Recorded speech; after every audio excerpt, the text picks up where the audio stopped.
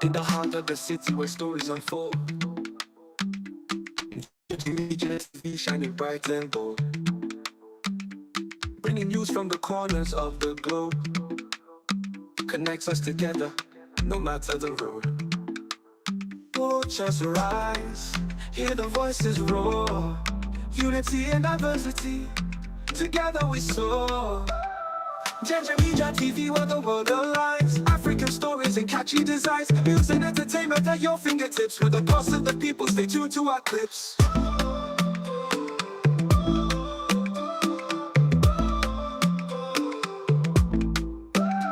From entertainment to the news that's real, showcasing our culture, that's the deal.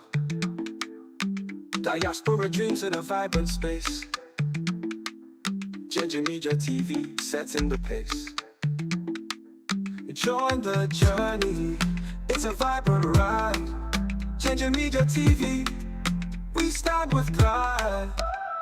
Njenje TV, where the world aligns, African stories and catchy designs, news and entertainment at your fingertips. With the pulse of the people, stay tuned to our clips. Subscribe today, don't miss a beat. With Njenje, your life feels sweet. Njenje TV, where the world aligns, African stories and catchy designs, news and entertainment at your fingertips. With the pulse of the people, stay tuned to our clips. To our clips, stay tuned to our clips. So subscribe today, don't miss a beat. With Njenje, your life feels sweet.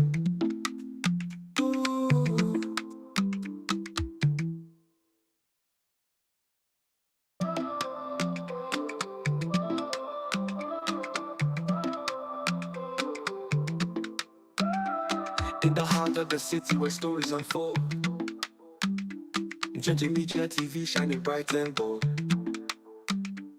bringing news from the corners of the globe, connects us together, no matter the road. Watch us rise, hear the voices roar, unity and diversity, together we soar. Njenje TV, where the world aligns, African stories and catchy designs, news and entertainment at your fingertips. With the pulse of the people, stay tuned to our clips.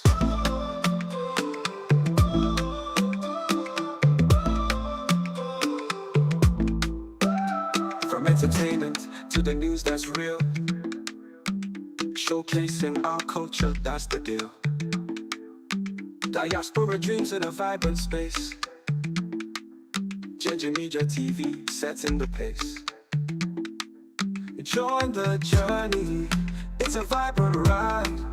Njenje TV, we stand with pride. Njenje TV, where the world aligns, African stories and catchy designs, news and entertainment at your fingertips. With the pulse of the people, stay tuned to our clips. Subscribe today, don't miss a beat. With Njenje, your life feels sweet. Njenje TV, where the world aligns, African stories and catchy designs, news and entertainment at your fingertips. With the pulse of the people, stay tuned to our clips. To our clips, stay tuned to our clips.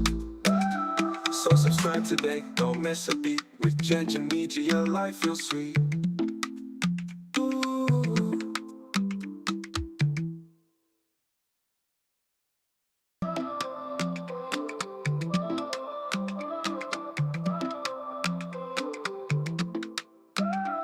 In the heart of the city where stories unfold, Njenje TV shining bright and bold,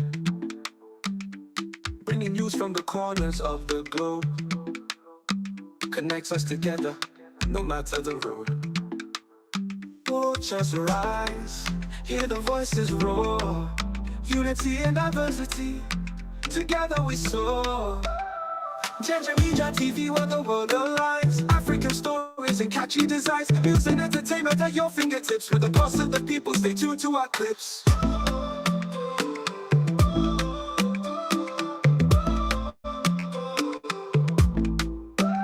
From entertainment to the news that's real, showcasing our culture, that's the deal.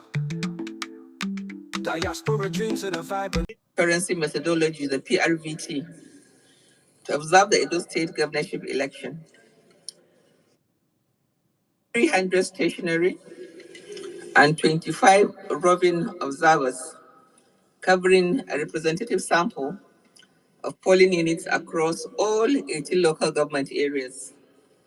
The PRVT enables Yaga Africa to independently assess the quality of election day processes and verify the accuracy of the official election results as announced by INEC. After the polls close, observers will observe the results collation process at both the local government area and state levels, ensuring timely and accurate reporting of the election process. Young Africa notes that despite a tense political climate, the Edo State governorship election began peacefully.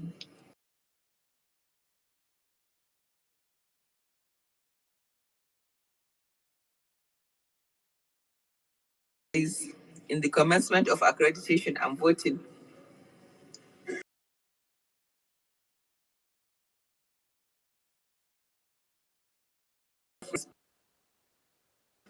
Late openings were attributed to logistical issues and poor weather conditions, such as the heavy rainfall that we experience today. Voters patiently waited to cast their votes despite these delays. The lack of vehicles to transport ad hoc officials and election materials and the absence of security personnel to accompany them further contributed to the delays. Although most polling units observed had the presence of security agencies, Yaga Africa observed an uneven distribution of security personnel, resulting in some densely populated polling units having limited security presence. Yaga Africa is concerned over reports of intimidation of INEC officials to bypass the bimodal voter accreditation system, the VIVAS, in Akoko Edo local government area. Missing result sheets in polling unit 1 in Ward 8, Orium local government area, and disruptions caused by political thugs chasing voters from polling unit 5 in Uesang, Ward 2, Ishang, Central Local Government Area. These infractions risk voter suppression and election manipulation. Yaga Africa calls on INEC to strictly enforce its guidelines and to resist any pressure to deviate from the electoral legal framework. Yaga Africa commends the Economic and Financial Crimes Commission, the EFCC, and security agencies for their swift action in arresting suspected vote buyers at polling units in Ego and Oredo local government areas. The Commission should extend its operations to other local government areas where votes are being traded for 10,000 naira per voter. The Nigerian police is also applauded for arresting and disarming political thugs with firearms on the eve of the election, contributing to a more secure election day environment. Now, Yaga Africa's Watching the Vote Midday Findings. Yaga Africa's initial findings are based on reports received from 287 of the 300 polling units and processed at 1:30 p.m. on election day. Additional information and updates will be provided subsequently. Firstly, arrival of INEC officials and commencement of polls. In the polling units observed, Yaga Africa observers noted a slow start of the voting process, with INEC officials arriving in only 43% of polling units by 7:30 a.m. The geographical distribution indicates that in 69% of polling units in the Edo North Senatorial District, 35% of polling units in Edo Central, and 56% of polling units in the Edo South Senatorial Districts. INEC officials did not arrive by 7:30 a.m. By 8:30 a.m., only 17% of the polling units had opened to commence accreditation and voting, while by 9:30 a.m., only 65% of the polling units had commenced accreditation and voting.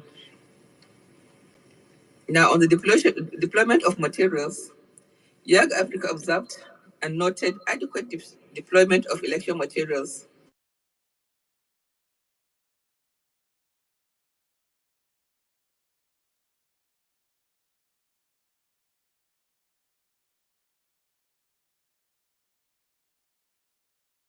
It seems Jimmy dropped. Yeah, I think so. So Yeah.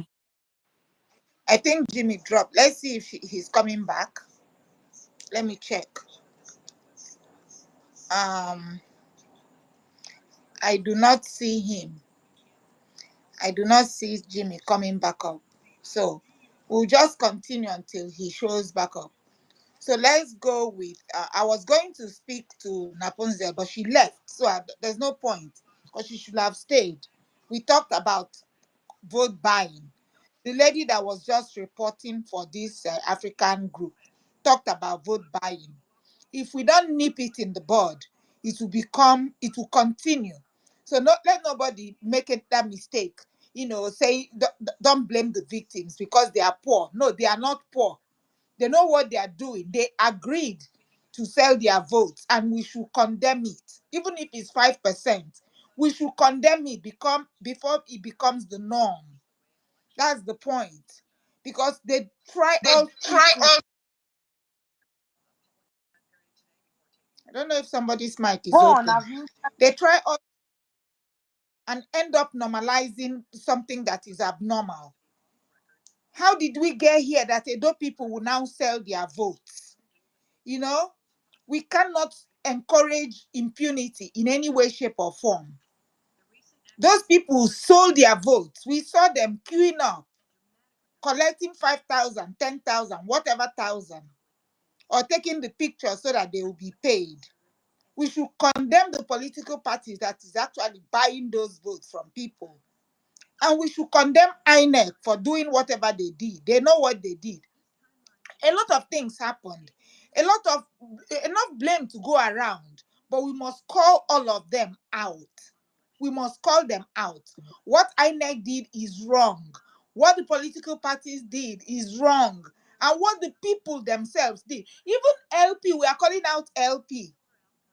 LP had their polling unit agents, but they chose not to give them credentials. They told some of them to go away. So those people angry that we did not train them. Even if we had trained them, they were not going to get their name tags because that was the plan of the transactional LP. So all these put together, said Jimmy said Olumide did not pay. He did not buy votes. That's part of it. Why should he? Let the people who want to buy, and let the people who want to sell their votes sell. And by the end of the day, we'll see who will be what's up for it. Ebing power, what does that mean? Is it not people who supported Emilio Khan and turn around and say Ebing power? How do you explain those two to me? Anka, please, I can see Jimmy. Please try and see if you can send him the mic. We need to drop people from the speaker section to be able to bring people up, to be honest. Even Mark is requesting. I don't know. So we have to drop people to be able to bring people up. I'll go down. I'll switch over. Mr. Tony, this your phone that because you're the host, do you have to be up with your account? If not, I need to drop you to bring people up. Go ahead and drop him. He will understand. Yeah. So Jimmy can come up. Yeah. I can't even see Jimmy. Please, can you bring Jimmy up? I can't see him. I sent him an invite. Okay. Let me send it. Yeah, I sent him an invite. He should be able to accept. Oh, yeah. Crazy. Jimmy, are you coming up? I sent you the invite. Please look for it. Yeah. because it's a question.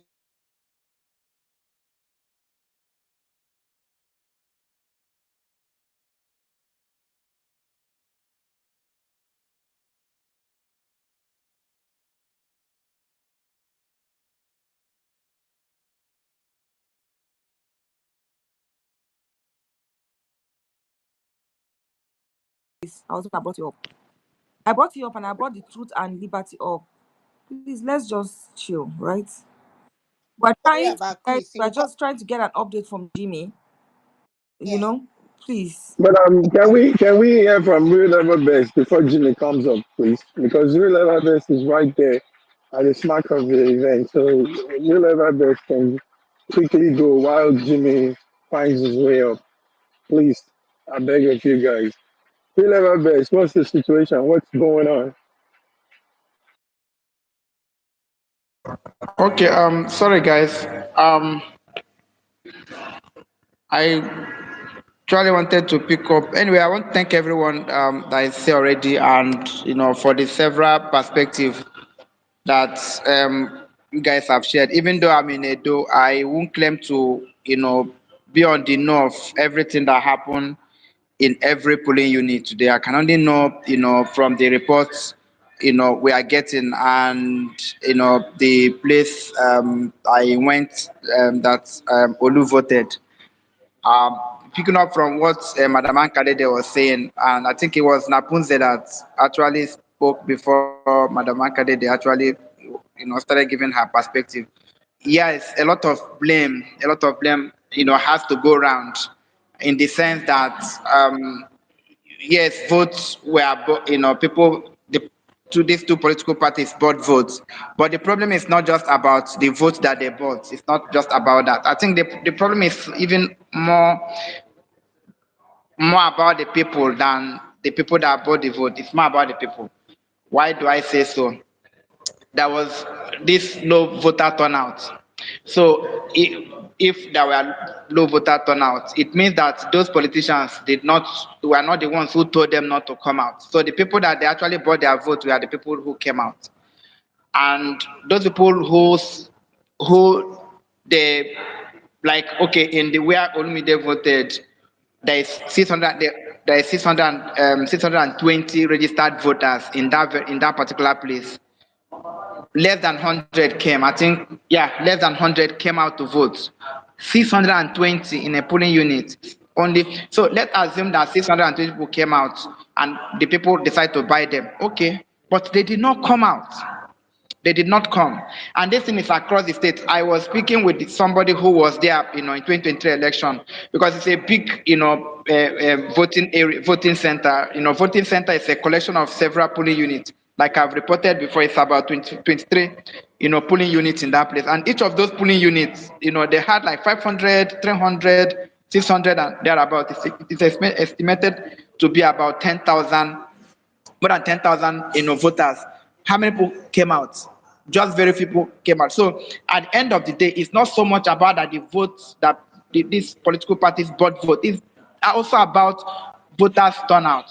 It's also about people like, okay, we have been here today because I was just waiting for Olu to make a statement. I wanted him to like give his thoughts about the election today. He was here. He was waiting for at least for them to maybe conclude or give a clear, let us know where the figures are going before he can actually give his thought. That's why I've not actually come here. This place, this place used to be, because there's Olu, like because I know at the end of the day there's this, we have like people who will throw blame around and say, oh, maybe he did not this. Olu did everything that he was supposed to do right. Everything. If this, I don't need to repeat it again. How he visited communities, met people, spoke with them, tell them, and did you also assist them? I don't think there's anybody in recent time that I know, right, that done what this man did. Meet, provided. Uh, one one sec, relevant best. Jimmy is up. Let's know if he's able to continue with the live broadcast. If he can, please, could you hold so that after the broadcast, then you can conclude? Please. I hope you don't mind. We don't want to miss the live broadcast. Please. Jimmy. Is it still ongoing? Yeah, so sorry guys, my phone actually crashed. So I checked back on the conference. They just finished it, but it's recorded. It's about 20 minutes. So they just finished. They started 1 hour ago, so they just finished it now. They were still speaking when I came up, but I didn't want to interject. Real level best, but it's over now. So if you can wrap up, and I was listening to the stuff on YouTube, and I started from where I played it on the space. So I'm just gonna skip it to that part, and people can listen to the rest. And I would put it on the jumbotron or the comment section for whoever wants to have access to it. That would be awesome. I was just going to ask you Yeah, that I'll do too, that. because this is a Yeah, recorded. it's now a recorded one. Thank It you. was live initially, but it's now a recorded one. So I Yeah, will. I don't know. Do you yeah. want me to? Listen to it, because we are so good at listening to European Union and other foreign. It's good to hear the African Yes. perspective. Do, Maybe do you somebody want me will to take a learning. continue now, or you just want me to put in the comment section? Since it's a few minutes, let's listen to it, because it will be more Okay. merrier for us to hear it. All right. Real Ever The Best is not geographical in a hurry. distribution indicates that in 69% of polling units in the Edo North Senatorial, 35% of polling units in Edo Central, and 56% of polling units in the Edo South Senatorial districts, INEC officials did not arrive by 7:30 a.m. By 8:30 a.m., only 17% of the polling units had opened to commence accreditation and voting, while by 9:30 a.m., only 65% of the polling units had commenced accreditation and voting.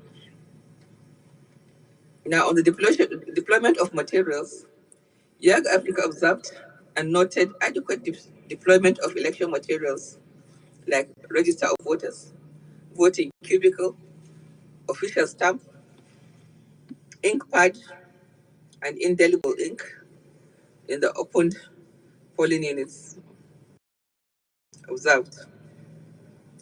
Yaga Africa also noted the deployment of assistive materials for persons with disability, with magnifying glasses deployed in only 27% of the polling units, while Braille ballot guide in only 38% of polling units, and people with disability posters in 84% of polling units. Now, on the deployment of the beavers, Yaga Africa observed that every polling unit had a beavers deployed. Additionally, Yaga Africa noted that 6% of the polling units had two or more beavers devices deployed. However, the overall accreditation on the beavers was not shown for voters to confirm that it is zero in 2% of polling units prior to accreditation and voting. Now, on the deployment of party agents, all Progressives Congress APC party agents were cited at 98% of polling units. Labour Party agents were in 77% of polling units, and the People's Democratic Party agents were in 99% of polling units.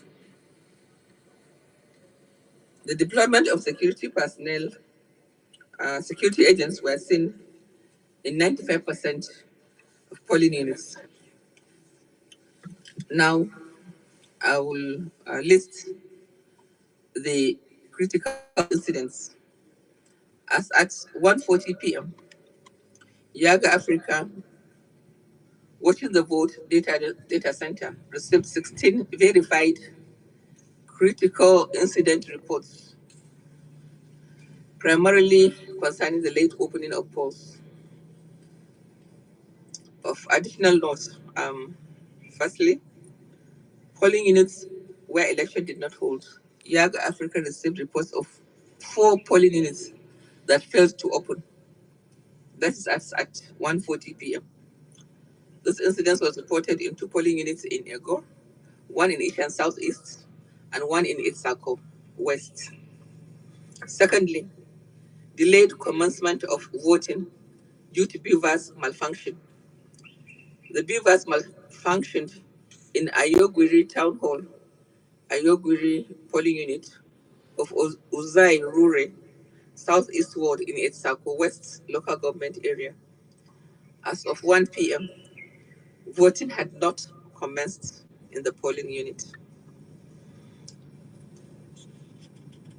Thirdly, the disruption of voting.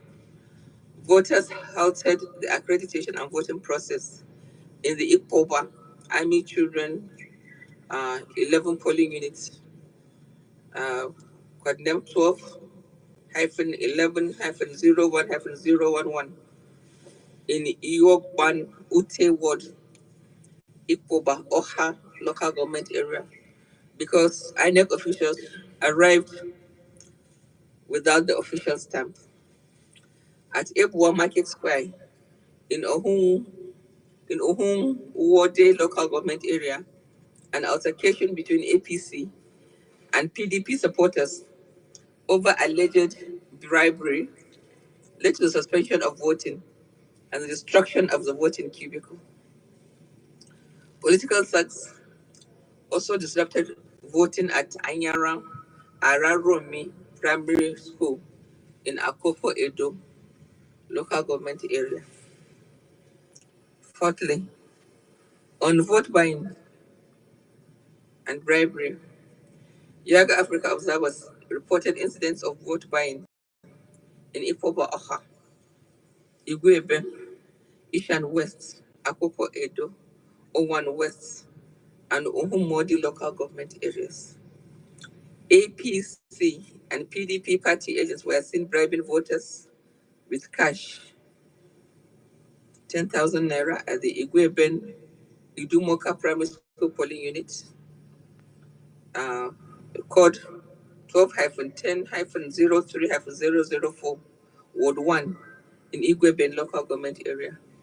Party agents for APC and PDP were also seen handing out cash gifts, 10,000 naira usually, in Enikaru Primary School, number 9 polling unit, code 12-11-07-009 in Ubekun Ward, Ipoba Oha local government area. So these are the critical incidents that we recorded from our sampled units. Preliminary recommendations. Yaga Africa Watching the Vote makes the following preliminary recommendations. Firstly, INEC should extend the voting hour from 2:30 p.m. to 5 p.m. to ensure all voters in polling units with date opening are afforded the opportunity to cast their vote to avert voter suppression. I think some action has been taken on this. Secondly, INEC should ensure full compliance with the guidelines in terms of voter accreditation across all polling units as the process continues.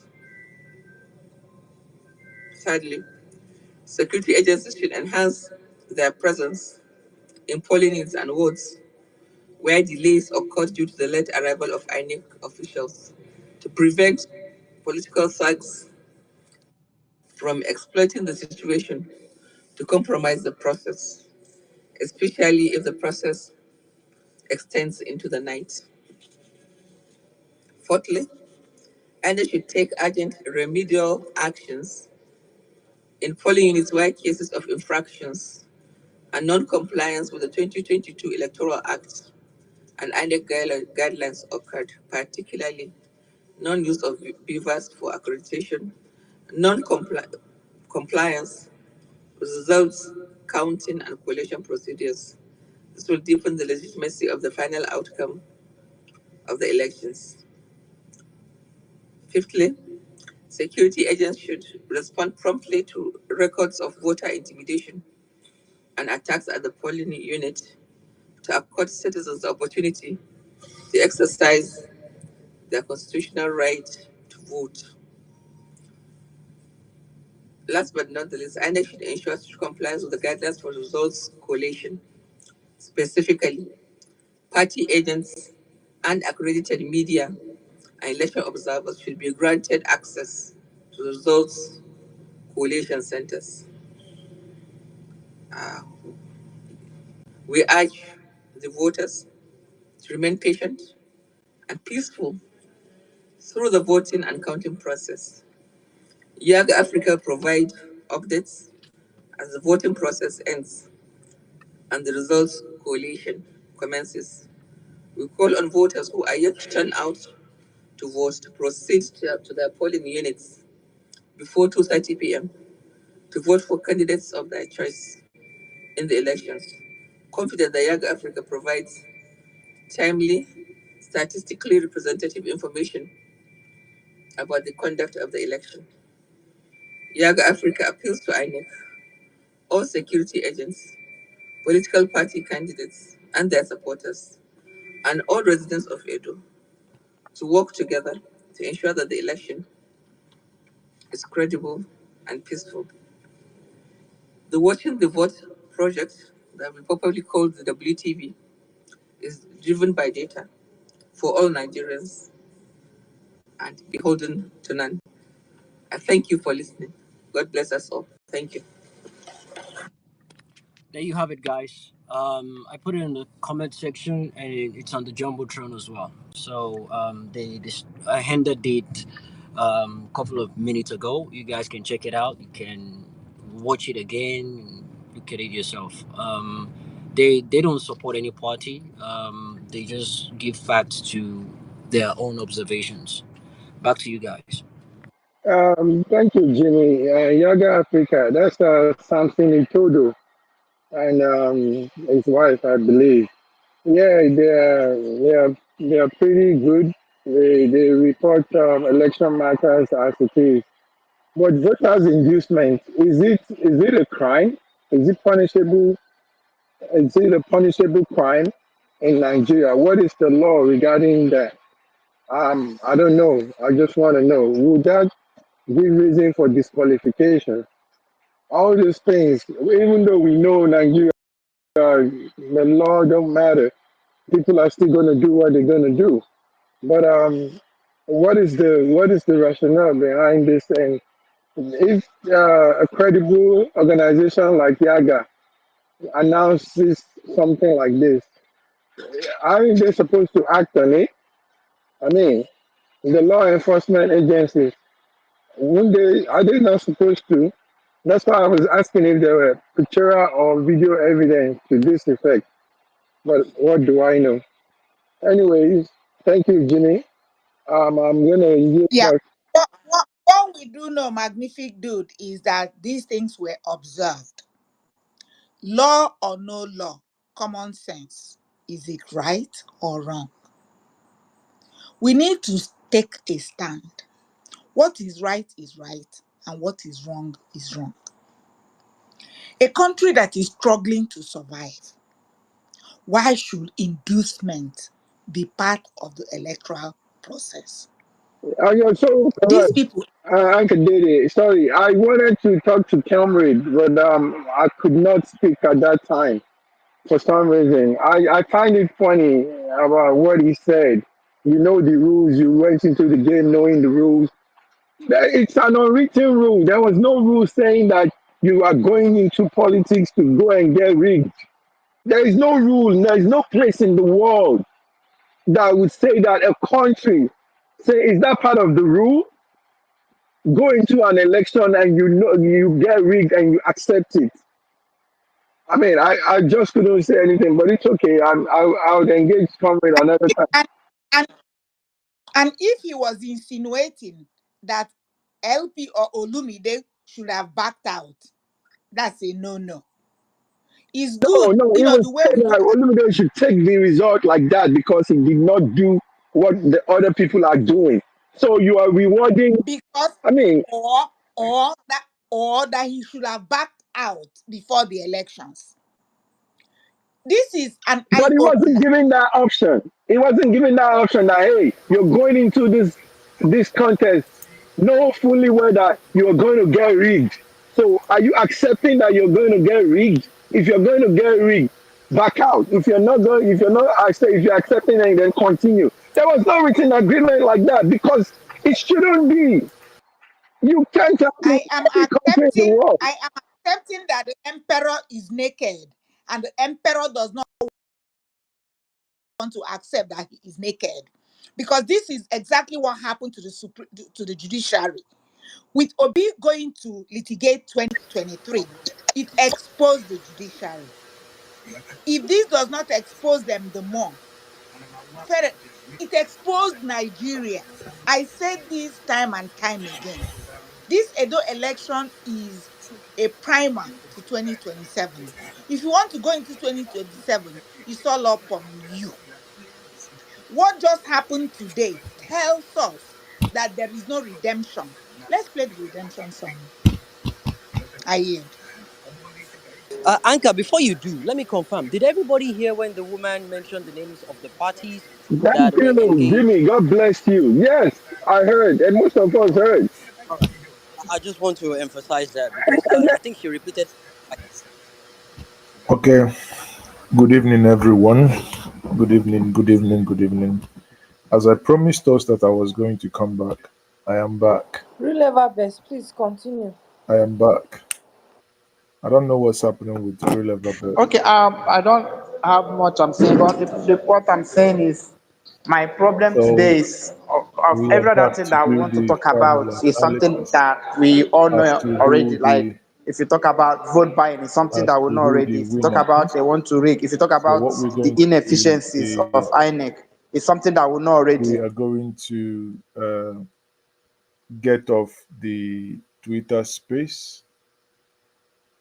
Then we go back to the vote buying.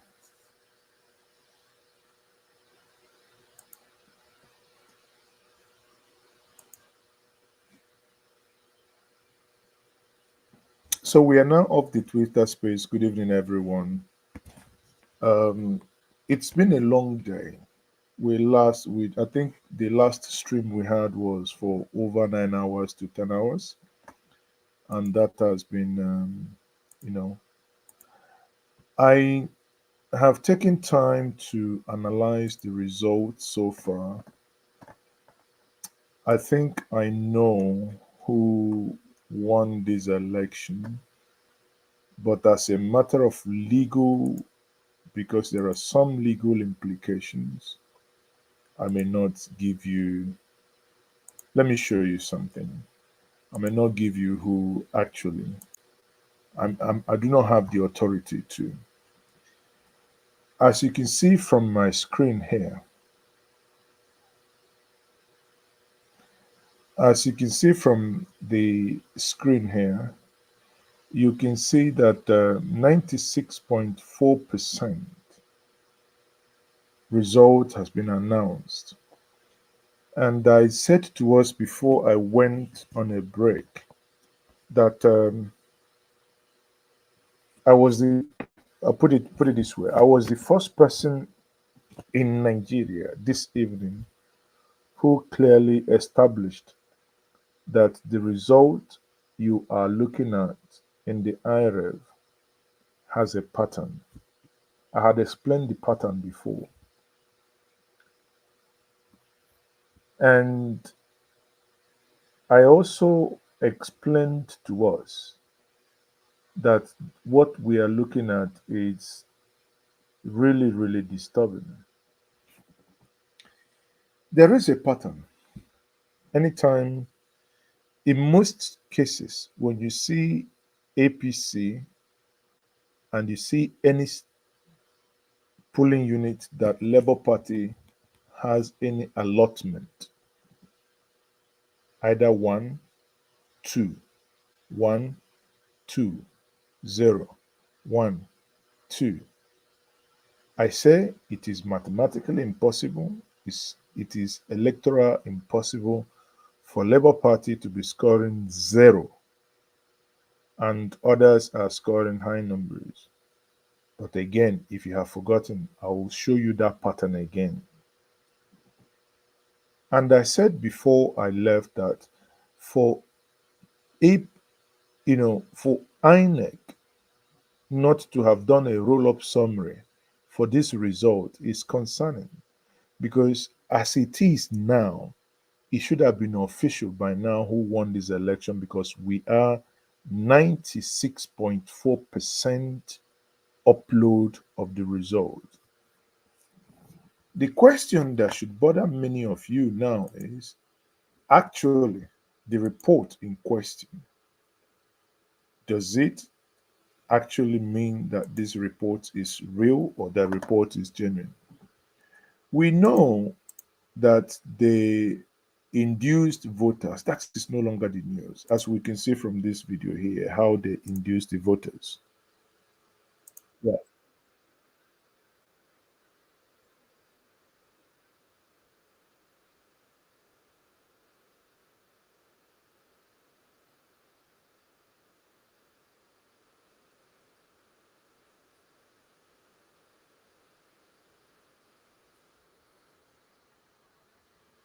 Okay.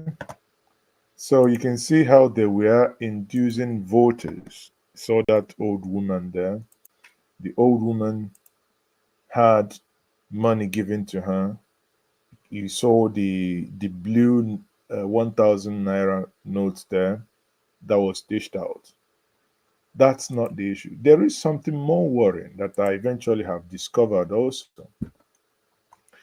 There is something, in my view, that is also more worrying than the inducement. You know, in a bid to rig this election, the the riggers of this election have shown non-smartness. We have seen electoral results like was done in Imo State, where the number of votes assigned to a particular party is, you know, greater than the individuals that came out to vote the election today. What do I mean? Let me show us. Imagine in this election, look at this. Look at what what you're looking at on my screen now. What you're looking at my screen, right? Let's play this. Let's enlarge it as usual. Okay. So now look at it. Number of accredited, sorry, number of ballot paper given 213. Sorry, number of accredited voter 213, right?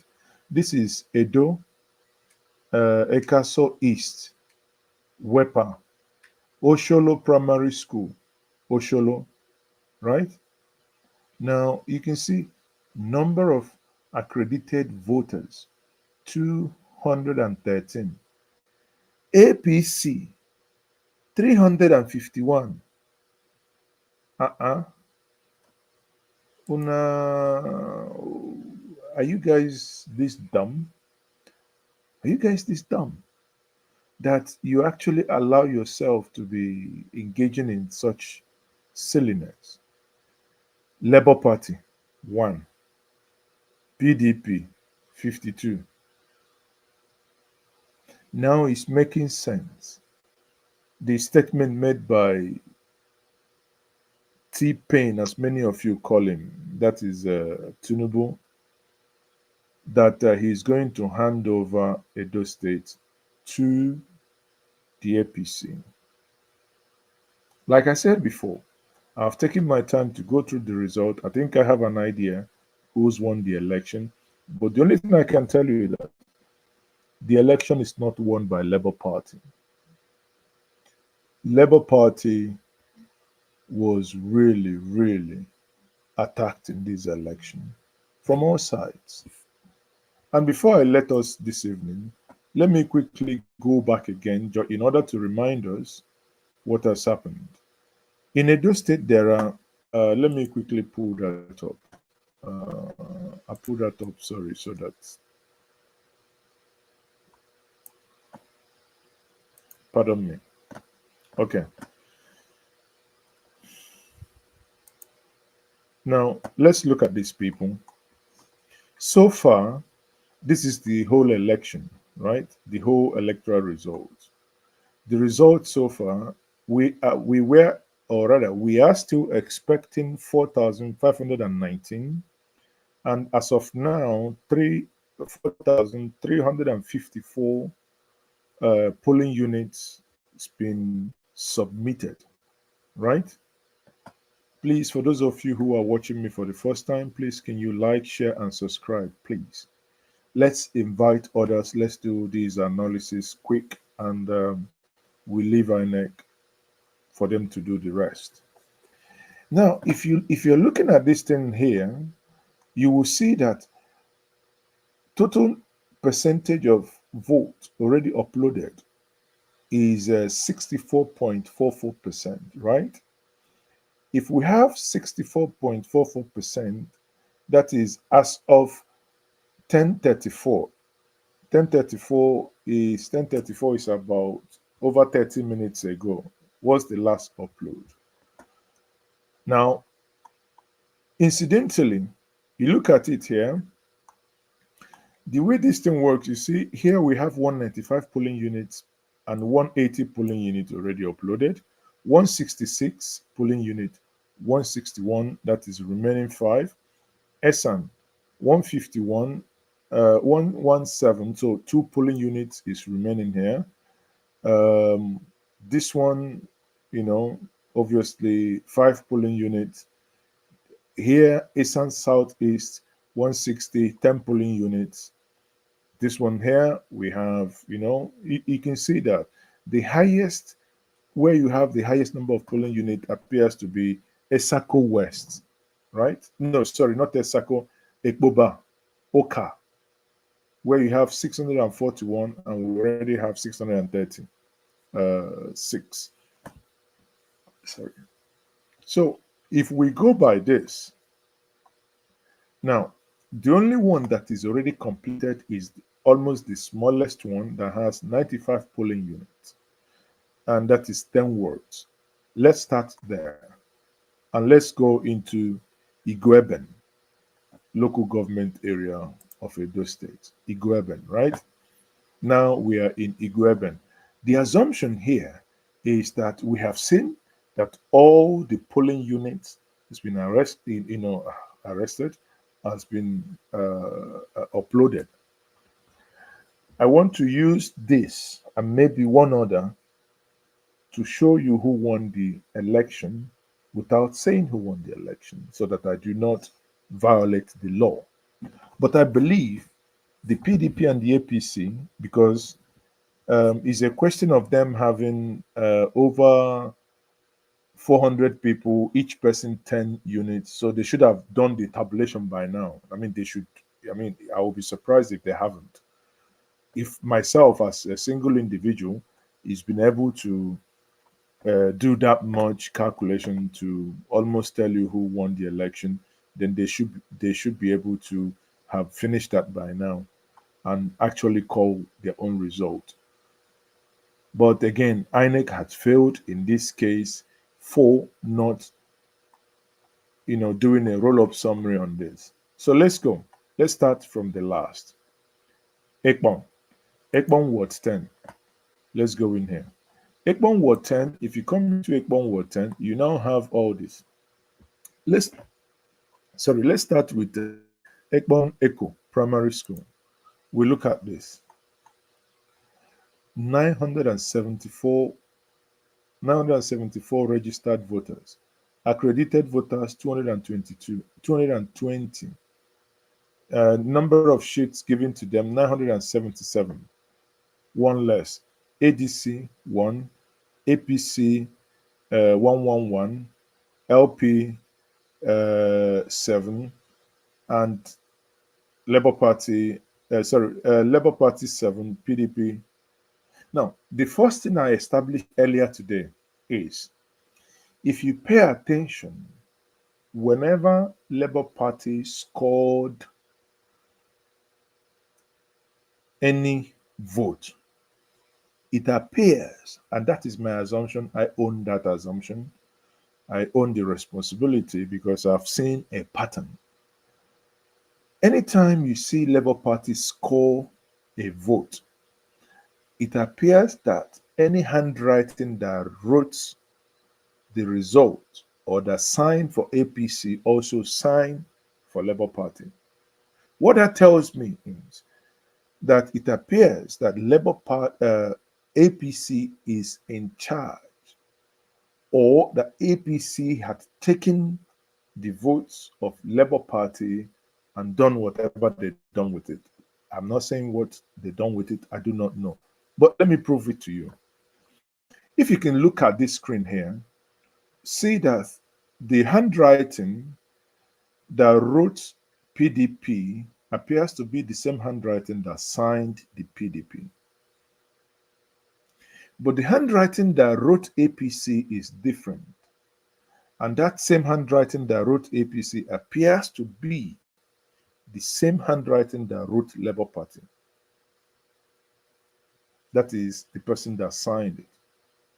For me, it is a pattern. I think I should be able to prove that to us, that this is a pattern. Now, we've looked at the first one. Let's go to the last one. That is Iyase Primary School. We go to Iyase Primary School. And again, there is another pattern that I've recognized. The cleanness and how this handwriting looks does not appear to be something written in a rowdy electoral environment. Pay attention to the handwriting and to the neatness of the handwriting. The handwriting, to me, suggests that these handwritings were done in a relaxed table, not in an environment where there is rowdiness. Look at how neat this handwriting 161 109 109 50 00 109 109. Look at how neat that is. Then you come to the details. APC 43, Labour Party 3. You know, it's not, for me, I don't know what any other person thinks, but when I look at this, it does not seem to me to be something written under an electoral environment. That's deduction number 2. You can see this here, this is actually not signed. I don't know the validity of this, as it is, as this was not signed. That is a Iyase. Let's go into Ekpon Old LG 3. You look at it, some cancellations. This bears some semblance of something written under an electoral environment, right? But pay attention then here. 779, that is the total number of registered. 213, that is the number of accredited. Now, to the election itself, pay attention. Please, can you look at column 11 and look at column 14? Come down here to the last column where you see LP and PDP. Does this signature appear not to be the same? The person was also silly and stupid, right? Adagba, Egochuka. You can see the same signature.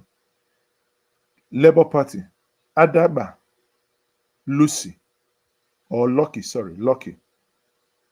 For me, the PDP, the same person signed the Labour Party and the PDP. Anywhere PDP, Labour Party has any, in fact, I'm gonna tweet this one too, because I'm gonna tweet this. Sorry, pardon me. I'm going to tweet this.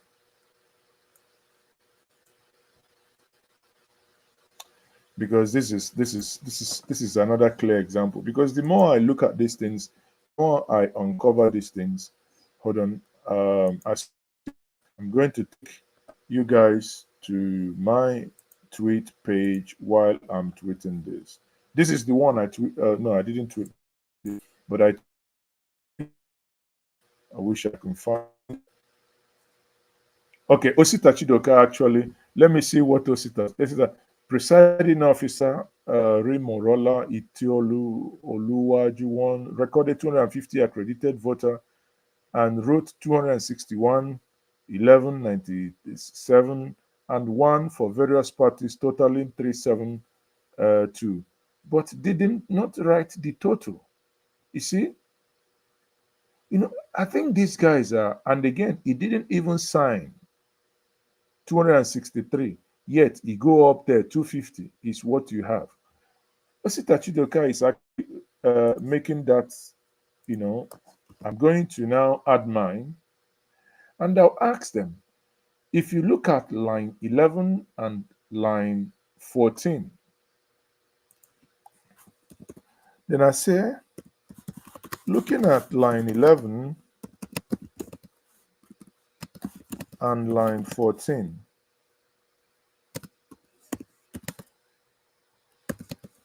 it appears, so that somebody doesn't say that I put that in parentheses, it appears that was signed by same agent for two different parties.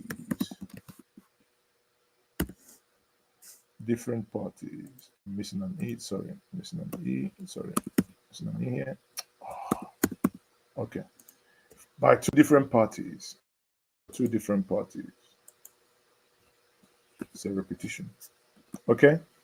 So the more we look at this, the more at 10 times, I will see actually 10, 10, line 11, line 14. Look at it. The signature, Adagbo Lucky, Adagbo Ogochuk, whatever. Clearly signed by the same person. Now, look at the pattern of the ink used.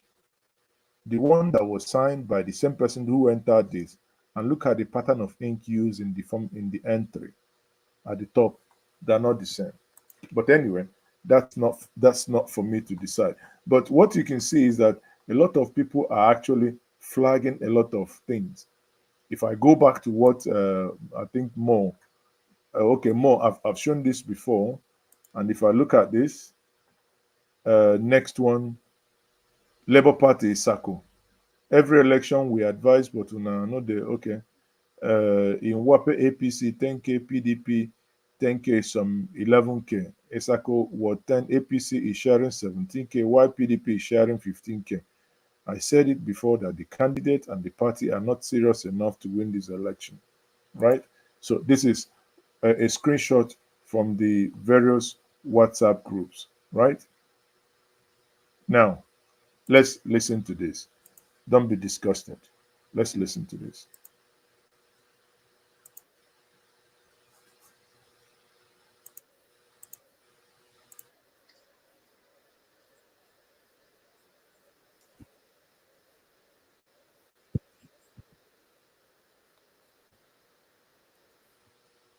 Sorry, hold on.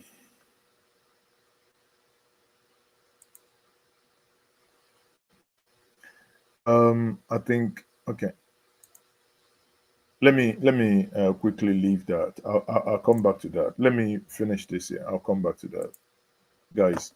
So if you're watching me now, you look at this and you find what I'm saying. So let's go back again. Let's take another random one. Let's take Ego, for instance. We'll take Ego. These are the ones. Take Oliha, the polling unit. You see this Okogbo Health Center. Then we'll look again, neatly done.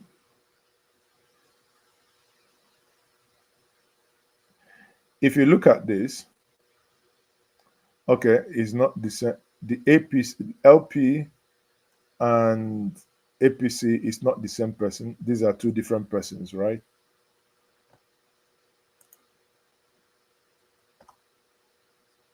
So let's look at Uwelu.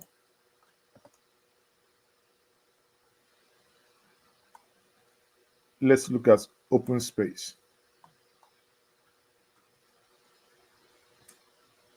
Now, these ones were smart. You can see a lot of mutilations, basically. But these ones were smart not to write their name, but just to, append their signatures. So let's look. That uh, was it that Oliha that I was before I saw police station? I wanted to look at the police station. Open space, open space, open space. Abraka standard nursery. So let's look at Abraka because that's obviously a school.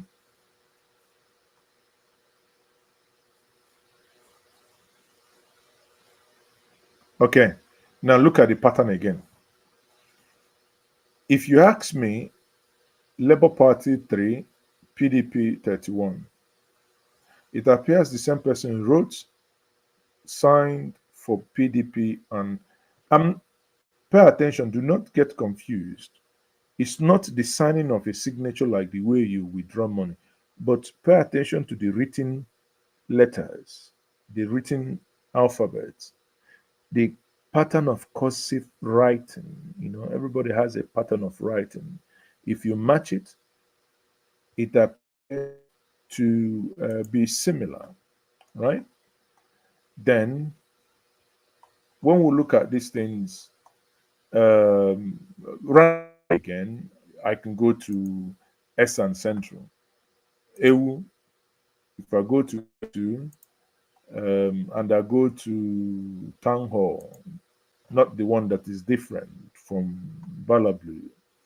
This one used a black pen.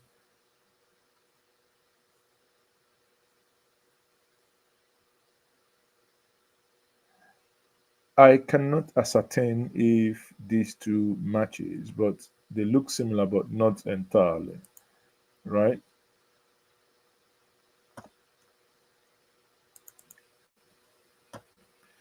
Mm. Recent. Let me just go by recent.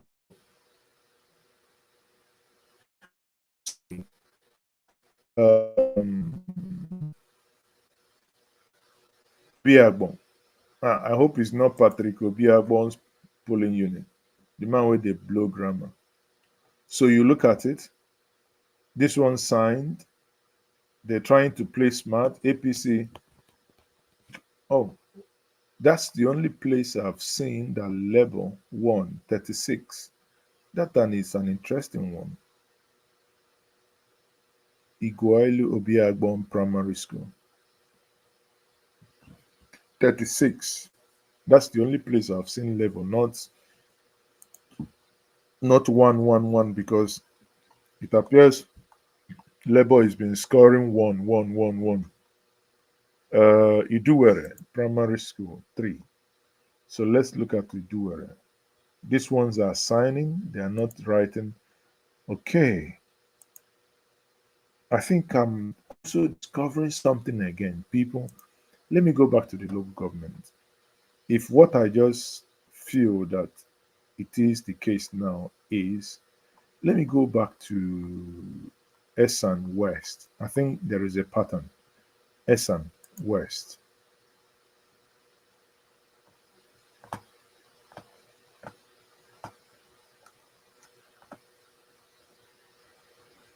Uhiele.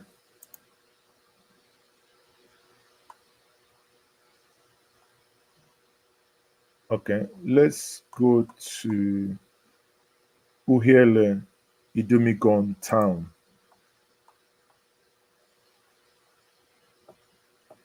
I knew it.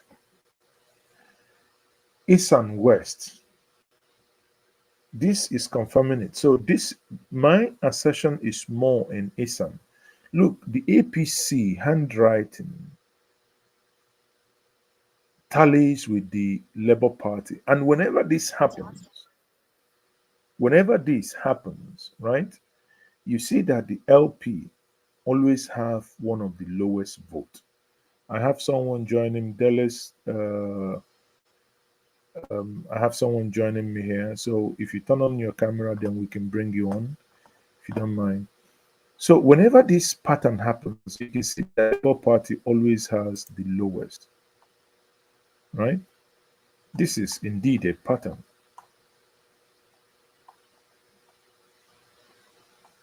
So let's go back to Uhiele.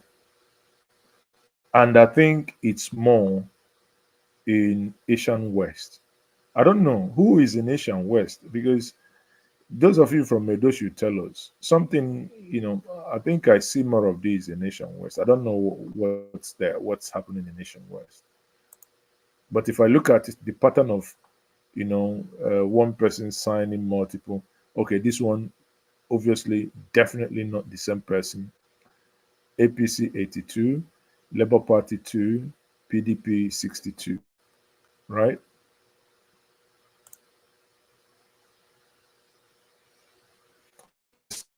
Ogwa.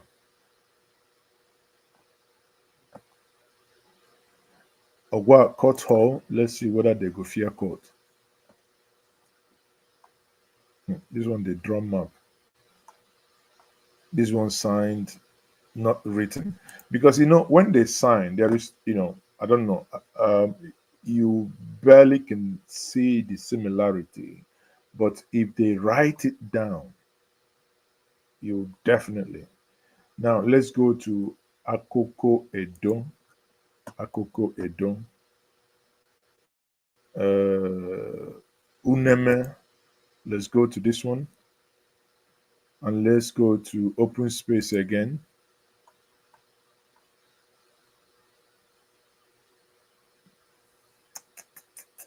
Okay. PC 41, PDP 46, right? And Ososo. If you go to Ososo primary, you look at LP not at all. PDP 70, this one 70. This one, Bill said they just agree. Say, Oga, make we share and make we no fight. Make we share and equal, 50-50. 50-50, equal. Nigerian election now, wow. But I must give it to INEC. In as much as there are loopholes and things we are finding out, but I give it to INEC that at least by now they have over 95% already uploaded before it's midnight. That must be said, and that's a kudos. That's a kudos to them that they are able to do that. Dangbala. Let's look at Dangbala and see. Level 1, they didn't even sign it. It 115 and APC 220. Jeez. It means that something is happening somewhere. People, do you have anywhere you would want us to look at? Do you have any interest? Right? So let's this one. APC 77, Labour Party 1, PDP 138. Wow. Guys, in some places, the way they pluck these numbers can be scary, actually. Makeke. 0, 0. Labour Party. No, that's not possible. Come on, people. That's not possible. But hey, at the end of the day, is election. I do not see any way that Labour Party is in this game. From the samples that we have looked at so far, Mazezoke can categorically tell you the Labour Party is not in game. However, from the data samples that we have seen, one of the parties of APC, PDP, won the election. But because we are not INEC, because of legal matters and about legalities, we would not be saying, we know, but we won't be saying that it is PDP or APC that had won the election because we don't want to be dragged. No, Nigeria, they fit drag you. They fit really drag you, right? So, on that note, I think what we will do, we'll go back to the let's go back to the Twitter space, and we'll hope that you know the analysis continues at the Twitter space where so many speakers. So please join us as we're moving into Twitter space. Mm. Join us as we move into the Twitter space. So many people will be, are already speaking. There is fire on the mountain. What's Oji Zokalo saying? Let's see if we can hear what Oji Zokalo is saying.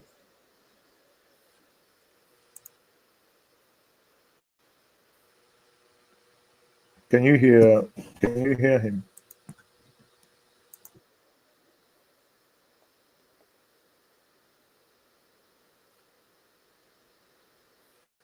Okay, I think we cannot hear him, but let's reshare the link again and see if we can get him to, you know, before I let you guys, before we move to Twitter space, let's see if we can get Oji Zokalo again. Let's hear what he has to say.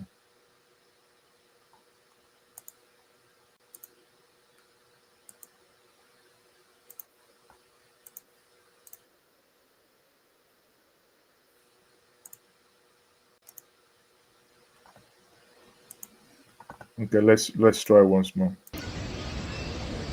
Thank you very much. Honestly, I have stopped using my private jet since 2nd of August 2024, and I want to maintain that until we're able to sort out the differential or the workers in Nigeria and in West Africa, their salaries. Because buying fuel and all the rest of it, I don't need to explain to you, my dear Cole. But I have, for now, I have grounded the private jet to do some other business for oil companies, and I want to maintain it that way. Don't ask me again. There is commercial planes that are on schedule, and I'll use them to the glory of God. Bye. So why is he the, why is he telling us? Who know? See them, see them, see them, see them. APDP. See them. How did they buy? See them. See them. How did they buy votes? This is how they won this election. See 'em. See 'em. Even Mama. You see, we know these people in Oyo, both the giver and the taker. Their faces show, their teeth shine. So why if the system is actually serious, they should be able to get things done. Huh? Uh, if things are done the way it ought to be. These things ought not to. And you can see that everywhere you see APC is just basically messing up. But at the end of the day, the election will stand. The election anyway. I don't know. I don't know. It's these things can be so tiring. But let's go back to the Twitter space, and we'll now begin to listen to the right.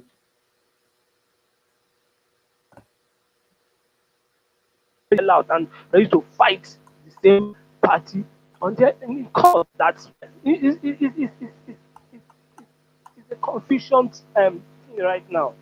So I think we should be able to start looking for how to make alliances, how we're going to work towards 2027 right now. Because if you have to look at Edo State, it's already put Edo State in perspective. Look, 2027 is just as good as 20. I'll tell you one thing I believe Tinubu will always do is this. If Tinubu discovers, people are saying Tinubu needs to not vote from that place.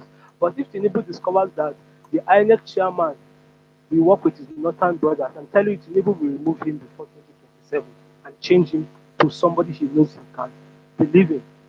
He has used him for what he wants right now. So putting his person is not a problem for him. So Tinubu will still need, but he will look for somebody who can still affirm his result, the results he wants. When they were removing the former DSS boss, we were all happy. But is it that the new DSS boss is a better person? So guys, I say good night. Only time will tell. Let's continue with the So the same thing is going to happen until our look. Like I John. said last Okay, night, sorry. I was think saying sometime had ago. I said in until the. the judiciary, the security agents, Let me INEC bring you in. worked Are you there? upon, reformed and changed. There's nothing. Look, John, are Tinubu you is there? the master strategist, like Jimmy was saying, but I don't see any strategy. I just see a John, bunch are of you there? hungry people and greedy Nigerians working for him. Because everybody wants to drive a Porsche car, Okay. everybody wants to travel out, I don't everybody know. wants to have houses 2050. It So everybody's appears he just greedy. joined It's a without chop by chop situation in necessarily Nigeria. So wanting nobody's to out speak. there for the So let's selfless quickly. improvement and development of the country. So you see, crying, very crying over split. Let's Well, quickly. APC was laughing because they already knew Okay, what they one already man, had you're on the there. ground. So what we Let are, I me think we should get you be guys thinking in about before I right leave. now is I was about leaving. moving forward. Man. How do we beat these challenges? How do we do our elections? Yeah, hello, one man. How are you? Hello, Mazi. How are you? I'm all right. Where am I? I've got so many screens on. Let me see. Oh, there you are. So, how are you? I'm okay. And you? I see you are spending time with the Adolites. How is that going? Edo Light, yeah, the Edo people. Yes. We're basically reviewing the what's it called? We're reviewing the results on the IReV. Oh, you are going through it bullet by bullet. Yeah. God, that's a long slog. Hmm. The what's it called? Your man is out of it, of course. Well, yes, the Olumide Akpata Yeah. is out of it from the results on the IReV so far. Yes, that's correct. Who is it looking likely? I have no anticipation outside of the APC. It's between the APC and PDP. I have, haven't looked at almost all the results. I have a hunch who is going to clinch that, but so that I do not commit any before I will be, the current government looks at people they say they want to overthrow government. So before they accuse me, and That's already too late. They know what your intentions are. so well, uh, they know my intentions are more cleaner than yours. No, don't worry. I have no intentions. I'm just here to have fun. Uh, but no, it's been an epic day actually. The one thing I'm grateful for is that there's been no really marked incidents of violence, which some people had the anticipation of, but I'm not sure there's been any reports of violence so far. So it looks as Oh, though there are incidences of, but obviously as to death, I mean, there are incidences where police and thugs The good thing is that I do not think any life was lost, which is good. And election, we should not see any human being lose their lives because we want to get someone into office. So that's a plus, and I think that must be given to the people of Edo. But as to regards to inducement, or really to be given to the process as well, because I think the process is sanitizing somewhat. That seems to be what we're I think saying. more of the people than the process, because nothing actually has changed in the process. Nothing. It's the same actors, the same. The only thing I think I give the process, like I said, if you have been following me, is this: that if I go back, as of if I go back and I look at this data, that we have now 91.10% already 97.10. transmitted. Sorry, 97.10% already transmitted, right? And that must be said. That's a kudos.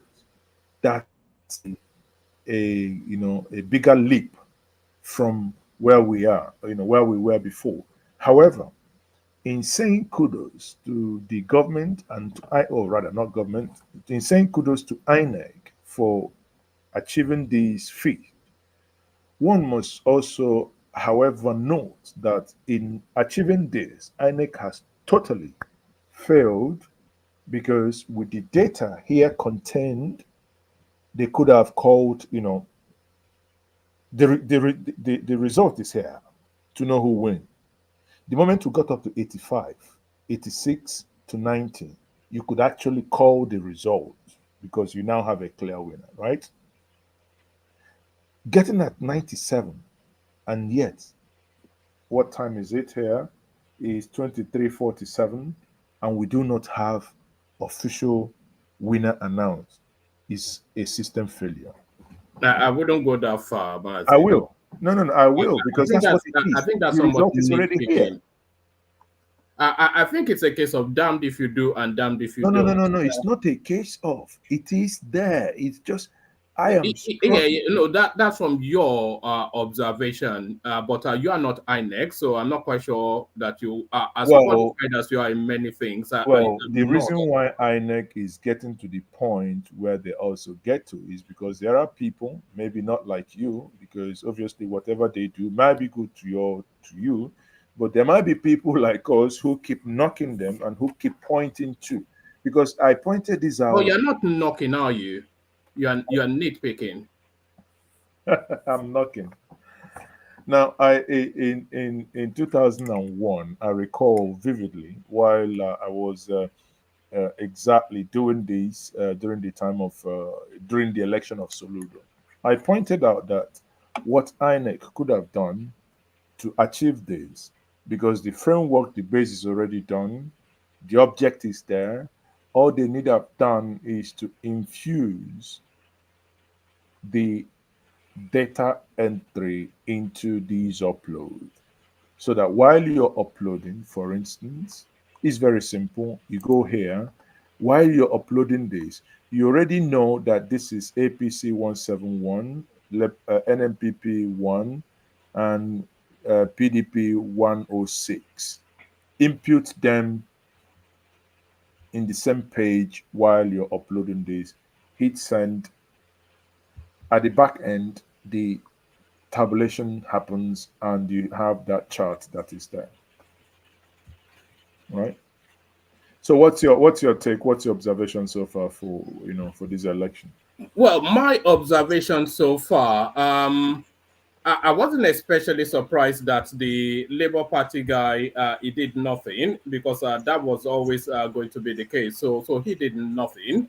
Uh, um, we ran a session on it yesterday, and what we concluded was that it was going to be between the PDP and the APC. The APC will win it. That was what we concluded. The Labour Party will be a distant third.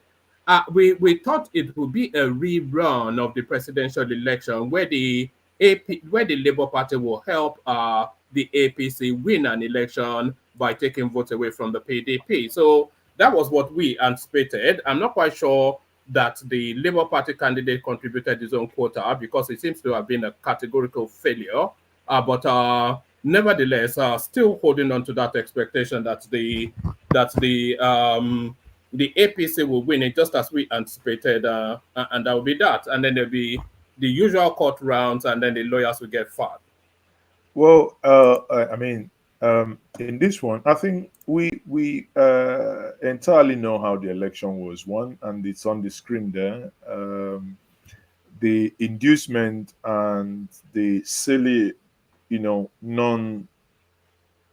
the silly way of rigging, which is in the DNA of the people you support that are ruining Nigeria. Please don't say that. I've not identified as supporting anyone, so Well, I can make the attribution for myself. No, because you before now you've already said obviously in my leaning that I leaned somewhere, and I also in the same vein understand that you are a staunch APC a Milocanized supporter. No, And that I'm a is no, supporter you of have not, no, Nigeria. no, no, you For have the not benefit hidden of that. your audience, as who can hear me articulate myself, I am Nigeria is my candidate. The only person I support No way. I think is you're the least Nigeria. of the So persons to say that. that's it coming from me. So anything outside of that is just somebody Well, I trying to think put a that's spin on. that will be what you will say. But I tell you, anyone who has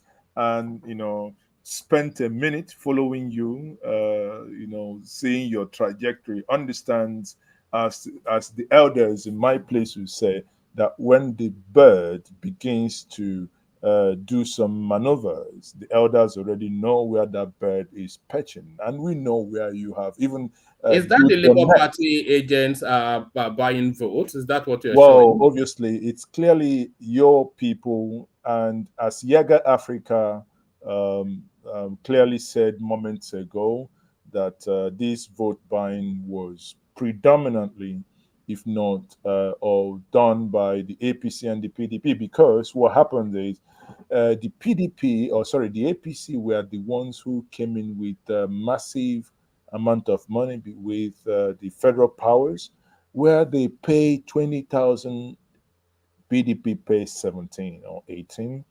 And, And that, how much the Labour Party play? well, the Labour Party, obviously, they run a shishiless campaign and believe We've in got what they clips these of people Labour to Party do. handing out money during the last presidential elections. Sorry? We've got clips, several, of the Labour Party handing out money and In which food in which state? at the last presidential election. So Well, if they were handing over food, yes, of course. During the election, my humble self, irrespective of party, because election did not start at when due, I mobilized, and there was no gala again after we, ransacked all the nooks and crannies, buying water, soft drink for everybody, irrespective of election. So if that is called voter inducement, and then you then accuse me of that. But now this is just to get people not to go home, because by 12 o'clock, the materials were not in any of the polling units. You know why? Because they know so that do you think you doing that will sway their vote? sorry? Do you think you what you've just admitted to doing, do you think that sways votes? No, sweat no vote, because It didn't sway any irrespective. vote. You No, give them foods to vote no. against you. Reason, that's what I'm saying to you. The reason why is, if you can see old people, 85, 86, some 90, came out in the morning around 7, standing on the line till 12, and nobody came. So not only that we get them water and food to drink, we went and hired seats for them to sit down, because we did not want to start attending to medical emergencies for those elderly people. Just sit down. And you don't think all that swayed them? No, sweat them for what? I mean, these are no one tells them who to vote. What that So, does so is somebody actually, who buys them food, you takes see, care of that's the them thing. You at live the in the polling UK. booth. Hold on, my brother. You live in the UK. There is no way when you vote in the UK, if the polling unit said it's going to open by 8. It's going to open by 8. You walk in, you go home. No one, you're not going to gather people. You know what you just admitted to is a form of vote buying. Do you know? Nah, that's a total crap. That's All right. that's Okay. not. Well, that is a form of vote buying. Yeah. If you induce people to sway them, that's vote buying. No. If you buy water for people who, instead of you buying them medications, you buy them water, that's not vote buying. That's taking care of elderly people who ordinarily would have found themselves, taken to hospitals. So you should have your humanitarian heart at play sometimes, because irrespective of party affiliations, this is. But here, does that humanitarianism, does it kick in only on election day? Say that again.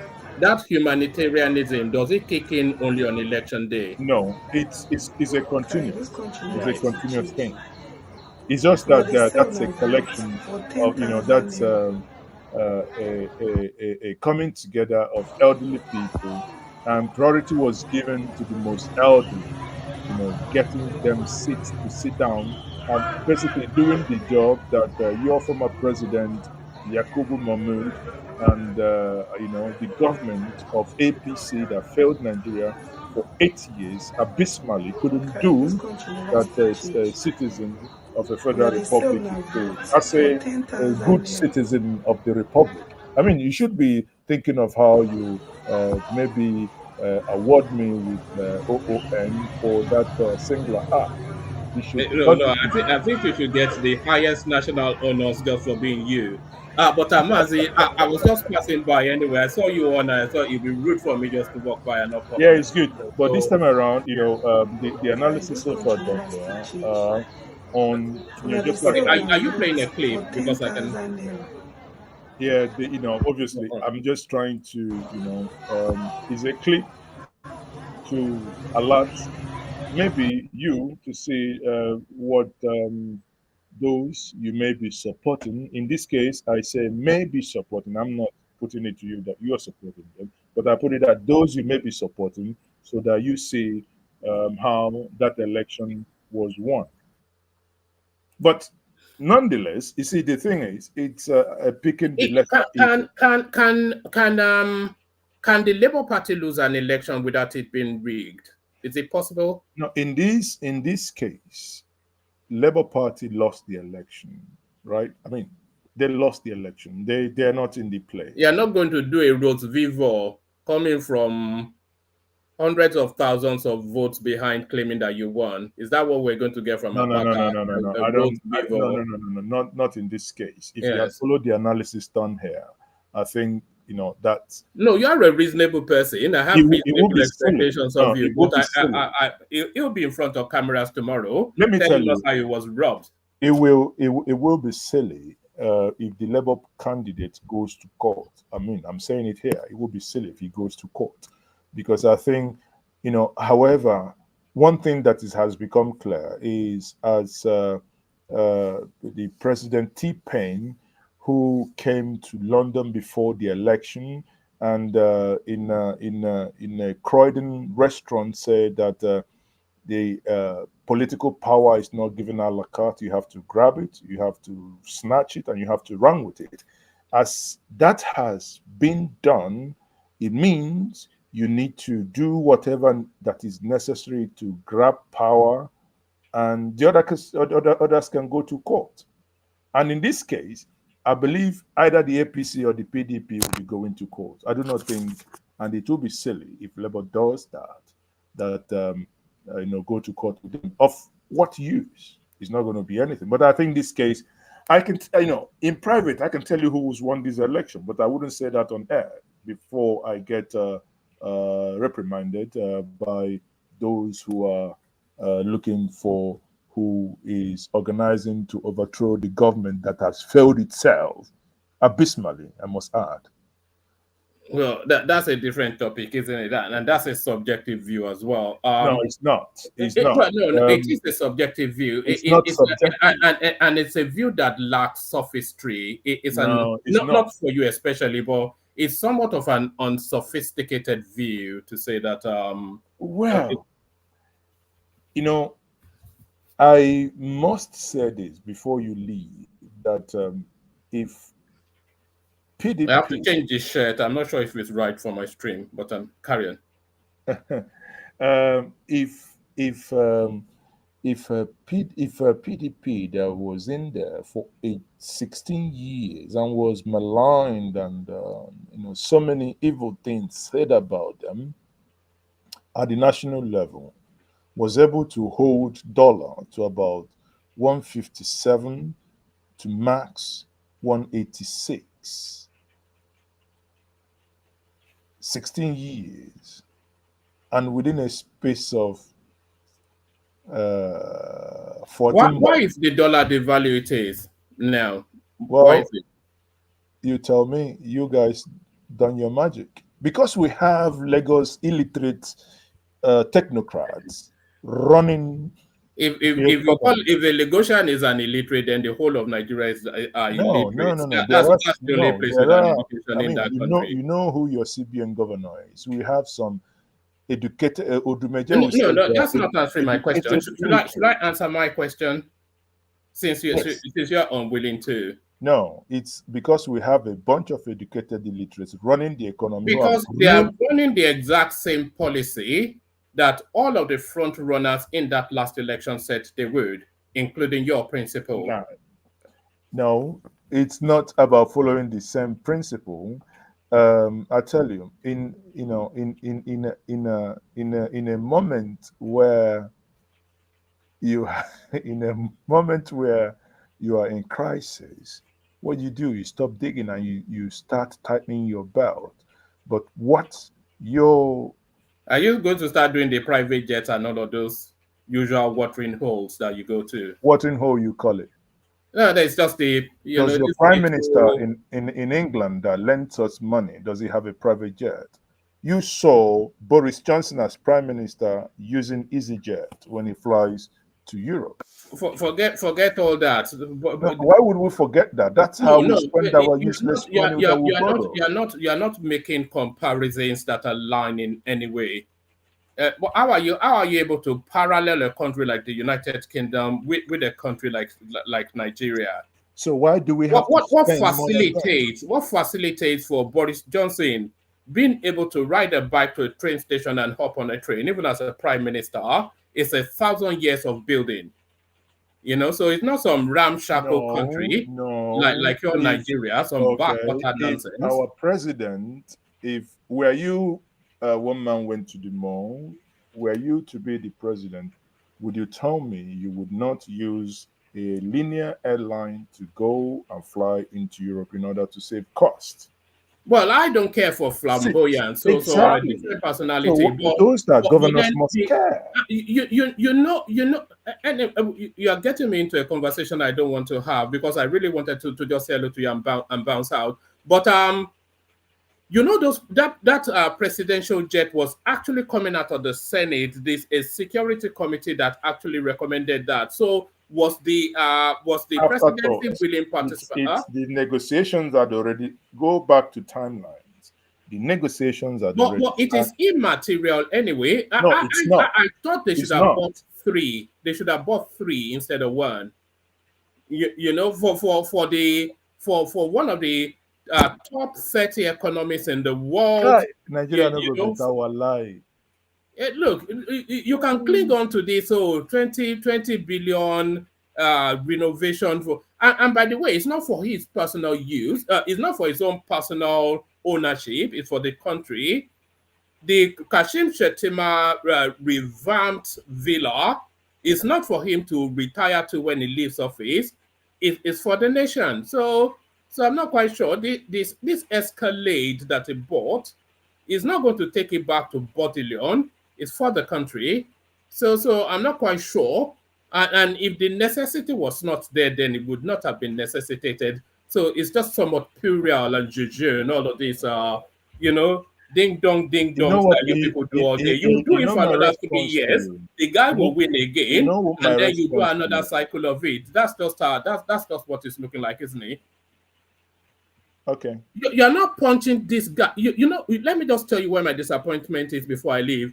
You guys, and by you guys, I mean the Labour Party space. That's the most viable opposition space in Nigeria at the moment, because the APC is somewhat it's a bygone storyline. It's a car wreck. So that's just parked in the gutters somewhere. And then the government situation is running amok, and then we have one opposition that doesn't have the cranial functioning, the thinking capacity to really attack the government. The only real fervent attack that we've ever had against this government are little snippets from an idiot like Atiku Abubakar. And the most viable opposition, which is You see, yours, the most now potent, all you we see ever the get, we adjective. cannot continue One like man. this. We You see cannot the continue like adjective. this. You see the adjective you've used against Atiku Abubakar without getting offended. But when someone uses certain adjective to the one you support, you are in bed with, suddenly you begin to ask this question: oh, are you still stuck in the have you not come off? That's your normal cliche, cliche and line. Have you not come off this past election? I say I'll leave it to you. But No, one but thing you is, haven't come off that past election, show, which is the election is disappointment. gone. We need you to be an opposition, not to eternally be crybabies. The election is gone, Election is gone. so forget it. The presidential jets, the presidential jet, the yacht, the and the squandermania we see, the budget padding of unpresidential proportion. These things did not happen before the election. They happened after the election. Therefore, when these conversations do happen, why do you guys always think that these things does not matter? Of course it matters. This is how you It govern a nation. matters, but it's pedestrian. That is No, what it's not. No, what it people is are not. actually against. They are not It is against the opposition criminal. How itself. can we The insert over quality of 2 opposition, trillion? the quality of opposition that that not you personally, but your political space, the sort of opposition that you present is pedestrian, and that is the disappointment. Oh, look at Ovila 20 million, all these little silly things, rather than hit the government hard so that they work harder to try and defend their something. It's Those just happy little things. those who have tried hitting the government hard are being accused of what's their Treason. normal cliche of Treason. treason. Have Yes. you ever heard of such nonsense? Aren't you ashamed that a government you support, who pioneered, championed, and sponsored protest, would actually charge fellow Nigerians, young people, for thinking to overthrow a government because the government caused them to come on the street? That is the most useless government I've ever seen. All right. I think you're taking your space. You're All taking right, your lead. Mazi, it's always a delight anytime I'm in your Thank company. you So very much, we'll my do this brother. again. Thank you. Thank you. I'll speak to you Thank later. you. And God bless you. Good night. So, from election to different conversation. So I have a couple of minutes before we move to Twitter space. If you want to have a reaction, if you're watching us from YouTube, you can see the link is pinned there at the top on the YouTube comment section. So you can click on it and join, or you call the number on your phone. Um, I think let me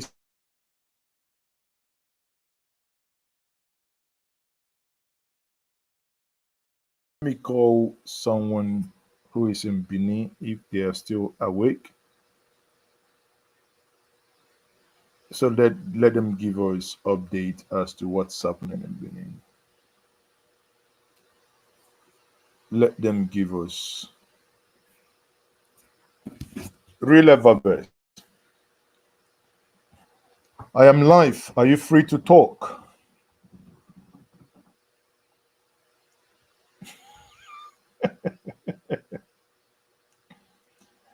So should we? Can we? Okay. I was thinking if I can do it audio now that you're here, we can talk before you. Is that okay? No, I said, can we do it right away? Let me put you on speaker. Okay. Okay. Thank you. So everybody's tired. The guy, he might join us shortly. I was about moving us to Twitter space, but you know, one man trolling us. You should see Joe. I don't know. I kind of, like, I think many of you who probably think you dislike one man, I think it's a question of personally, having an open mind, match someone argument by argument, and not necessarily giving him, you know, the the breathing space. Edna Okoro. Edna, you're welcome to Njenje Media TV. Thank you very much, my brother. Thank you very much. I can see you. Yes, you're welcome. Yeah, thank you. I'm enjoying your program. Thank you very much. I'm enjoying the program. Yeah. So what's your contribution? Well, I've listened to the last person that spoke with you. I can see that you are more connected to the situation that is happening in Nigeria than what he is saying. I enjoy your conversation, and I feel that the only way we can make it in this country is for us to be united, not just be united. The fact is there. You saw what we are going through in Nigeria. I'm coming from Benin now. So I enjoy all what you said. I heard all what you said. Your own is based on facts. It's based on facts. So I want to just give you kudos for what you're saying. Now, So let's if you're keep on joining us talking. from Benin, may I ask you what happened? How come Labour Party, the results we are seeing, we will see Labour Party, others 50, 60, 70, Labour Party 0, 1, 2, 3. What happened? Was it only rigging or Benin people did not want Labour Party? Can you tell us? You know, what I will say in that aspect is that the truth is always there. Labour Party, Nigeria has not grown to the certain level whereby it is based on principle and what people can do. Now we still have a politics of leaders, have a politics whereby people still follow godfatherism within the rural areas, not the urban area like Oredo where I stay. Did you So vote? Labour Party, yeah, hello? Did you I'm vote? listening. Did you vote? Yes, I did. I did. Who did I you did. vote? I voted for Labour Party. I voted for Labour Party, but How I many stay in other, Oredo. how many other persons voted for Labour Party? A lot of people voted for Labour Party, So how come yes. they only have 111 if you people voted for No, they had 111 not in urban area. It was in rural area they had 111. Okay. Can you tell me, hold on, which one is your ward? Let's do this. Which one Ward is your 2. ward? Of Ward what? 2. Oredo, Ward 2. Oredo. Oredo is a well, just GRA Ward 2. Okay. Is Is it at a local? Oredo. What local government is it? Is the Oredo local government, Ward 2, Oredo local government. Okay, hold on. Let me pull it up if you don't mind. Let me quickly pull it up. Because I like the fact that you're joining us from Benin. So that's Oredo, you said. Oredo local government. Yes, Ward 2. Yeah. This one, GRA, Yeah.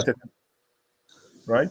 No, Yes, what is very big is at Oko, just I GRA know, but Oko. that's GRA Etete, right?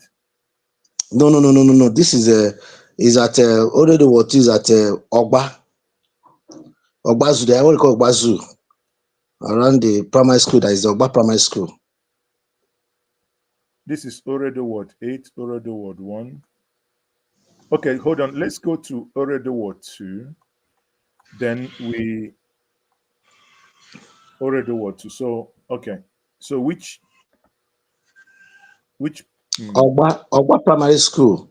okay, hold on. The primary school at Ogba. Ogba. Which of the Ogba 2, or is it 2 or 3? I don't know. This Ogba I live in the Ogba Primary School, just Ogba there. We have Ogba It's Ogba 1. Primary School. Eka I don't know. Gwere. No, my own is Ogba Primary School. The is Ward 2 in Ogba Primary School. That's what I voted. Eka Gwere. There is Ogba Eka Gwere. There is Ogba 2, Akanzua Primary School. Akinzua? No, not that one. Not that one. It's the one at the Ogba Market. Okay, there is the one. primary school at Ogba Market. Near the zoo. Ogiso. No. There's near the zoo. You know, all these names, I'm not from. This one is near the zoo, the Ogba Primary School, the new primary school. That's the former, because they have another NNPC close to me. Is also under ward in Ward 2. The Ogbas, Ogba 1 to 4, are all. There is one in Ebo. There's one in Akpai. All of them are primary schools. It's primary, the one in primary school. I don't know the one they called it because I'm not a politician. My own is to go and vote and come back home. Okay, hold on. Before we do that, so the one is primary school. The one that is opposite this market. Okay, I have another person joining us from Edo. That's a very principal actor in this election. Okay, very good. Level best. Thank you. I know you are tired. You're following Olumide Akpata. I saw you. You gone to vote with him. You left with him as well. And I said thank you very much for joining us. It's been a very tedious and long day for you. Now, we've taken time to review the results so far uploaded on the IReV. The things we are seeing make sense to us because the energy inserted by the Labour Party in this election is not based on the result. Is it only rigging, vote buying, or what is it that, from your perspective, what actually has happened in this election? Okay. Anyway, thank you for the opportunity and for your. I say you're tired. Sorry Yeah. to wake you For up. your listeners and your viewers. I would have loved or wished that I had done it earlier. What I can say, I just got back. I just got back now. I've been at the campaign office, since, just like trying to, get a sense of everything that happened. Today's election day. I can only be in few spots, like in just few places. So you have to like take a look of what happened. But at least you can pick from the standpoint of where you're standing. I think what I would say in this case is that Nigerians are not ready, to make the kind of change that we need. In this case, Edo State, I know that, to rig election is something that has become part of our electoral system. I know that vote buying is something that has become part of our electoral system. I know that intimidation of voters has been something that's part of our electoral system. I know, voting apathy and all the rest. But the thing is that if people want to make a change, there should be seriousness on their part. And that is what I'm looking. That's what I've been thinking and been talking about, all day. Yes, they are rigging. Yes, they bought vote. But the truth about what did you do? Like, what was your own commitment to this whole process? What was the level of your seriousness? Because there's something that played out in 2023. Even though they rigged, all of us were convinced that we won because of the way people showed up. Remember people counting ballot and were saying LP. How did they? No, we are counting. Some of them stayed vigil. even though they rigged most of those that people state, people come out like in Port Harcourt, people are coming. No, this, when the result are coming, people say no, this is not what we voted. People are even bringing counter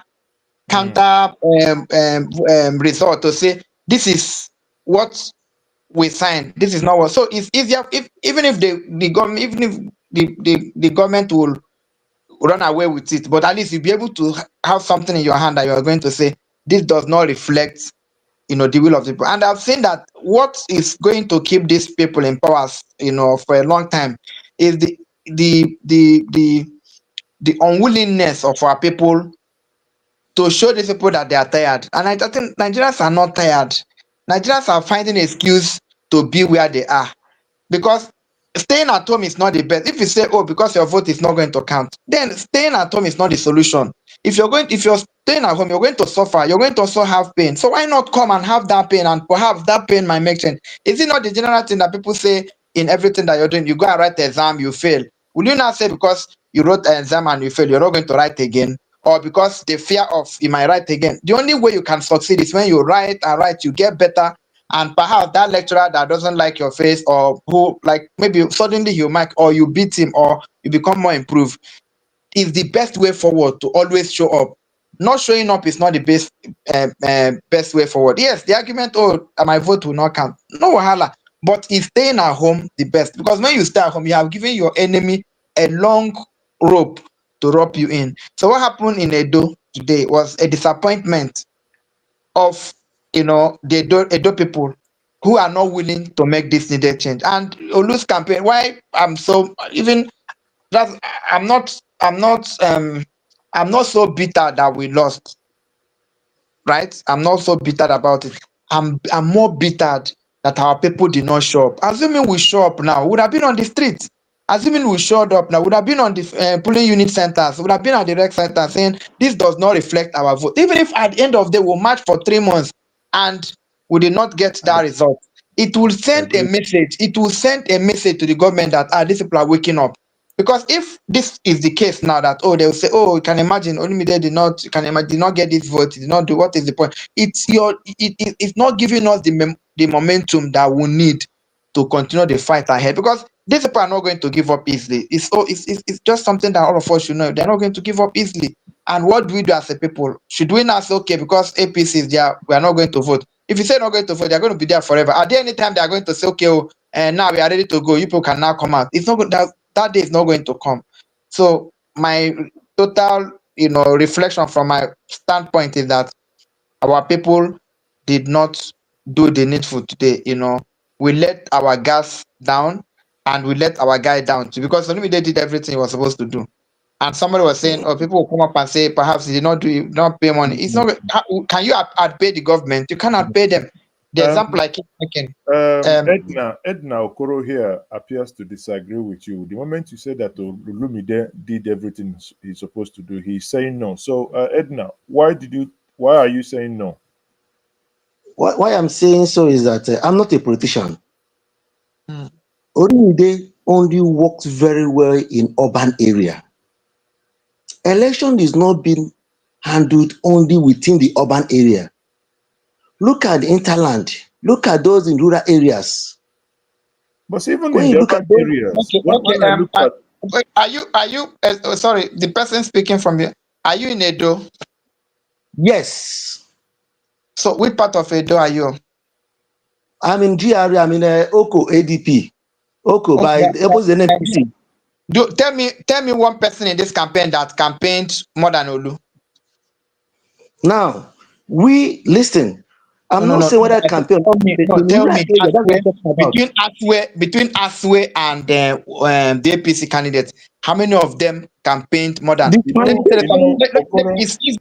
It's easy. It is easy to say that the person speaking to you went in those hinterlands, even when they used to cross some. I was with Olu. I was in the campaign. I traveled with him.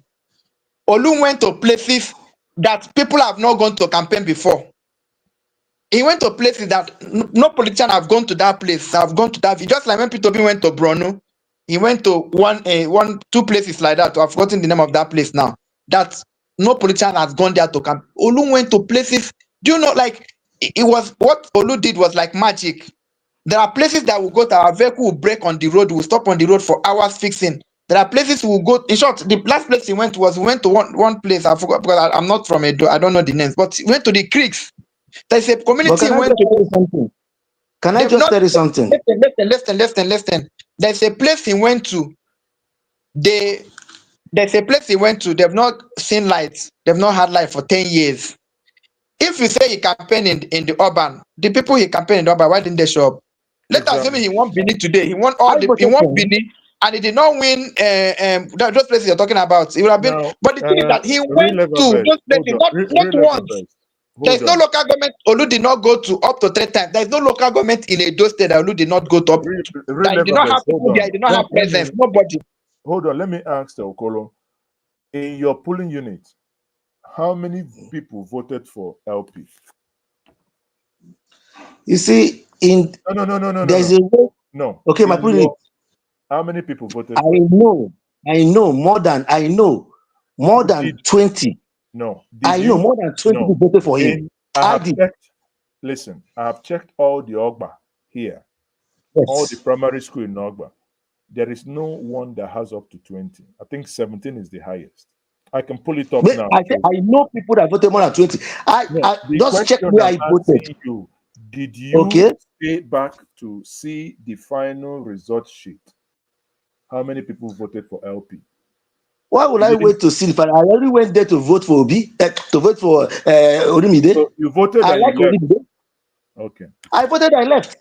Okay, that's fine. Now, I voted, I left. What am I doing there? Well, I'm only telling you what is on ground. I live in Benin. I own a hotel in Benin. I'm telling you what is on ground, what I noticed. I'm not a politician. okay, you're saying what you noticed may not actually be Yes, I the agree with reality. you. I agree with you. But Njenje, I'm telling you what I noticed. Njenje. Yeah. Please, let me say something. I've said this thing before. You see, although P2B's election was a national election, like he had to deal with in a lot of states and all the rest of them. But I can tell you categorically, like if we have to use like this one state as a yardstick to compare, Olu was more committed. Like he was more committed to the camp, like especially to party structure more than P2B. I agree with you. I agree with you. All of us were in the campaign.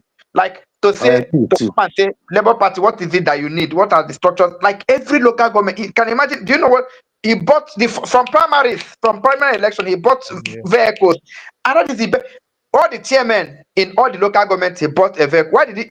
In every local government and every ward in Edo, he bought a speaker phone, like a large speaker phone. He immobilizes canvassers so that the people can talk to people. My brother, there is nobody in this world that is going to do election that is going to talk to everybody individually or give them everything that they need. Impossible. Nobody is going Even to do in that. developed world, impossible. Nobody does that. I agree with you.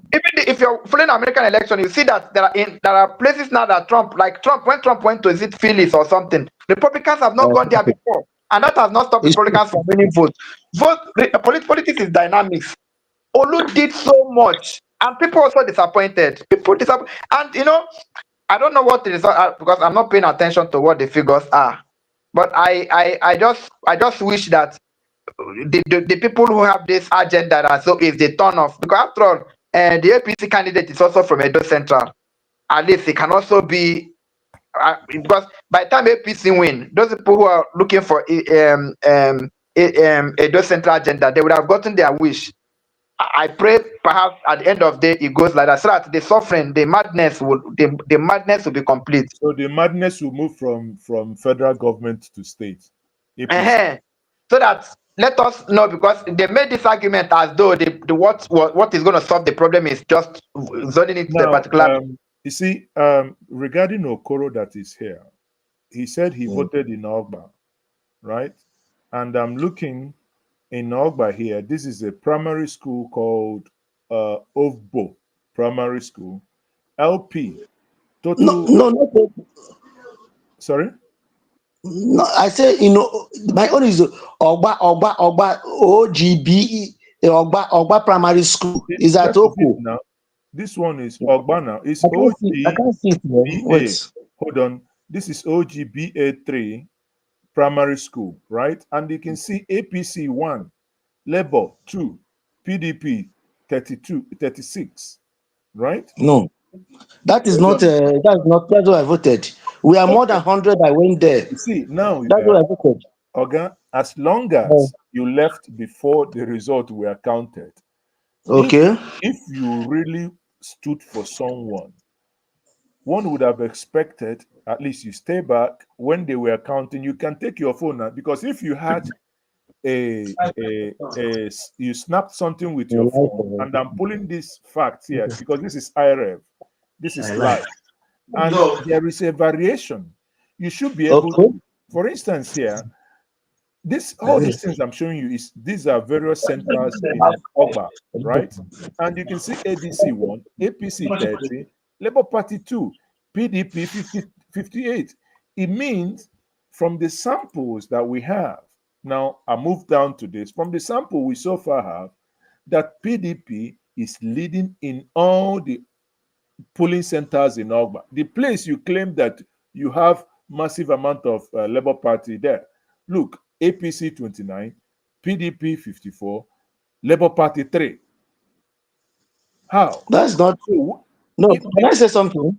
Yes, go ahead, sir. Can I say something? Because of what you're showing me now, I have to verify. Because one, there is no way in Oko here, in Ogba Oko here, that result will be real. There is no way they'll have only level 2 or 1. It's impossible. Even those my neighbors that I went with, there are more than about 5 of the officers I went with voted for the party we voted for. Okay, there is no way. Did you vote in open space, Oko Central Junction?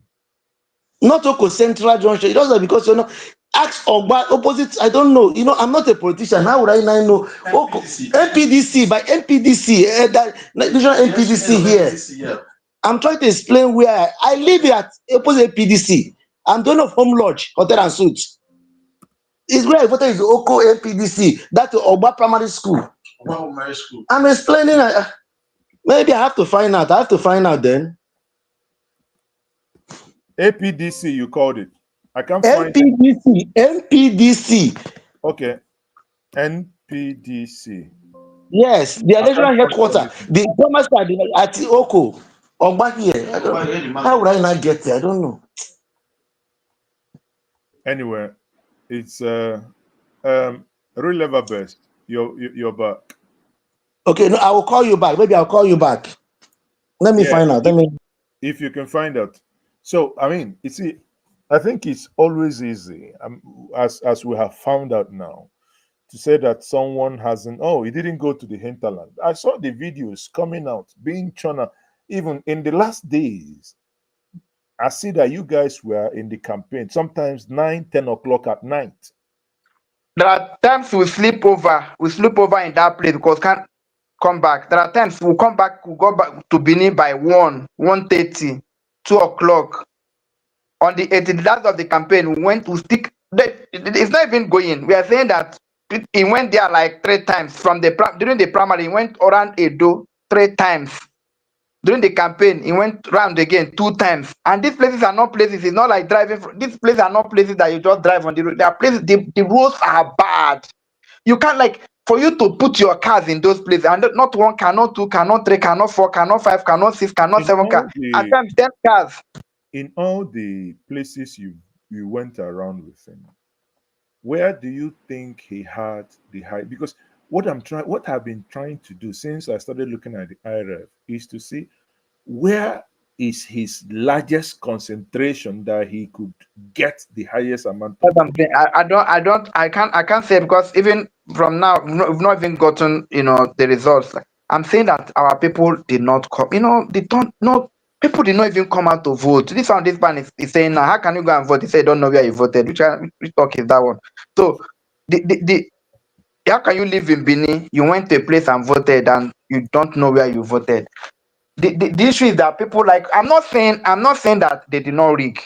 That is not my argument. My argument is if people had come out today and their vote were rigged, see what will solve some of this problem is, there's something that somebody will do to you now, say no, I can't take this thing anymore.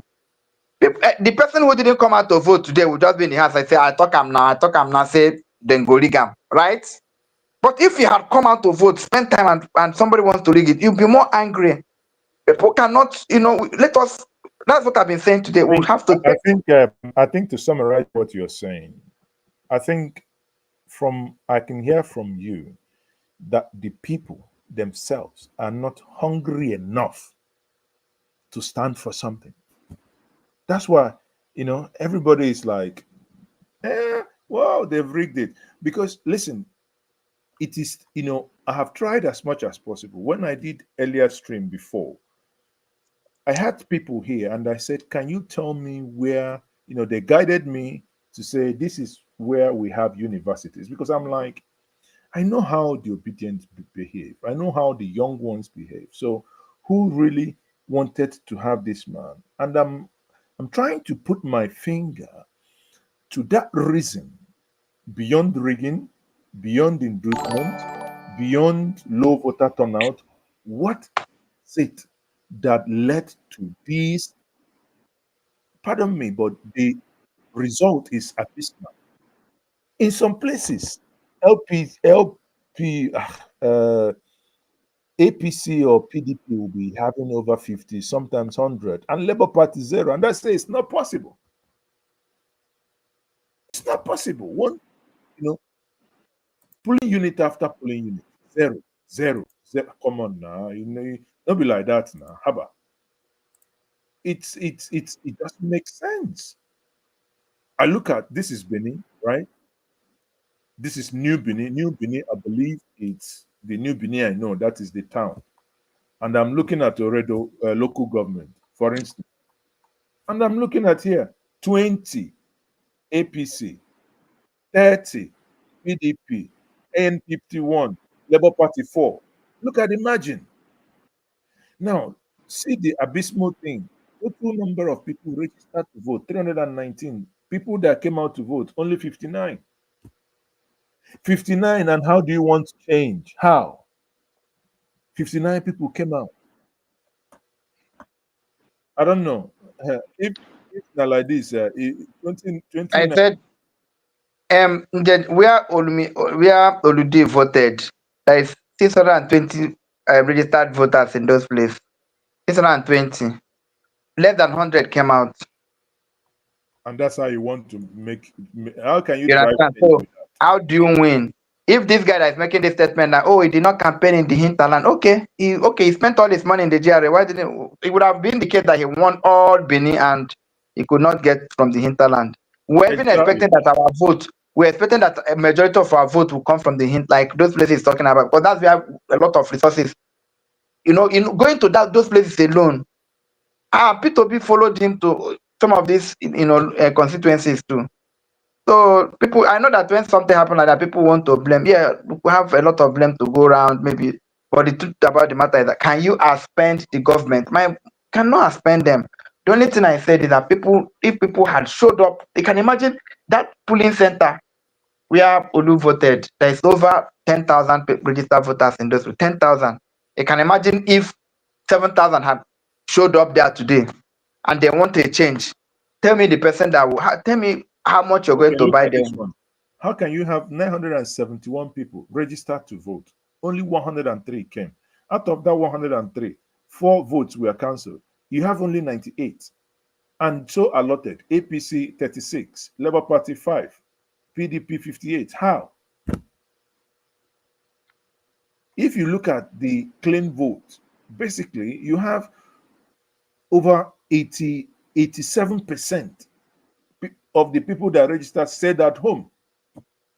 Some people say if rain fell today, as if it is rice, they were called to come and share. They will remember that rain fell. There was rain.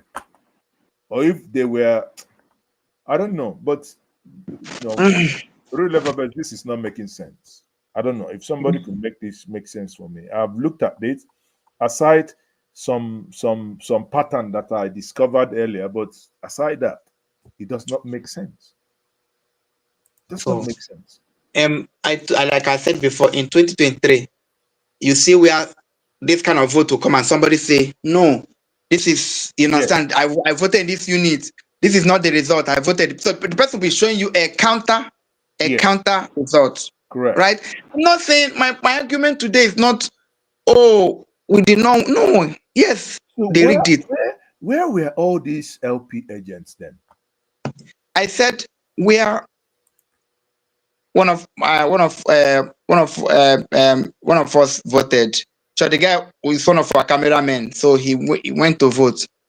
The agent in that place saw him and handed over the tag to him and said, and the lady said she's coming. And she only showed up when the vote were counted. When they have finished counting the vote, that's when she showed up. So where did she Today go? at the campaign office, right? At the campaign office. In short, there are even people who didn't show, like who 2 days ago they've known that 2 days ago we've known that they've jumped ship. There are people who this evening the campaign office used to be a rendezvous, right? Like every day people come there because at times they make food at the campaign office and all stuff. But today some of them didn't show up because they know that they've it's a whole lot of things. It's not something I just want to. It's not everything I want to say on that. But the truth is that our people didn't show up, and we have to actually take cognizance of that. You go hard though, because all these If people. it's the case that people came out and they were stopped from voting. I still keep talking 2023. There are people who were staying and say, "Oh, material has finished." The people say we will stay there to bring the material. People say, "Oh, the agent say he will not post it." People say he must post it before we go. I said in Anambra we held them hostage. I said as long as people are out, we must finish this election today. It doesn't even, and they have to everywhere, including where they came in just to disenfranchise people. But here, people didn't even turn up at all. Well, as Chai Concept said, truly the people are not ready and voted along zoning. However, they collected money and voted for PDP.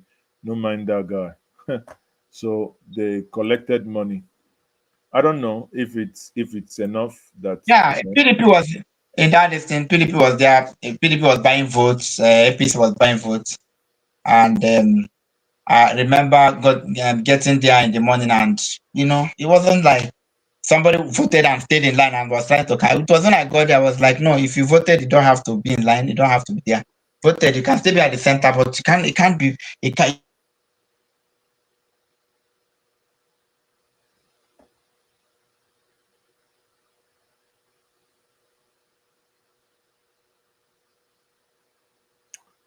Anyway, real ever best. I think your connection is yanked you off, right? Your connection yanked you off. So let's quickly. And great Timo, brother, you didn't call me again about what we discussed the last time. I see your comment. I think we should think about it. The result we see now would have to inform certain strategic decisions that ought to then happen, especially for Anambra and for the 2027 as well. Because I mean, this is unbelievable. Some of you who do not know some of you are voting, but you don't even know your polling unit. So let's know. Drop your polling unit if you want to know whether the money you've been sending your papa, your mama, whether they don't go collect 10,000. And or when you call them today, Papa, who you vote? You say I voted Olu Akpata. If you want to know whether not true, your papa voter, drop your local government, then your ward, and the polling unit. Let's do a check here, and we'll find out those who lied, who collected money, Because one thing that is very clear here is the pattern of the result we are seeing clearly indicates that those who say they have voted for Labour Party, majority of them are lying. Either they were compromised, they collected money, or they are just saying that they voted for Labour Party for saying sake, because the result is not telling the story. That is very clear. The result is not telling the story. The result, indeed, is actually telling a different story altogether, right? The result is telling a different story altogether. Anyway, people, it's indeed disheartening and worrying at the same time. It's indeed disheartening and worrying that something like this is happening and something like this did actually happen. You know, so it appears the man who I know. Let me not call. Let me not say who is going to win this election. Let me not say.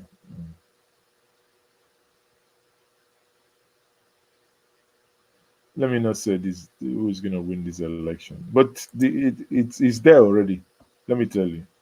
Let me show you guys. It's there. See it here. 97. How many? 97.72%. It's there. So let me see the ones they just uploaded. I will review that one. Then we'll move back to the Twitter space, right, guys? Let me see that. We'll move to Twitter space. The most recent one now is 11:45. 11:45. When is 11:45? So exactly about an hour ago. And let's see the result. Right. This one be like River State result. Oh. See mutilation. Jesus. LP 2. PDP 84. APC 39.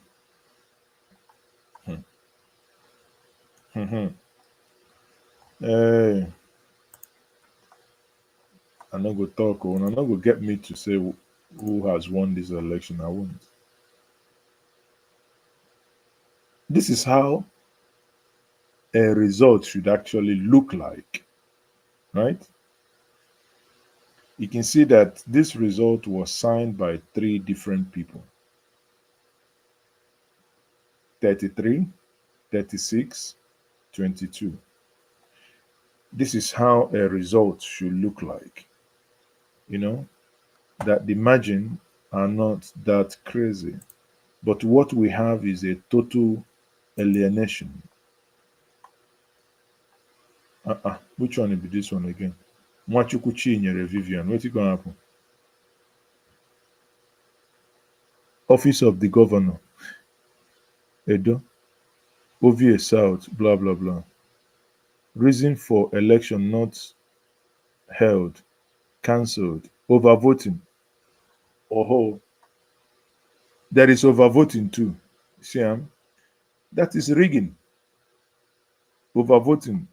This young lady actually cancelled it. That's a very courageous girl. What's her name again? Nwachukwu Chinyere Vivian. Time 10 p.m. Wow. She no gree. Oh. She just cancelled the whole thing. Bagan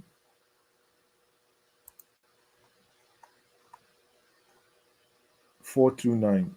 Its total number of votes. ADC 3, APC 8, BP 01, Boot Party, LP 13, NMPC 1, PDP 158.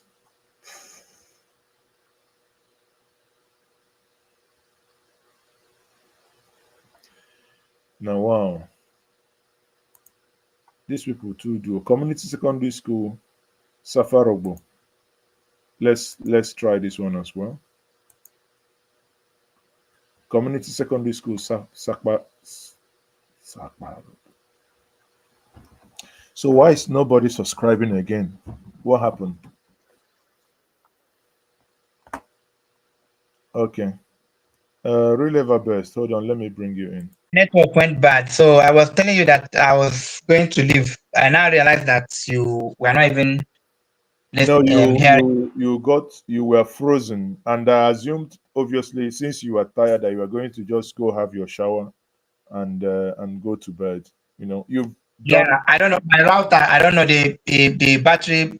Drained. I didn't know I didn't plug it because I've been using it. I didn't know when I got here. I didn't plug it, so the battery went down, and I didn't know I was still talking. That's why, but I just noticed and I plugged it back. So, Okay. but anyway, it's just because I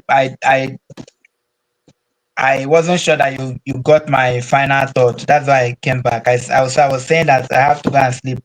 That tomorrow we'll talk more. We'll talk offline. Not everything Yeah, we'll that's say. fine. That's fine. We'll be catching up tomorrow, and I say to you, good night, my brother. Take All it right. easy. You guys fought a good battle. Again, you can only take a horse to the water. You mustn't force that horse to, Yeah, drink. yeah. So the reason I was actually talking to that guy because I don't want anybody to take away what Olu did. Olu fought like a man, like right. He did. Overfought now. Overfought. You know, part of it is that if we had won today, would have been a template. Everything he did would have been a template for us. To begin to move forward. This guy laid the foundation for the party. Brought people together. This guy, oh God, Olu has people, and there's a statement he made. He said, he said his network, is his net worth. His network is his network, and it's true. This guy Olu is a good person, and how you know people who are good is the kind of friends that they have, right? Friends who are ready to sacrifice for you. People flew in from Canada, from France, from Germany, from US. In short, a guy came. When was that? Was it on the 8th? Was it? Oh, yes, on the 18th. A guy came on the 18th, and he just left. He left today. Went back. He just wanted to come. Let it be that he hadn't time. His schedule was so destined, but he said he had to come to Nigeria and join the guy to, even if it's one campaign. And that was what he did. He flew back. People came. Men showed up for him, right?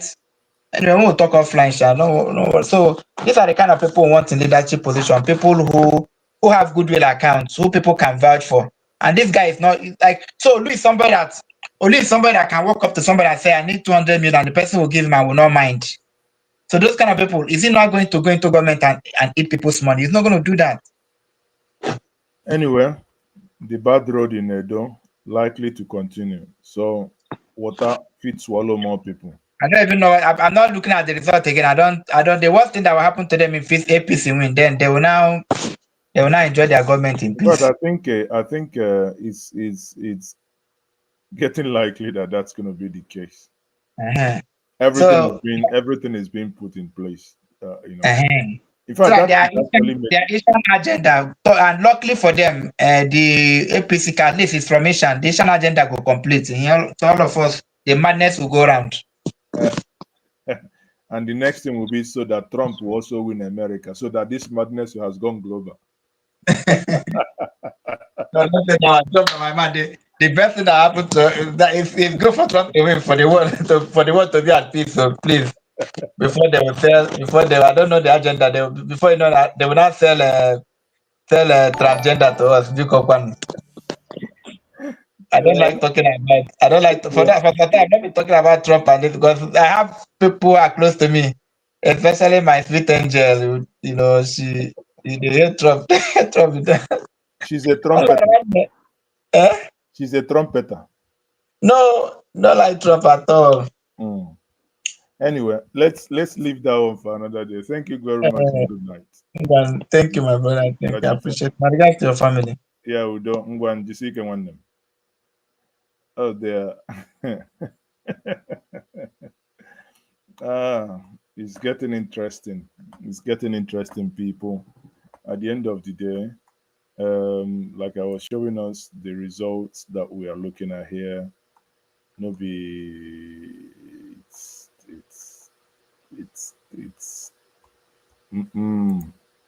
no be no be. Look at this one too. The turnout 632, only 145 people. So I have another guest joining me. Larry, are you there? Are you able to turn your camera on, Larry?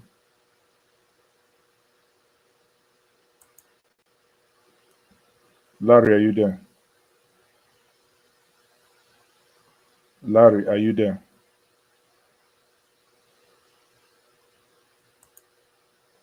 Okay, when you're ready, if you turn your camera on, I'll bring you in, Larry. So when we look at these things, guys, it's anyway, the next governor of Edo State, I hope you're seeing the governor from what I'm showing you. PDP 47, APC 100,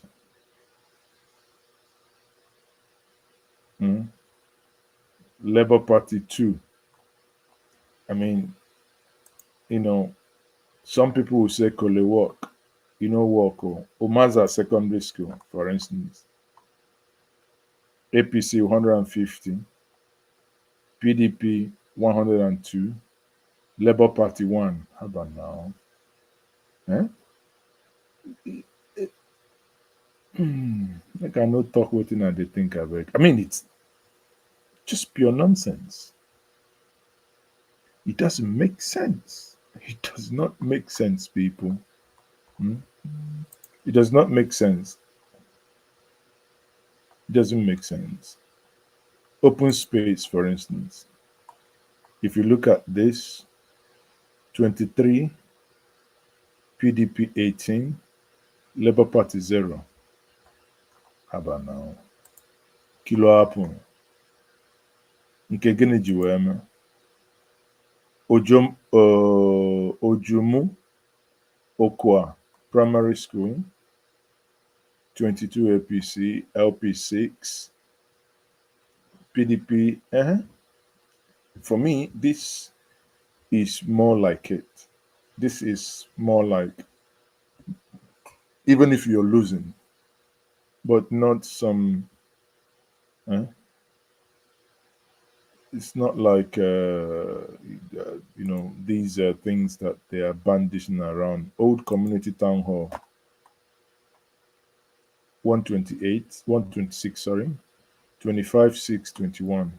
So 25,621. So obviously the winner goes to APC, right? On this particular one.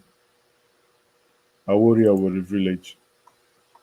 You see Neil 32, APC 32, Labour Party nil, PDP 69. Now shame no they catch on yourself. How can you rig somebody to the point that you want to rig that person, make a kukuma die self? Agitation, agititon primary school, they call them agitation. Agititon 6, 1, 14. Look at this one. Revolution, I'm going to bring you. Look at this one. They wrote 2, Abi 1, Abi whatever. So they cancelled it. So this one, PDP will see your handwork. Blah said they rigamo. You see the pattern again. You see the pattern. Whoever entered the 6 for APC also signed this one for Labour Party. The pattern. Ovia, you're welcome. Yes, sir. Good evening. Yeah, good evening. How are you doing? I did for a long time. Longest time. How are you doing? Yeah, I did fine. I was listening. I did for work, but I was listening to you throughout. Oh, okay. I can say I get about 30 minutes break. I say make I just give, you see, the other day na Agwayoku revolution. Hmm. It seemed that na which type of revolution can you kwuya? Keritoge see the maybe we can join everybody. See na mmadụ bụ ajọ mmadụ. Okay, otago. Now why that day? Can That you no can way. you I have this is a they will have a wide audience. Can you Sorry, because speak English? I'm sorry for that, man. So I was trying to tell you about what is happening in our beloved country, Nigeria. I love Nigeria more than anybody. Probably somebody can challenge me on that, but I love my country so much. And it's so saddening that if they conduct an election like this, people will be seeing different kind of. You can't even understand it. You got to ask yourself, say, what is really happening in 2024? What is happening? Nigeria, one of the greatest countries in the world, or one of the leaders of Africa. Common election, we cannot conduct it free and fair. So now, I'm asking myself now, what is the next step? Because there must be a solution to stop this type of things going on in a country like our country. We can't just keep looking at these guys. We have done peaceful election, a peaceful revolution through ballot box last year. They did the same thing. Okay, and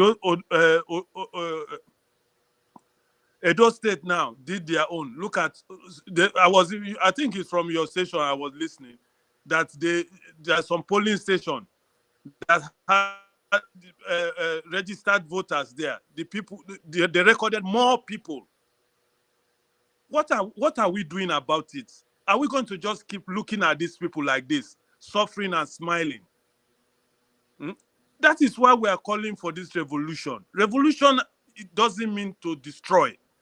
Nigerians can adopt a sit-at-home revolution. Okay, we don't tire. If na no change, we no go work again. Who go feed them? No, but we have to take that pain down, to take the pain of cowardice. And people are dying silently. Something have to be given for these people to realize that this thing should not continue. Because look at Tinubu the other day, or is it today, telling us that he's not here to steal our money. But he just took our money to buy a jet that he doesn't need. So how can we explain that? He's telling Nigerians, I'm not here to take your money. The wife told us the other day, we are so rich, we don't need your money. But the plane he bought, was it his money? Can that money he spent on that aeroplane be used? Look at the primary schools they use for this election. I don't know if you observe some of them. Yeah. Majority of them are just all blown off. So this is why I thought I should just, because I know you were one of those who were asking what type of revolution are we I'm talking still about? asking you now. You haven't. Can you break it down? How would it work? Listen. Yes, this is the No. Hold breaking on. down. I'm giving you a tips now, but you are telling me who will feed them. Before you answer this question, when I say break it down, is are you aware? Angel Innocent, one of those who coordinate while after the election, she was with us when we had the 21 days protest we had in Abuja, right? Yeah. And she was part of the people that protested last month, August. And she was just barely released today. She was very civil. She obviously did things the right way that any civil person would do. And that was a protest. They took them in, they charged them for treason.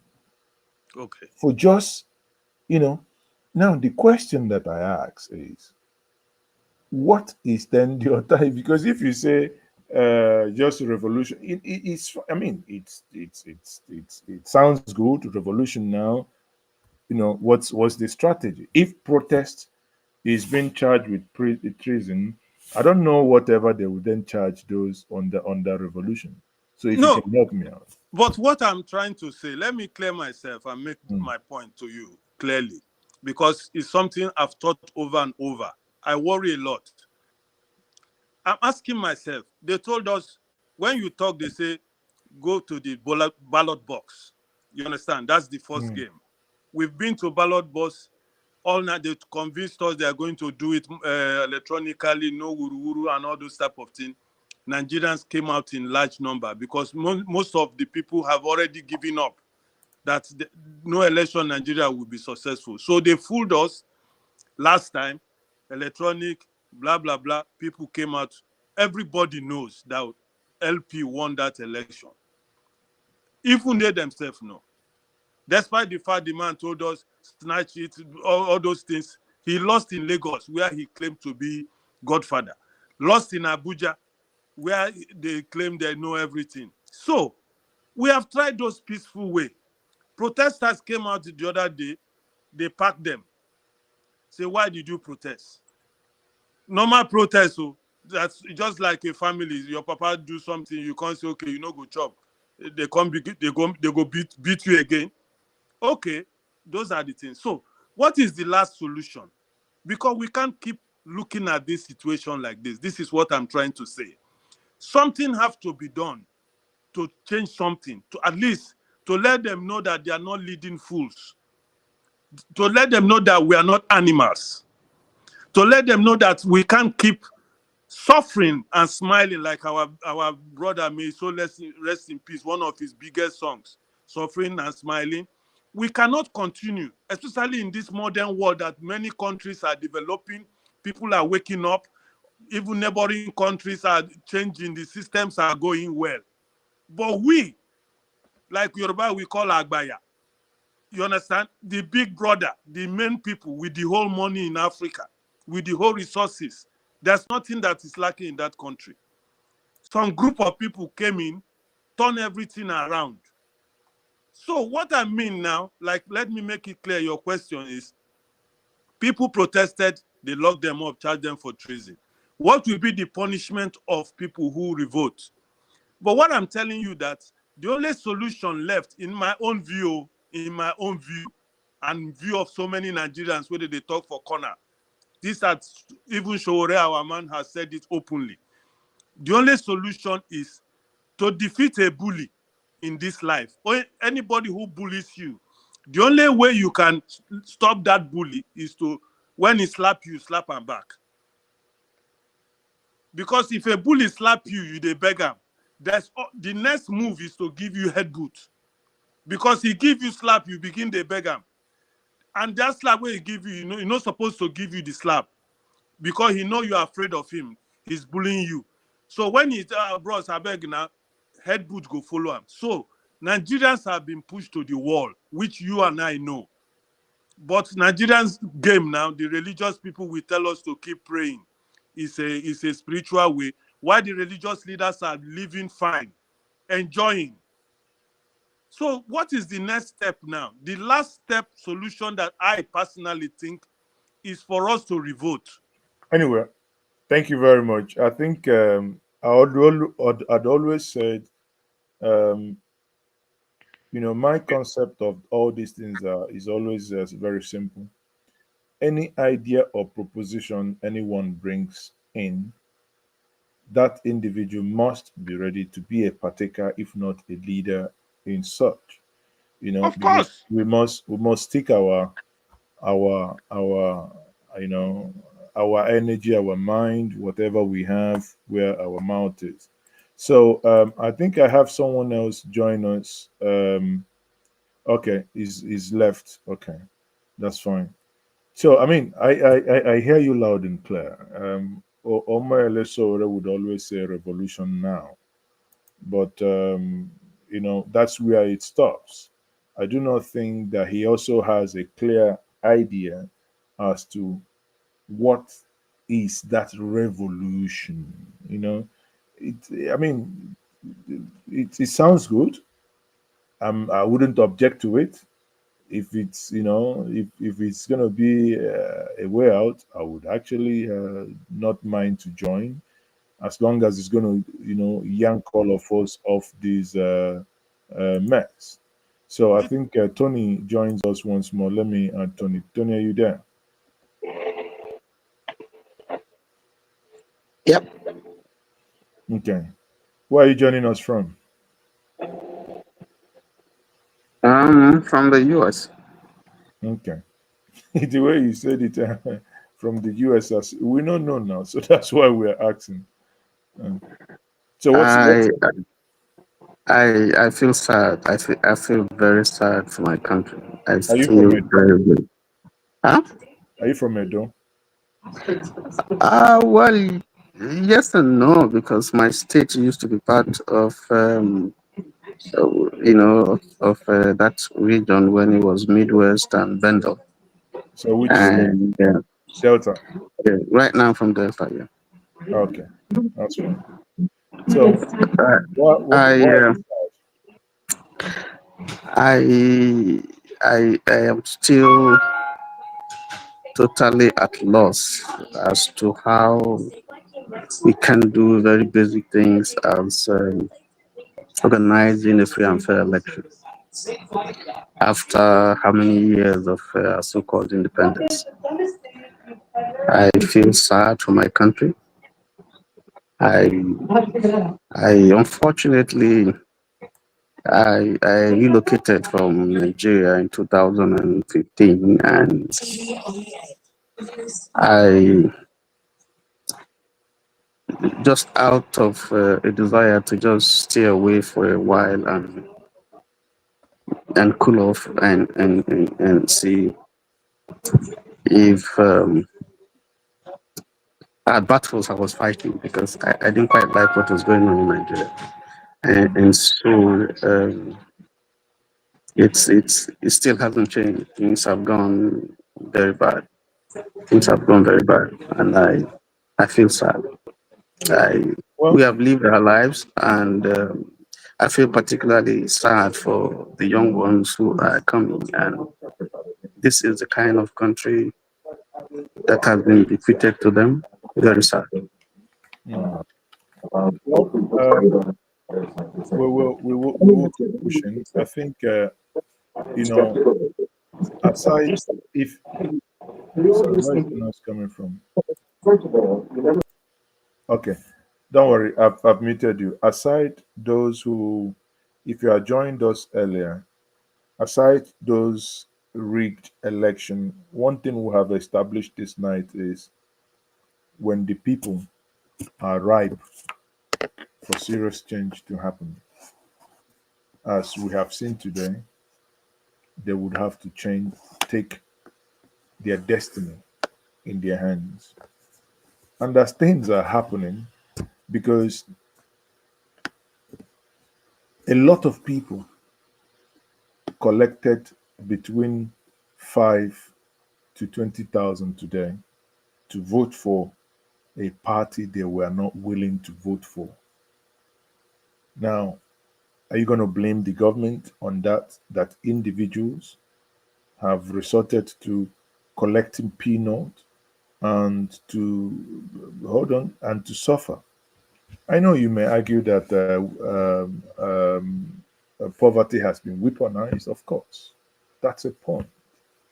But another point could also be that we're not the only poor country on the planet Earth, actually.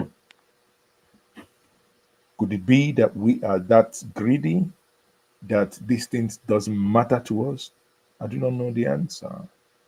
But one thing is very clear, and that is my honest belief, that at the appropriate time, when the people are tired of the mess, there is an Igbo adage that says, "Aragwo Kenya now." You do not tell an adult when to vacate the sun ray when it comes down on you. So before I let us go and move back to the Twitter space, I would take your reaction, Revolution. Yeah, I think I'm muted. You hear me? Yes, I can hear you now. Yeah. You see, that's just, I want to make that last statement. You said people collected 5,000. People collected money, 20,000. It's a chicken change to maybe people like me or yourself or somebody else. But if, for example, I live in Nigeria, to be honest to you, I would be very poor if I did not find my way on time to live. I saw Nigeria in the early 90s. That's when I saw what Nigeria will look like. I'm not from a family that would give me anything. I have to fight for myself to leave that place. Your neighbor will oppress you. Everybody will oppress you in Nigeria. That was when I left because I had nothing. So now, coming to somebody collecting 5,000, sometimes I look at myself today. I say, oh, boy, if say I did Nigeria, say I no come out, say my brain no tell me to run. So now, how my life will be? Because I know my friends who I left there. Brother, I changed my telephone number because I don't know how to lie to people again. I was forced to change my number because I know fit tell person say, okay, I go send something. After I no go consent that. After this Edo election, a lot of people are saying that because those they hoped that would do the right thing by voting, and apparently may have compromised in and helped in the outcome of the election, the way we Senate, that they are going to let them to suffer the consequences of their action. Well, but my brother, the hunger in Nigeria, if I put myself in their shoes, I will collect money too. Peter B even told us to collect the money and vote our conscience. Again, I disagree, sir. Okay. Nigeria is not the only hungry nation. Sorry.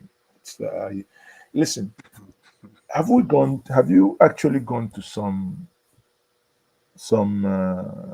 even West African countries here? Have we gone to some countries like Chad or Nigeria, our neighboring countries? Mazi, let me just give you an example. When you go to these countries, you smell poverty from afar. Yes, but don't forget, Nigerians were feeding with golden spoon. Suddenly, nothing remained again. Those countries have a level of life. They never got better. They have their. I live in Gambia. I go to Gambia. Things like that will not happen. They have their principles, because they have that level. Nigerian people who have eaten on the tables, golden spoon, suddenly nothing come again. What do you want them to do? It's just like person going to become a criminal today. You go to blame him. Okay, we'll leave it at that. Yeah, let me leave you guys. Thank you for the opportunity again. You're welcome, my brother. Yeah, bye. Let me quickly, Tony, before I move, Tony, what's closing thoughts? Well, I particularly don't subscribe to revolution. Why? Revolution. Well, maybe that would be a result of my background. I lost my dad during the Civil War. He was gruesomely murdered.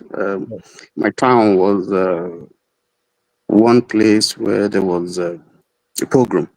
Okay, the genocide. Okay, that's right. And you had the male population 18 and above totally decimated. And I have seen a little bit of the consequences of taking that kind of route. It draws everybody, it sets everybody back, and there are families that are up till today totally dislocated and haven't quite recovered. So I don't see that as a route. But there's a book, I can't remember the author, that is titled Ethiopia, a country that beheaded itself. And I think that is the route that we are going. And we see examples, flashes of it in some of the countries in Africa that we see, and how Libya, Somalia, you can go on and on. And I think my prayer is that both for leadership and followership, we need to come to a consensus that the route that we are going presently trading leaves nobody a winner. Sure. So I think I don't know what will trigger that and get us to that realization. Everybody would now see that all the cleavages of tribe, I don't like to use that word ethnicity better, the religious uh, jingoism, Mm-hmm. and all those cleavages Mm. cannot help in this stride of nationhood that we are looking at.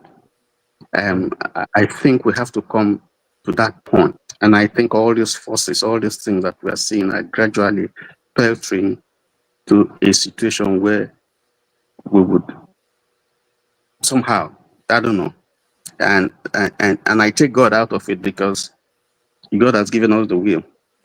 We can pray as much as we want. God doesn't do the voting. We do the voting. Yes, sir. And yes, and so we will build our nation when we desire.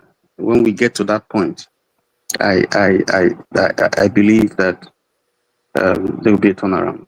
I don't know how. I don't know when. Anyway, thank you very much for that. That's a very fine place to anchor it before we move to that the Twitter space. I said to you, good night. Thank you. Good night. Thank you so much. Good night.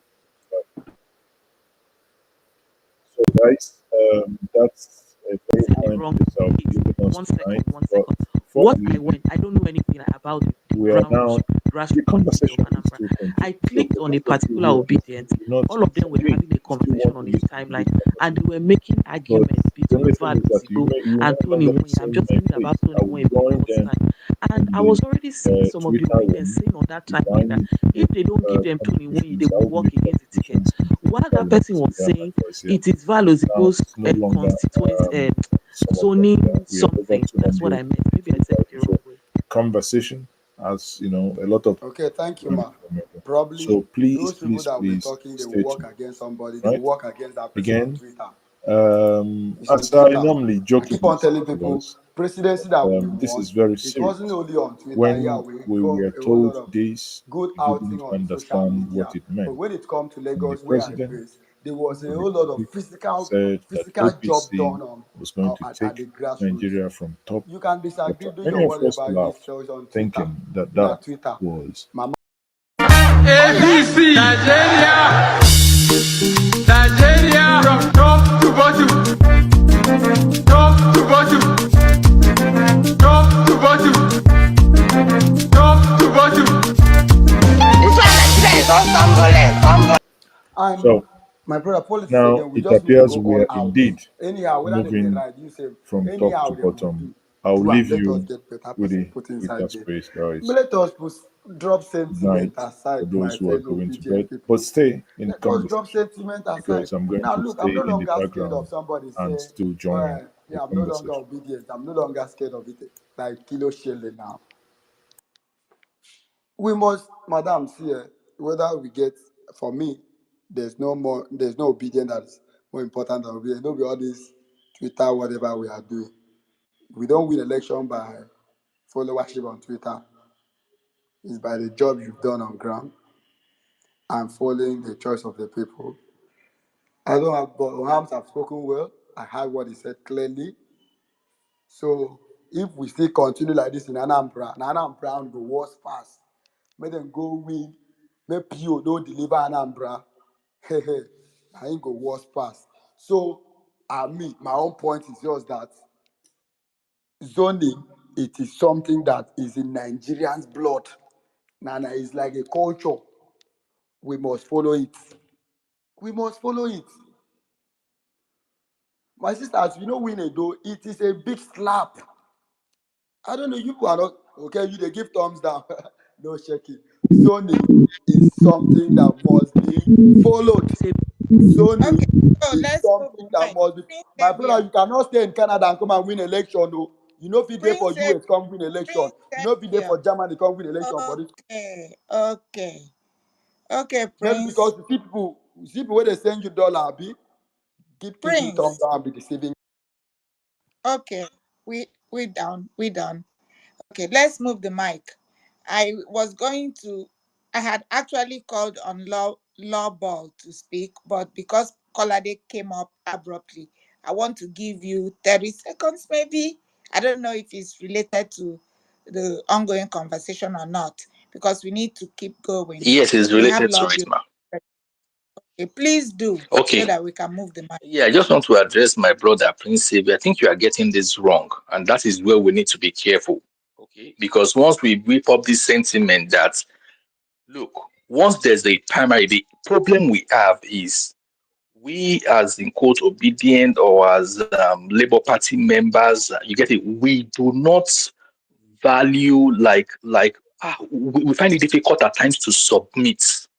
We do not know what protocol is all about. We do not know what hierarchy is all about. We do not know, as in we always just believe because the theory you are giving that, oh, and what the people. So are you saying that the primary that brought in quote Olumide Akpata is not the will of the people? You get it? Because I don't get that sentiment. Because whichever way you want to look at these arguments, okay, there will be a time where the people will say, "Oh, we want this one." Another group of people will tell you, "This is who we want." And if you go for that saying, "Oh, they said zoning," and you will still lose. And that could have played out in Edo. So please, it is not because we should not tie this to be because it's one zoning arrangement or whatever. We were rigged out. It's as simple as ABC.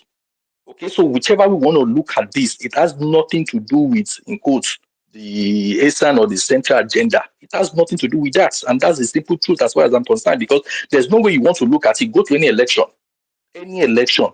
You get it, and if the majority, okay, everybody say, oh, we want this, sorry, not everybody, like, oh, they've zoned it to this place. You now put your own head. All party put their head, except one party that put his own head somewhere else, and they win. What do you want to say at that point? So it's not about that. That's what I just told us to just clarify. It's simply that once we decide to say, oh, okay, you know what, we've agreed this is the candidate. All of us should learn. Swallow your pride, swallow and work to the success of that candidate. APC is Oshomole happy with the candidates APC picked? Was he happy? Doesn't he have his own candidate? That's politics for you. But we are playing children politics. Thank you With so much. That's politics for us. Did Olumide Akpata reach out to people that contested with Over him? the candidates. Okay, we are done with that. Let's move the ball to Law Ball. Madam Law Akade, Ball, you have the... I asked a question now. No. Mommy, I asked. No, you can wait. Wait. When we go round, we can come back to you. Mommy, Just this is answer. the problem, ma. I Abeg, asked a abeg, question. please If let you me talk. answer Abeg, it, let me talk. Abeg, let me talk. please Abeg, let me talk. let him answer my question now, There is ma. no question. You don't have Ask a anything to say. question. Abeg, guy, let me talk. Abeg, let me talk. Mr. You have been Kayode, talking about you things. talk about pride. You have been here talking, Did talking, Olumide talking, talking. Akpata That's reach how out to another people person he talk. You contested cannot be with talking in the only you. primary for? My brother, wait, let me talk. Abeg, abeg, wait, abeg. You cannot be talking only you. See, Sister Rankade and everybody here, you guys are doing a very great job. You guys have been here since morning. I think I was in this space before I went for work. Come back now. You guys are still here. I want to commend you for everything you have been doing for the progress of the people. But I'm not here to add what people have been saying here about the zoning of anything. What I'm here to say, because I just tweeted something now. Nigeria have not suffered enough. And there are something I have been wondering. Why is it that people who can afford what they can eat, people who can do what even Olumide Akpata can easily, a week to this election, you can even say, okay, I don't want again, I can endorse PDP this thing and collect his money and rest. You understand? If you watch what play out today, it's what play out in the presidential election. People who are with him betrayed him.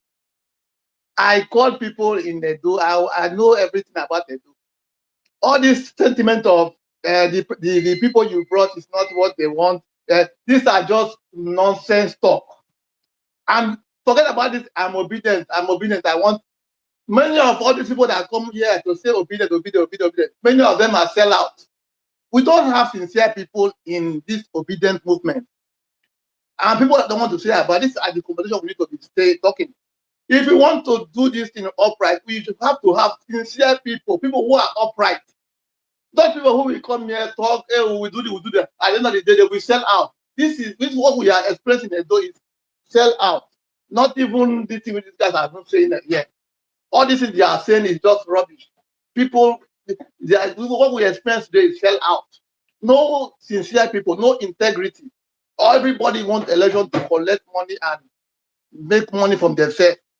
You understand? These are things we need to be saying. And when we are building any structure of we start to go into Anambra, people who are competent, tested and trusted, not all these ones who come here to rant. What are you telling me?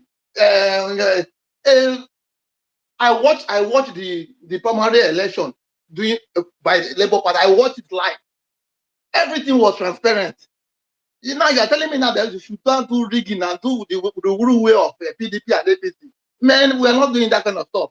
If the people of Edo State choose to do their stuff and bring those people, let Nigeria suffer. I have said it. Let people stop doing giveaway online.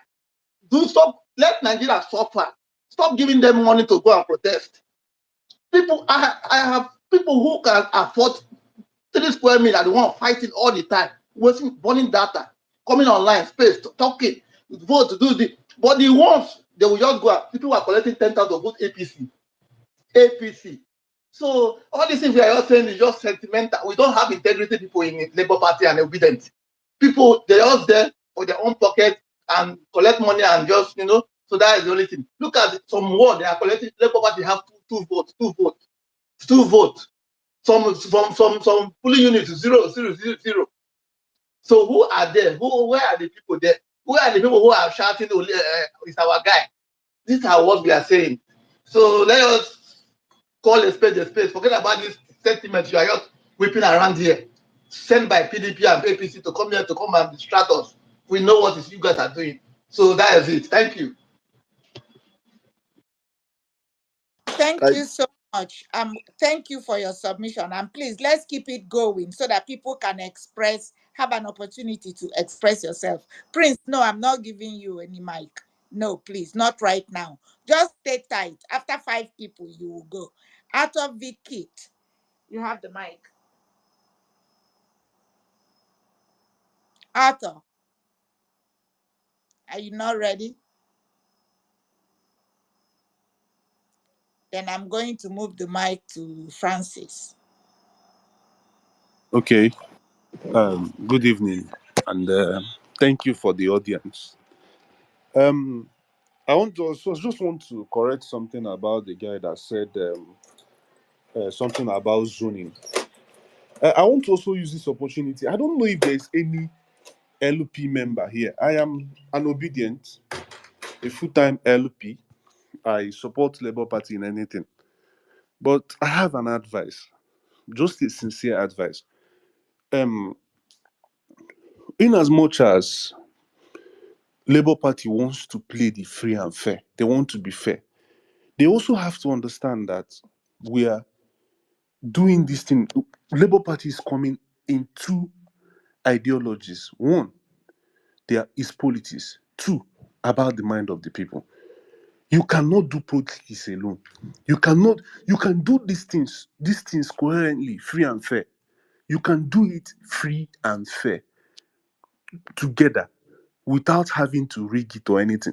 And yet you will still end up being a politician and carrying out the mind of the people. I realized that the Edo obedience began to divert after the primary elections of the Labour Party. And that zoning played a vital role. Let's play politics. But yet, let's not forget that politics is about the mind of the people. You are even coming there to serve them, remember. And if you are coming there, you also have to think about what these people are considering, what they want. If Labour Party wants to put up a candidate who is coming to serve the people, and you know they are willing to vote you, but they are now telling you, Labour Party, please give us an Asue person. Somebody has already come from Benin. Okay, give us somebody from North Center. Give us somebody from here. Put that into serious consideration, because these are the people you are coming to serve. And if at the primary elections you cannot hear them out, they will definitely feel you ignored them. It's normal. There was a primary. See, how can it Jen, no. Let him finish. No, let him finish. Let him have. I'll correct. We have litigated.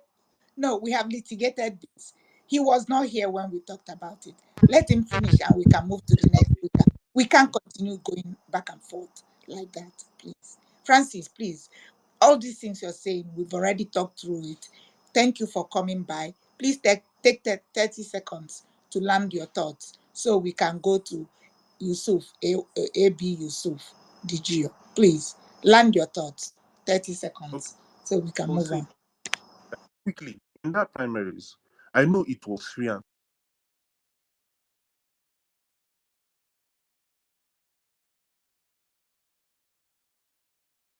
That's what happens when people get interrupted. He will go back to talk about everything he has said before. Francis, we heard you. We heard you. You don't have to repeat yourself. I cannot hear you, so I don't know what's happening with the reception. I'm going to move the mic to Yusuf, AB Yusuf, the Geo. You have the mic. Yeah, good evening. Oh, good morning, everybody. Uncle Diddy, thanks for the space. Magnificent dude, man. It's been a long day. I want to just talk about solutions, and people keep on referring to the primaries, that the primaries was free. Of course, the primary was free, fair. But please, let's be scientific. Primary elections are carried out by delegates, and you cannot use the opinion of some few delegates to generalize on the opinion of the total people in a state. I'm in Kaduna right now. I'm not in Edo. But to my surprise, I'm seeing the results I'm getting is annoying that I'm not even seeing Labour Party. I'll just see PDP and APC. I was thinking I was going to be seeing like a 3-horse race. So I want to ask people in Edo, is this actually a 3-horse race or is it a 2-horse race? Because up till now, I'm not seeing like PDP, APC, Labour Party, like seeing the numbers together. And that's kind of annoying me because I loved Olumide's manifesto. I loved all the advert, my guy, and I say I'm disappointed in what I'm seeing so far. I don't want to believe the figures I'm seeing, but what I'm saying in essence, moving forward, I think we should look beyond primaries. Let's look at the priority of people. I don't know how, I know a lot of people are smart people, but I think the party can go extra length to check the body language of at least 50% of the people in a state. Forget about the delegates now, because the delegate, whether we like it or not, bros, delegates, they collect money. Delegates cannot. Now, delegates put us for problem for Nigeria now. How many delegates? The APC. How many delegates? The PDP. Those delegates now gave us options to vote for. Do you get? And you cannot be using less than 300 delegates and impose on 250 million people. So I don't know how many delegates imposed these 3 candidates on Edo people. I don't know. I didn't follow the figures. But I'm not just happy. And for people that are saying that we should come out and protest, I think I'm with the other guys that say they cannot come out, because I came out for the protest the last time. I was on the street. I sent updates to Comrade on the street, and I'm not impressed. After a protest, they increased fuel price. And somebody said something here like an hour ago, that it's like people that are suffering, because I saw somebody in Zaria today, he's from Edo. He told me that people are collecting 10,000, 15,000 to vote PDP and APC. These are the people we are struggling for. They're selling their votes 10K. How much is 10K? Spaghetti Nana, how much? 10K. You are selling your votes for 10K and ticket. So I think our mumu never reach. Our mumu still they do press up. And if we're not getting it right in a state we felt is like the headquarters of the obedient, and I'm not seeing that ginger, I'm not seeing that magnitude of, the votes I want to see, because the people decided to collect money, or maybe they are rigged out. Because whether you like it or not, bros, if you have the numbers, you can never be rigged out with money or INEC if you have the numbers. So I think the election is not perfect, but I think the people of Edo too have their own hidden agenda. I just told you that somebody told me that he saw people collecting 10K for PDP, APC 15K, like that. He gave me prizes. So I think we can keep on talking and giving our opinions and banting and ranting here.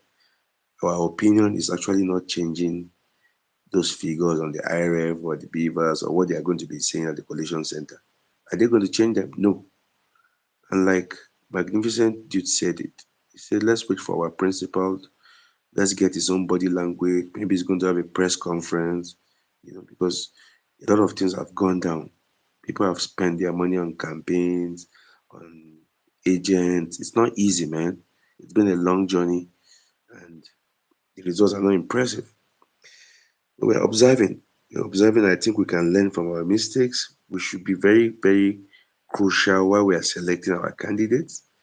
We should not just rely on delegates giving us free, fair, credible primary elections. Let's look at the general perception of the people of that region. Thank you, Uncle Dede. I yield my mic. Thank you very much. Thank you so much. Thank you. And honestly, I share in your observations. It's quite frustrating. I find it equally frustrating.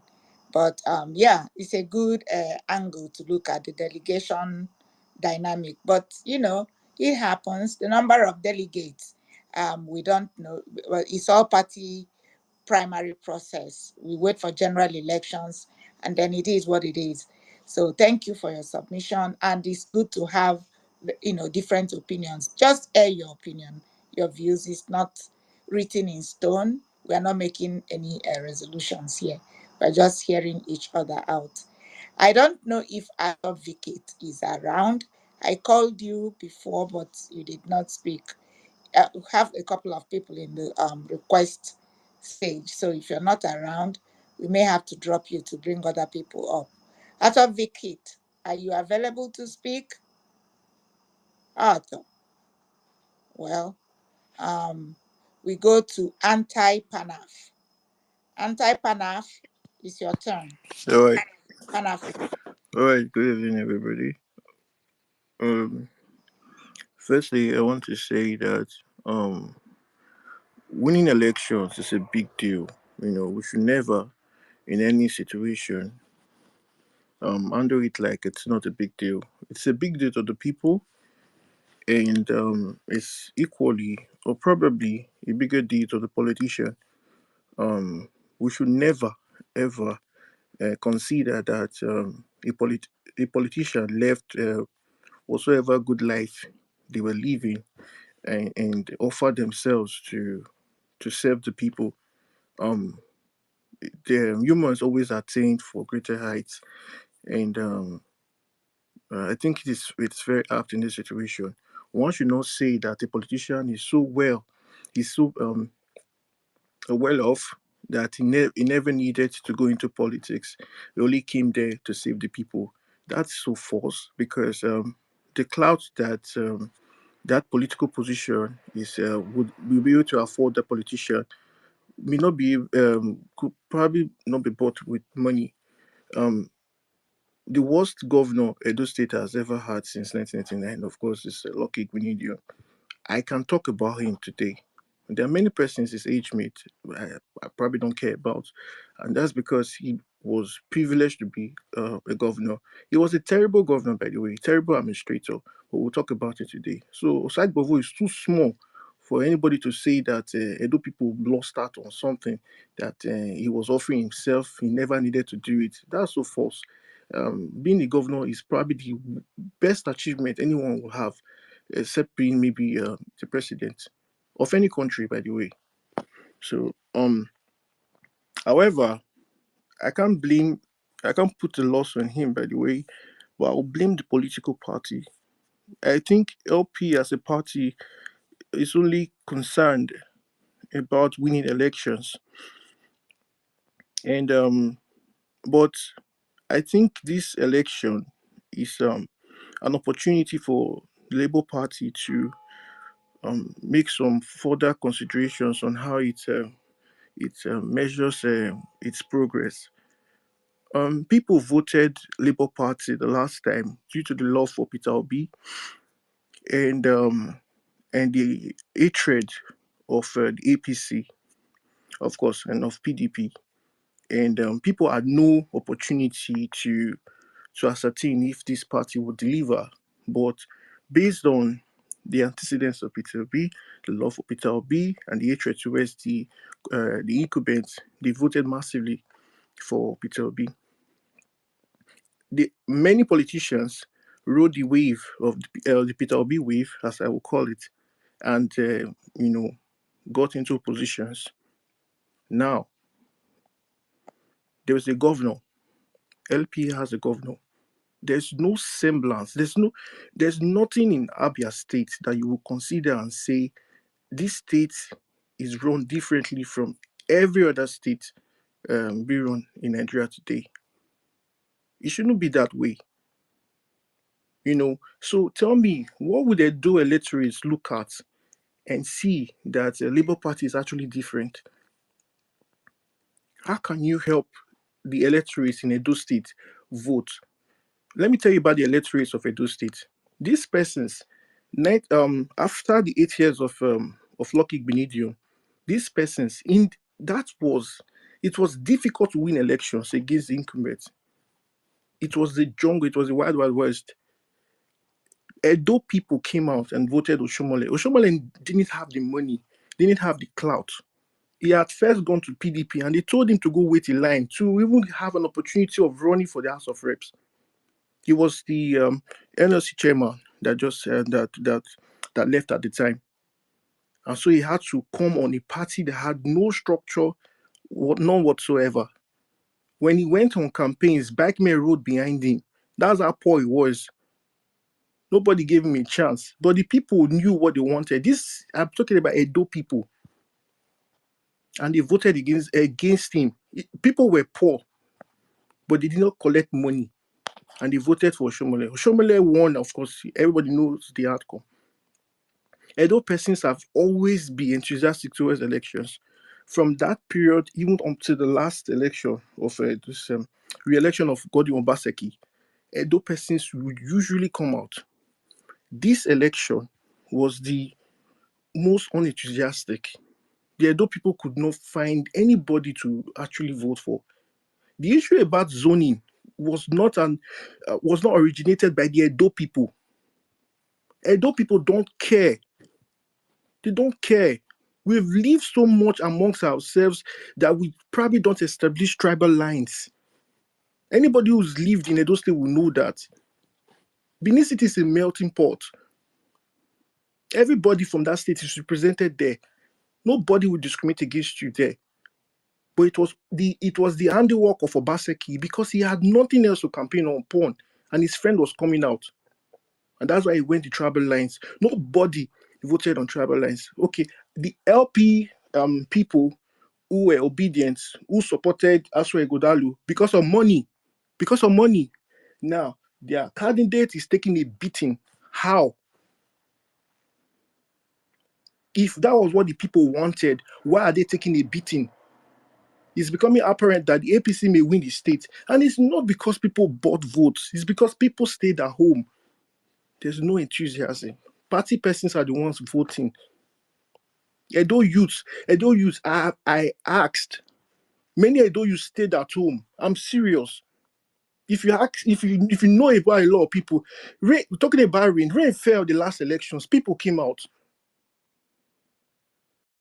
The Edo youths were fed up. There's no enthusiasm. Olumide Akpata does not have the clout as Osomole had that time. And the only thing that could have helped him is the Labour Party, the Labour Party, current Labour Party. Nobody would vote now for the Labour Party candidate based on the Peter Obi wave.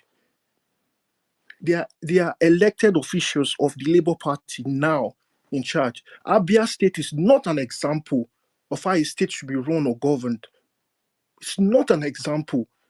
Where Lagos State will continue to trash it. It's not an example. Now, there are 32, is it 32? 32, 35 House of Rep members from Labour Party. Where is the Labour Party caucus? Constantly antagonizing the presidency and also the leadership of the Senate and the House of Reps. Sorry, the House of Reps specifically. Where are they speaking? Fuel is 1,002 in Benin City. Fuel is 1,002. Where are they? Where are their voices? It's easy to host a press conference nowadays.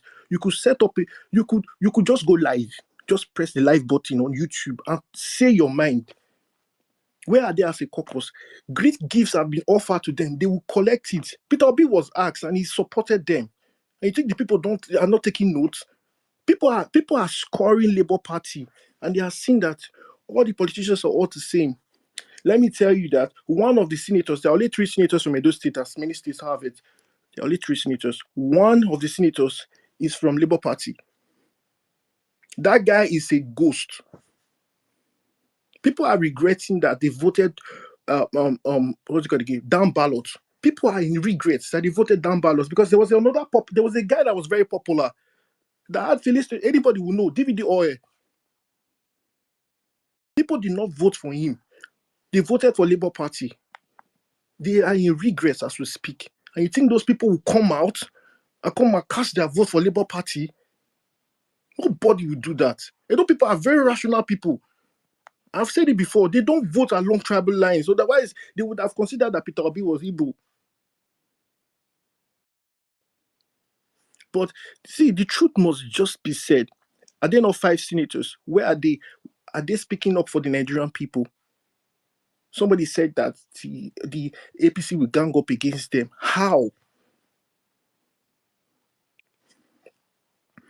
And I think finally, for the bad wangers of PDP losers, there are a lot of people who are members of the Labour Party and also members of the Obedience who will say that they don't want the obedient movement to follow a particular political party. They should just come out and say it. They are members of PDP.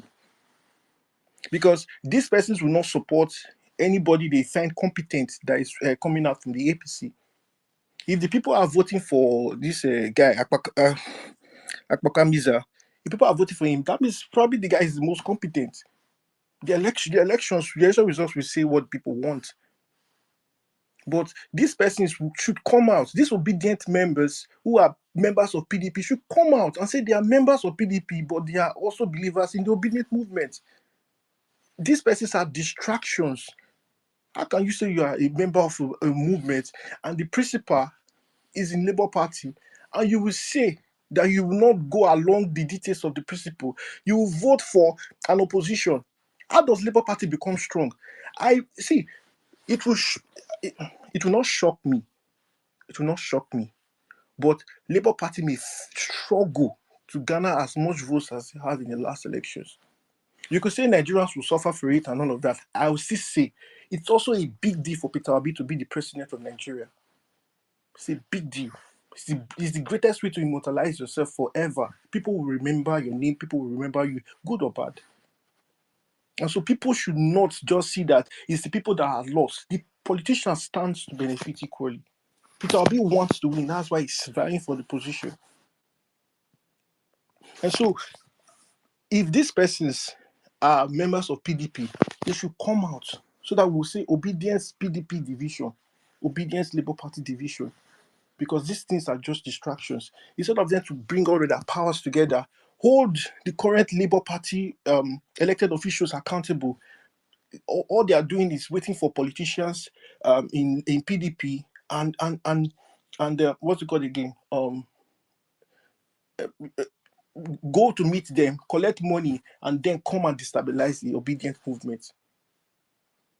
Now, the ones that went to the PDP to support Aswa Ighodalo now, they are taking a beating. They can't even deliver anything. I've once said the youths were not in the control of this so-called super obedience. They were never. The people I know that went to vote in the last elections went on their own volition. I know people, I know boys, youths who never voted in their lives. Their entire existence, they never voted, but they voted in the last elections. None of these super obedience told them to leave the house. They went on their own volition. These persons did not vote this time around. And so because there's no enthusiasm to go out to vote. There are no options to choose. Labour Party does not show an example. So what do you expect these people to do? Just vote? Labour Party is being scored right now, and the scorecard doesn't look good. This is the first election after the general elections that happened last year, and this is just simply a vote of no confidence in the Labour Party. Is that you guys reorganize this stuff so that 2027 would already have Peter Obi what's it called again on the victory lap, rather than us struggling to garner support. It doesn't seem good at all, to be honest. So I think that's all I have to say. Thank you. Good. Anti-Pan-African. Thank you for your submission. It took us round the circle, so thank you. Food for thought. We'll chew on it. Great perspectives.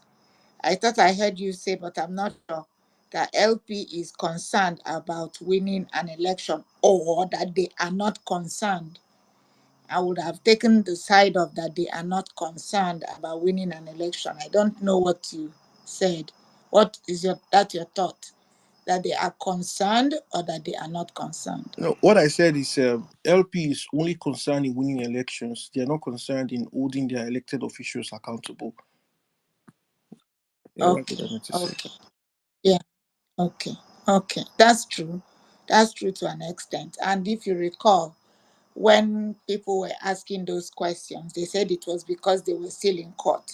They did not want to lose their litigation, but the courts have been open, and some of them have actually decamped, to PDP in Enugu State. I don't know the outcome, what INEC is doing about people who actually leave their elected political party.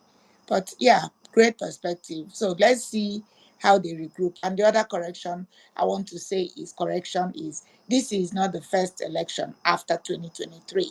We had 3: Kogi, Imo, and Bayelsa states. And people keep referring to Imo State, where the governor got more votes than Peter Obi in the presidential. Ijele is here. I believe it's Ijele of Kogi State. So when he comes up, he'll probably talk more on the experiences of Kogi State, but LP was not in the game. Bayelsa, they were half and half. I don't know how that played out, but we had those 3 off-cycle elections before this one. But today, we are just now looking at the reports that we are getting, and at the same time looking at our feelings. Some of our feelings have been deeply hurt, but hey, what can we do? We have to be here until they call the full result. So we are still waiting on that. I'm going to now transition to Jenny and Prince before we go to Adewumi. So Jenny, you have the mic. Thank you, Ankadede. I'm just going to respond, picking points back and forth, not necessarily the train of thoughts. Thank you to Auntie. I can't see the full name. I see Auntie Pana. In everything everybody says, you will see that certain things I align with, certain things I'm saying. Same with Prince Savior. And all the clarifying questions I kept asking Ankadede, because it's because I've come to the phase that I have to listen, in terms of when people say something, you ask a clarifying question because you want to understand their train of thoughts. Because there's something you've been saying, Ankadede. We all will have our different ideas. There are things we'll agree on, there are things we'll disagree on. But in everything, there is a strand of truth or facts that we can pick from everybody and weave into a proper bundle. And these are some of the things that Prince Savior and Ham said that I think we need to take away and think about, but I do not kind of line up with it. And I'll give my reasons why. One, I understand tactical voting, where a party says we're strong in these states, but we're not strong in this other state. Our common enemy is APC. And because we know we are not at play in Kogi, we will not field a candidate. I understand those sorts of sentiments, but that is one. And there are the pros and the cons of that. So we may say we will not field a candidate, or we will field a candidate, but we will not go all out. That is one.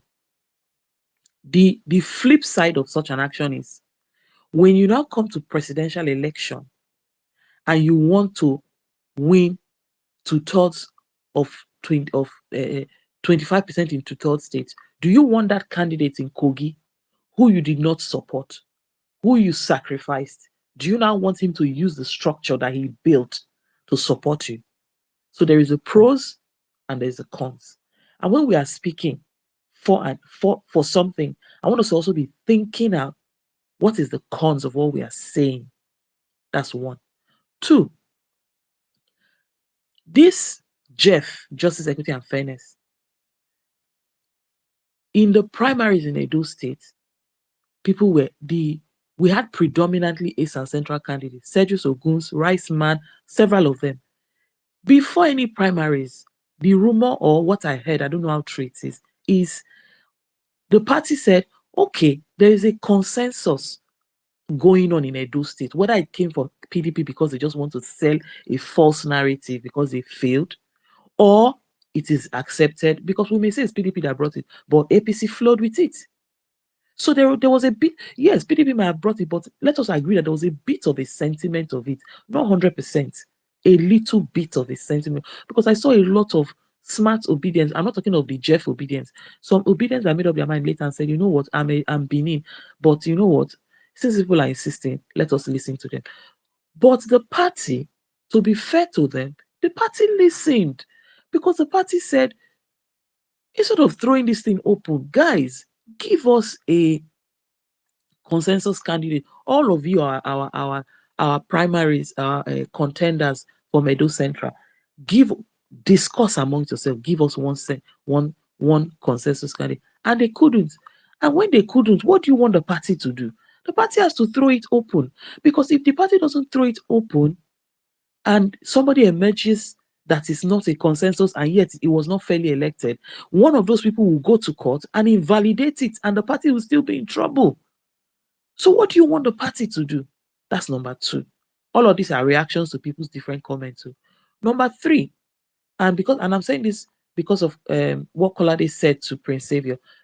There's this thing where people are alluding to. Kolade was saying, sorry, I don't want to miss my train of thought here because it's very important. Yes, there's something Prince Xavier said, I can't remember exactly, but Kolade responded, and he was alluding to the fact that, see, we need to get beyond the primary, in the sense of, we are not the only party who the party and opinions were divided after the election primary. In fact, the three parties had such a major disunity at the end of their primaries. They all three ended in court. So there is a bit of indiscipline in our midst. Let me calm down. There's a bit of indiscipline in our midst, because Kolade was alluding to the fact that if we have finished a primary and it was seen to be free and fair, INEC witnessed it, and this is the candidate that emerged by a free and fair INEC witness primary, then we should have the party discipline that we see in APC and PDP to say, you know what, this was not my candidate, but the party has spoken, let us do it. And let me say something. In APC, in PDP, many people felt that that Aswell was imposed. Yet, when the primary was done, that was the end of the story. Those who were not happy were kicked out. That is Ofona Group, Philip Schreibu, and that was the end of the story. Pim! If you stayed, you worked for the party's candidate. End of story.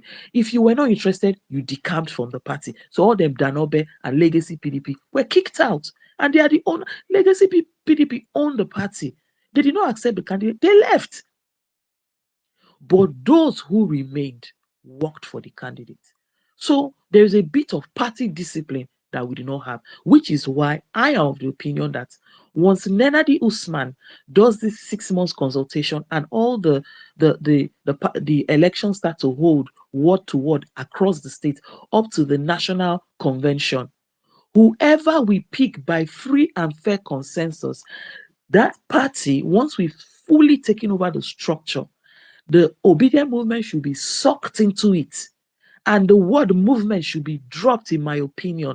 And this is where I want to line up with Pana in what he was saying, that I may not say it exactly how he said it, but once the full, free, and credible elections are conducted from ward all the way to a national convention and all our party structures are established, we are sure these are the people we want.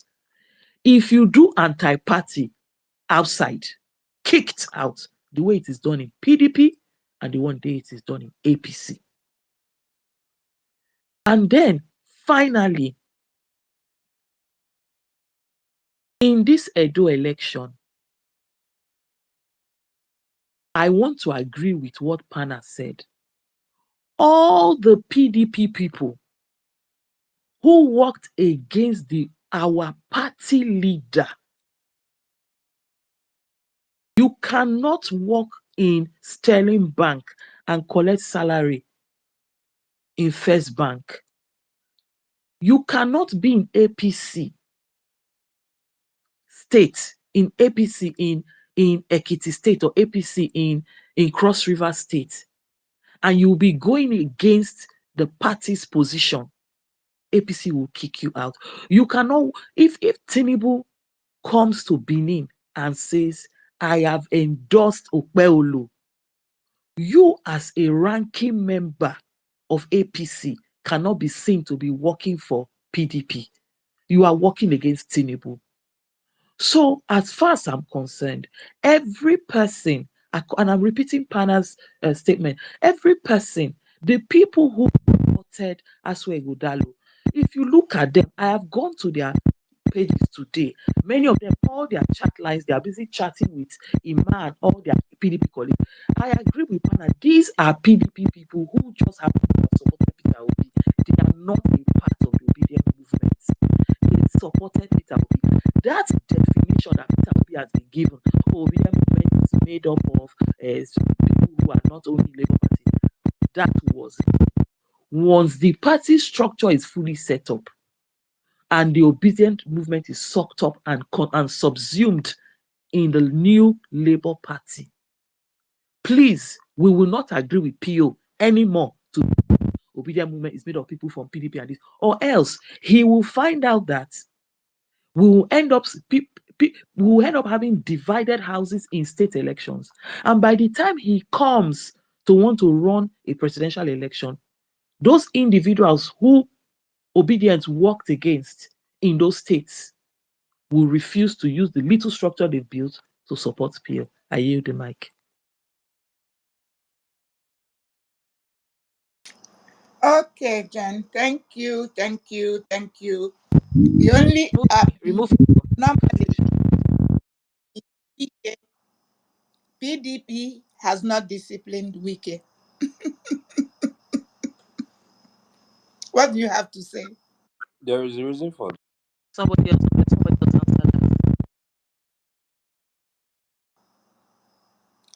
Anyway, let's move the mic. Prince, you have your 30 seconds before we go to Adewi.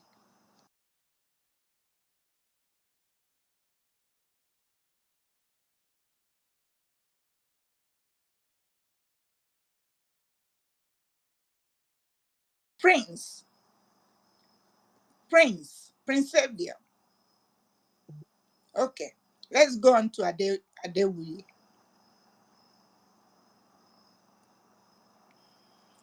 Adewi. Then we go to Ijele. Okay. Ijele, please. Good morning. Please hold. Hello. Ijele, please hold.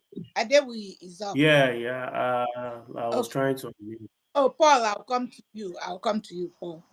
Okay, Adewi, go. Yeah, thank you very much for the opportunity. This is my first time speaking in any space. I've always been listening, and I've been here since during the day. And I want to appreciate one MMC for the good work that you guys have been doing, and I'm sure we'll get to our destination. I'm not going to hog the mic. I just wanted to chip in something that I observed.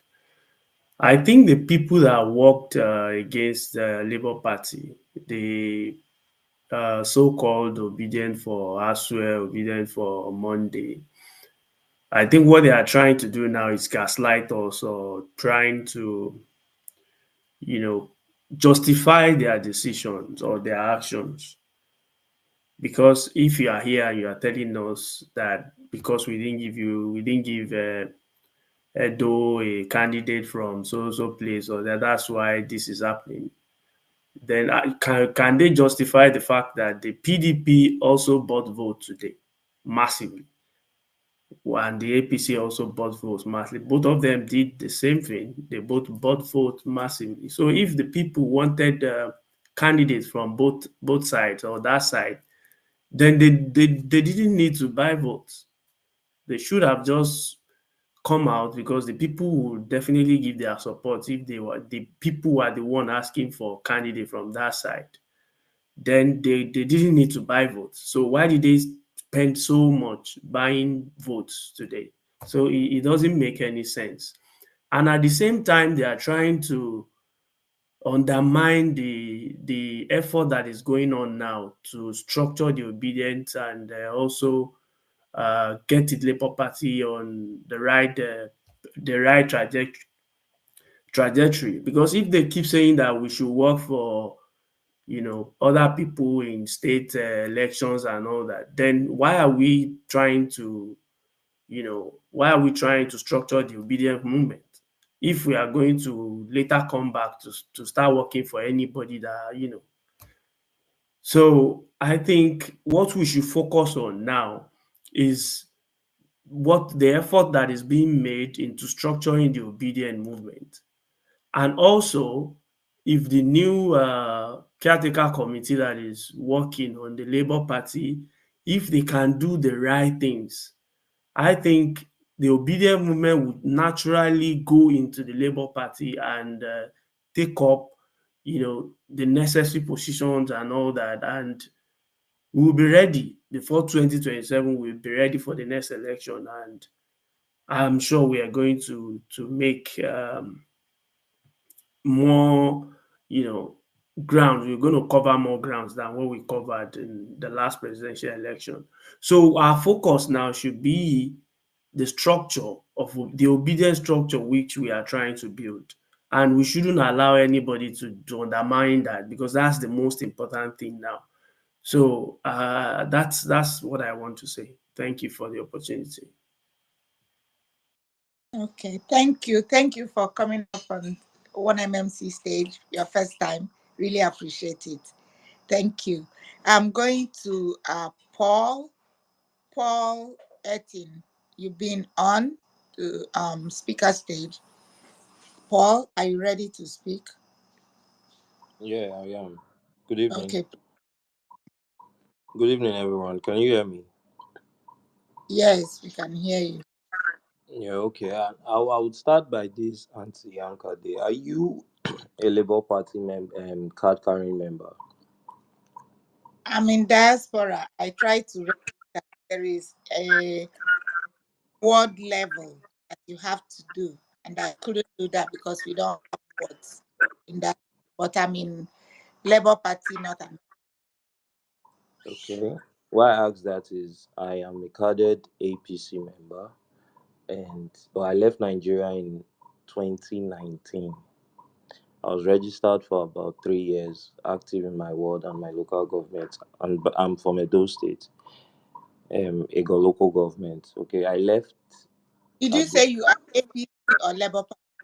APC. I'm a carded APC member. I left Nigeria in 2019, so I wasn't very active again up until I got to know about Peter Obi. So my submission is coming from my angle, how I became. I don't call myself an agent, and why I don't do that is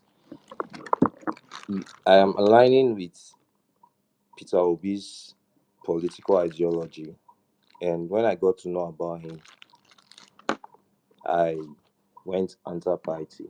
Last elections, I was in Nigeria and I worked for the Labour Party. I made a lot of enemies from my friends and my leaders. I put them like that. But I had to work for him for conscience sake and for the future. Now, the problem the obedience movement is having is this movement of a thing is from people who love the idea of Peter Obi, and it cuts across all parties. That is why I'm telling you I'm a carded APC member. Though I'm planning to pick up a card when I get back to Nigeria in December, because I'm not in Nigeria right now. I was just watching the party to know how they are going to structure themselves. Because the problem we are having right now is the obedience people, most of them are not Labour card carrying members. So the movements are just like they are just fans that have their choices to make at any time. So coming up onto this election, the Labour Party made a big mistake, which I observed from far. In my local groups that I am in Edo State, I was very vocal about it. But somehow they let it slide, and it is that zoning thing. That affected the outcome of this election seriously. And the other two major parties, they instigated it and they took serious advantage of it. The reports I'm getting is APC already won the election. I don't know what PDP would do, but from the in-house people I'm hearing from, the ones in the monitoring room, they're already celebrating. So I think they are winning the election. Now, they used that angle. They used the Oba of Benin's angle. That was why Olumide automatically lost the election. I made this very clear to the groups I was in because the Benin people are very sentimental people. At the same time, they are very welcoming to ideas. So when the whole zoning thing came in, my very close Ishan friends, when I tried to campaign for Olumide, I did till the last day on my WhatsApp pages, on all my platforms, vocally, the much I could do. I kept claim campaigning for vote Labour because I'm very interested in the state because it is my land. Because for me, he's the most capable. He's outside the clique of the old PDP APC. That's why I wanted him. But he had a disadvantage because of what I just stated now. The Benin people now just decided to go into the feed, the ones that went into the feed and take money from whoever could offer them money. I have videos of vote buying today. They were pricing vote buying in places like Auchi, going for highest bidders. Early in the morning, a girl I know in Auchi posted that, APC don't give me 20,000 this morning. Where I for seat food job.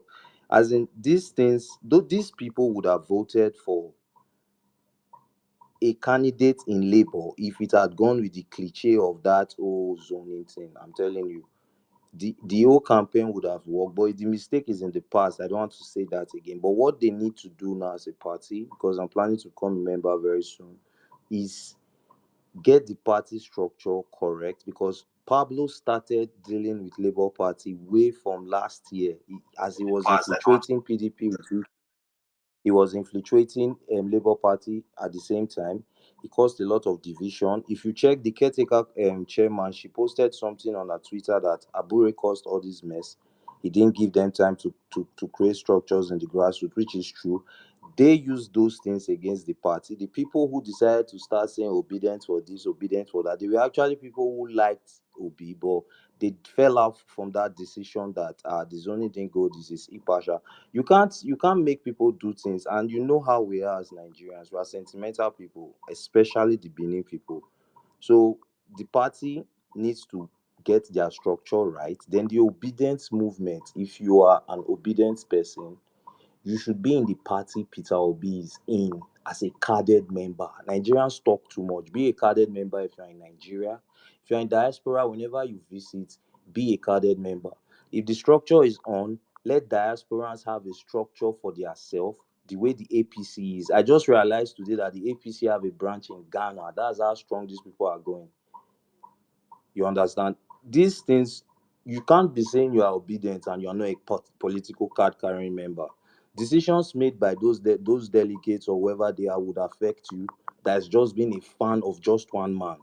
That's why the man keeps coming out and saying, oh, the thing is not affiliated with any political party, because he himself doesn't know how to group it. If we are all Labour Party card carrying members, people like Abure will not have the capacity to do rubbish.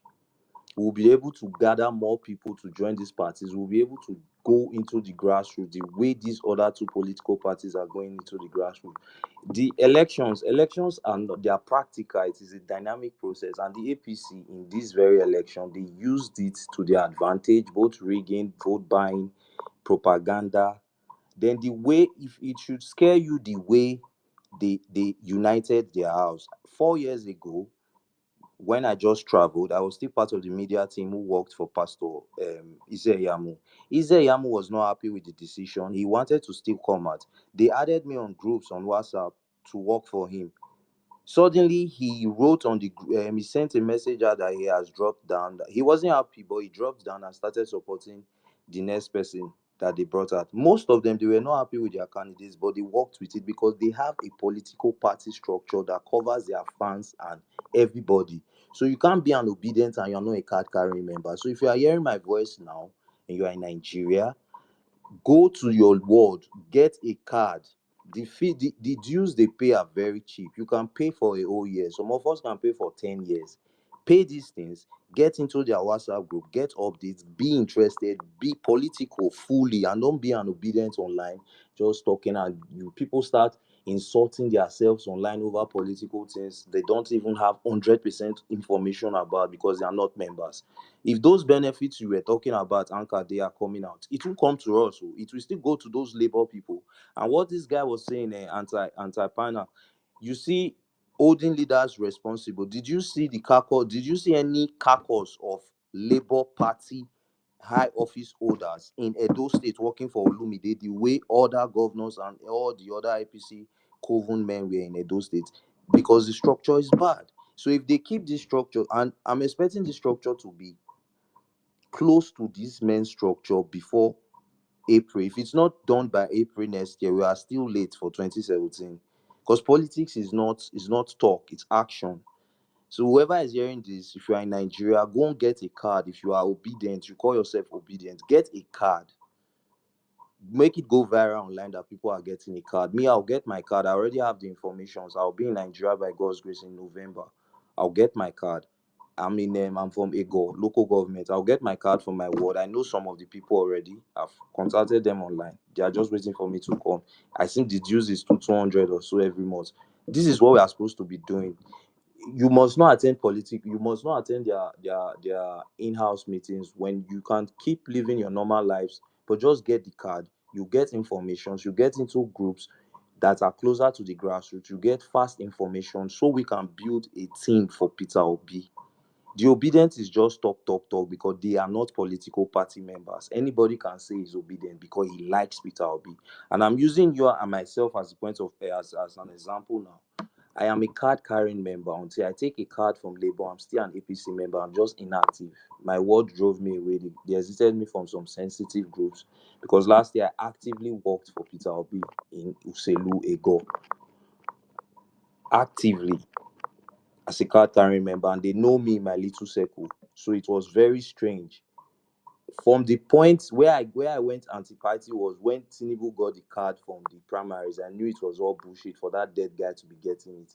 So I was down for any other alternative. Then suddenly Peter Obi appeared through my timeline. It was even part of why I came on Twitter. I was not even a Twitter person before. I was more of an Instagram person. I'm more anti-social, but because of the work I do involves Instagram, I get on Instagram once in a while. I came on Twitter because of Peter Obi. I've been following him and I like his ideology. Another thing the Labour Party would have to do when they get their structure right is to find smaller parties to collaborate with, get more structures. APC didn't become APC from just being APC. They were very minor parties before. I don't know how they will get so early online. I was requesting the mic when I saw some of his minions. One very loyal one that I know. I call him Mr. OK. I was wanting him to be on this space while I was talking. If they can get other little parties to join in the Labour Party because the APC is a very big force. The PDP can't match them. And someone asked why they haven't sanctioned Wike. The PDP right now. Wike is the only person that is making that party relevant. That is why they can't do him anything. He's the strongest to the central. They still need him. In as much as he's fucking up, they know they need him. That is how devilish these men are. So if we, the good people, want to be involved in this politics, we should be card-carrying members. We should be deciding what will be happening in Labour Party as low as your grassroots. It should not just be talk. That's my take. I eat the mic. Okay, thank you. Lots to chew on. Really appreciate your submission. I'm moving the mic. I had. Dede, please let me quickly correct something that he said that would affect us. He said that Nenadi Usman, through her Twitter account, she made a post. Dr. Mopal has issued a statement that she doesn't have an official account, that it is all these devilish people who are putting up that stuff. So please, guys, Nenadi Usman does not yet have an official Twitter account. Thank you. I'm sorry, I didn't know, because I came across a tweet that was.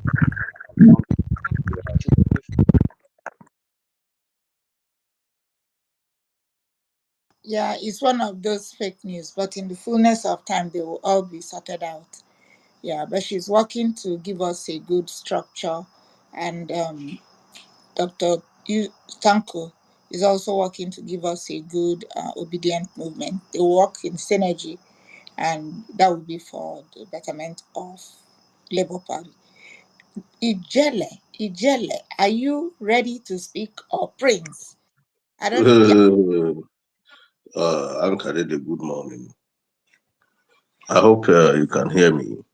Yes. Uh, If it's Isaiah, is this Isaiah? yes. All right. It's so disheartening and a very sad situation in Nigeria. But I am more particularly, I'm not happy because it happened, because I said it to happen and it happened. But I'm sad that we don't listen to some of us that have gone ahead politically and are still in the obedient movement. I'm not a card-carrying member of SDP. I'm a card-carrying member of Labour Party. But I work for SDP in my state. Why do I do that?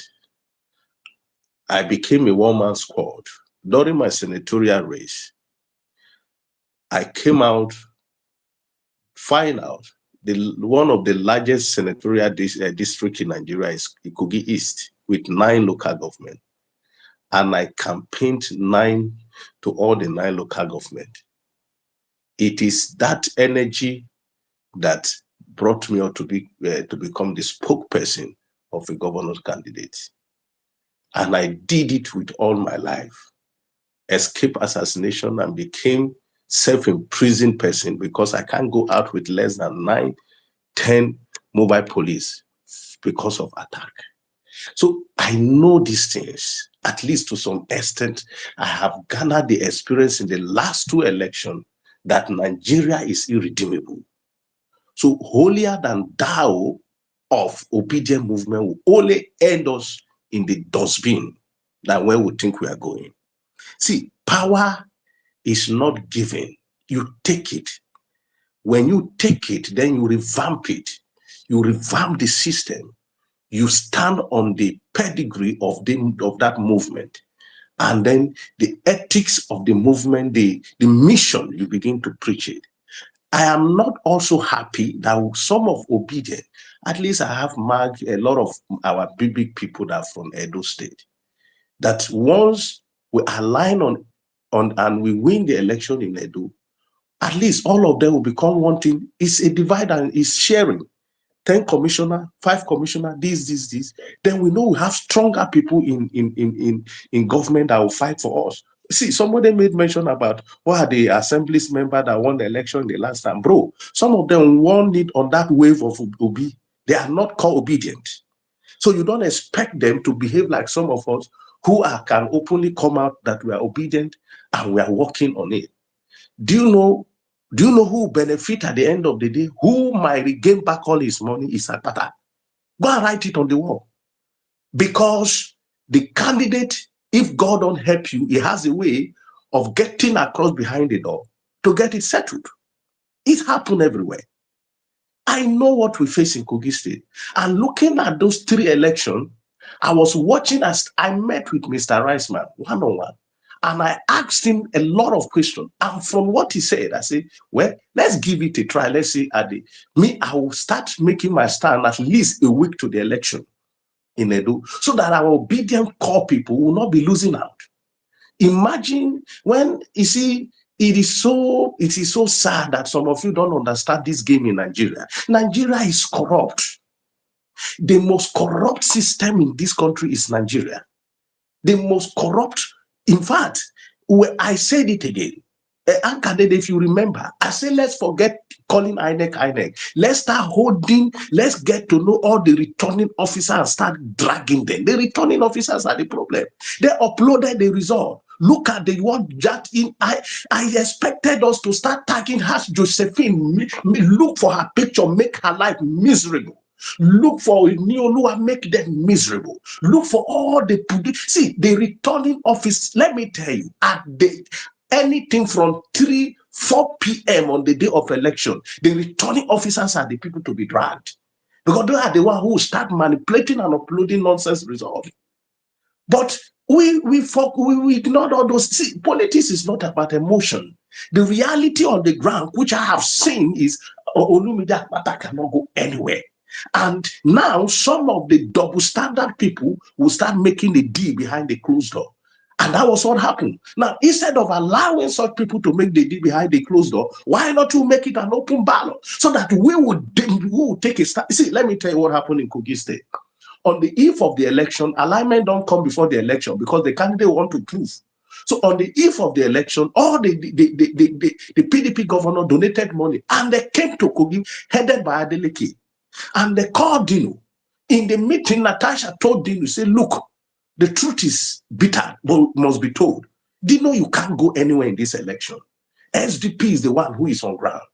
Even Ododo cannot go anywhere. But for us to be able to have, but our common enemy right now is APC and Bello. And for us to deal with Bello, let's join force with SDP, who are ready.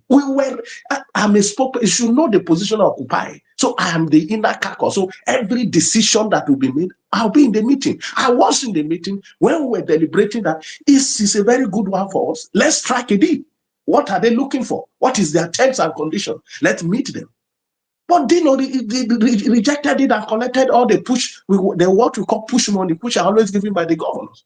And at the end of the day, when some few days ago, when I saw all the PDP governors in Edo, what did I say? I checked my timeline. Some of you might not understand. You think I'm for the. I can never, with what APC did to us in Kogi State, with what under this Bola Ahmed Tinubu. Bola Ahmed Tinubu is going to be the worst president when it comes to electoral jurisprudence and process in Nigeria. Go and mark this on the wall. Because that is the system they use and head Lagos to today. And you think they are going to collapse the same thing in Nigeria? No. But what do? We gather together. The last speaker talked about align with other parties. If we don't align with other parties and we want to be holier than thou, why? Trust me, we can never win any seat, even 2027. Because these people are not human beings, they are monsters. I know what we face. I know how we won the. See, in the Kogi State election, Ododo did not have up to more than 40,000 clear vote. He didn't have it.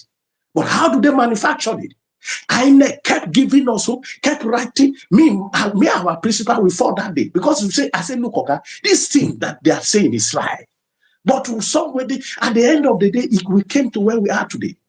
Now, when we got to the court, everything was in order. The process of the court proceeding was in order. The judges were giving back to APC as if they are going to give the judgment in our favor. At the dying minute, what happened? Oriola sacrificed us and retired. Till today, as I'm talking to you, are you aware that we don't have the CTC of our court judgment till today? That we don't have a judgment. It's just a pronouncement of mouth. Because the judges were divided. We also have insider who say they cannot give it. So what is the essence of beavers? Beavers came to come out this overvoting. These people have brought the beaver to court, ventilated it. Now, let me tell you, I'm going to post something after this. A week to sitting. Oriola changed 2 judges, Emmanuel Agi, who ruled in our favor, that self-inflicted injury on the side of the APC, that were not part of the Beavers inspection, and that Beavers is the only means of authenticating the voters. And therefore, Beavers must be brought to court in the judgment he delivered on Adeleke. So we based our argument on that judgment and brought the Beavers to court and ventilated it.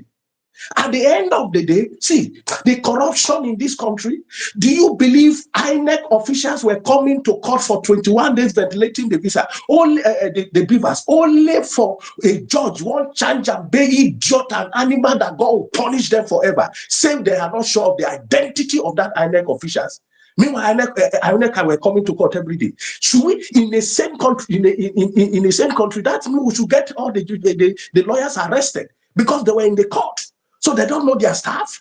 So INEC will give us meanwhile, they sent a letter from the court, even while the guy was sick for 2 days, and go on reception and say, INEC should produce the guy. And the guy came and he told them.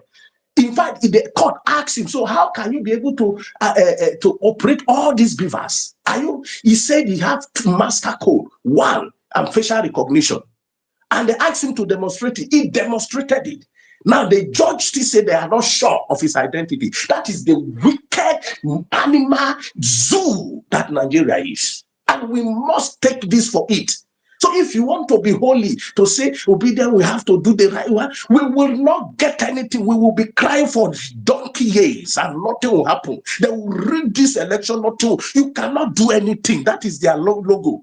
We will ring it and nothing will happen. You see, this guy don't understand that there is what is called integrity of purpose. They don't understand that Nigeria must get it right. If I tell you the kind of money Kogi State government spent on that case, they were sharing our money anyhow. All the press conference I was giving details of those things, it was all ignored by our judges. Now tell me, if judges can be that corrupt, wicked, evil, mad animal, how much more of those janjaweed coppers on the field? And that is why I say, I want to get all the names, me of my own, the names of all the returning officers, the way I'll be dragging them.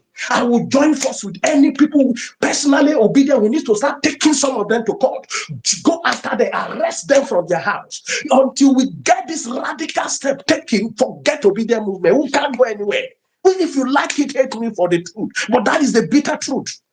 Because I am inside. I know. See, until we start fighting, when it comes to collaboration, sometimes we collaborate, and one part of this problem go to PO. When some people were saying that Abure must go, Abure must go, Abure must go, he was so slow about it until destruction was done to some extent before he took action. Why should we wait for those kind of things, man? Is that how to believe? Is that how to take power in this country? We can't take power by a la carte, man. You don't take power by being slow. You take power by force. Even the Bible says in John the Baptist, the kingdom of God suffered violence, and the violent take it by force. What are we talking about? You got to take it by force. So if we don't take some of these measures and we come online emotionally, we'll kill some of our ladies with emotion and all those kind of things.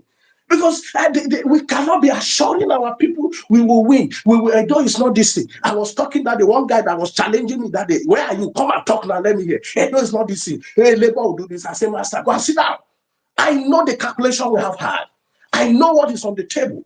If we have had that alliance and say, oh, leave me that pattern, this is 2-3 days to election. From what we are seeing, let's negotiate and join force with this thing. Let them give us, if commissioner is 10, let them give us 5. If this is this, so that on the eve of election, let's declare and we get position here.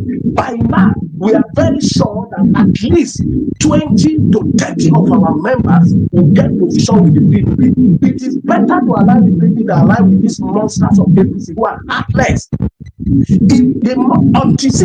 One of the biggest problems of Nigeria is the APC chairman. You don't expect to have somebody like that as an APC chairman. Isaiah, there's a terrible feedback from your end.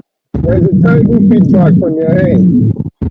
So Jenny, I think Jenny should mute your mic. I'm seeing one Jenny mic is on. Somebody's mic is on. Please mute your mic, yes. Everybody. There's a terrible feedback.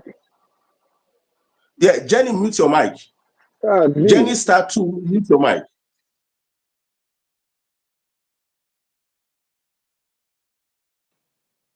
Yeah, is it better now? Yes, I muted everyone, so you can now speak.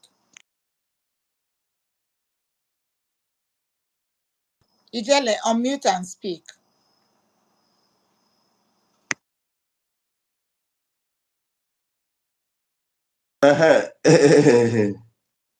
We were all muted for a very long time, so I couldn't.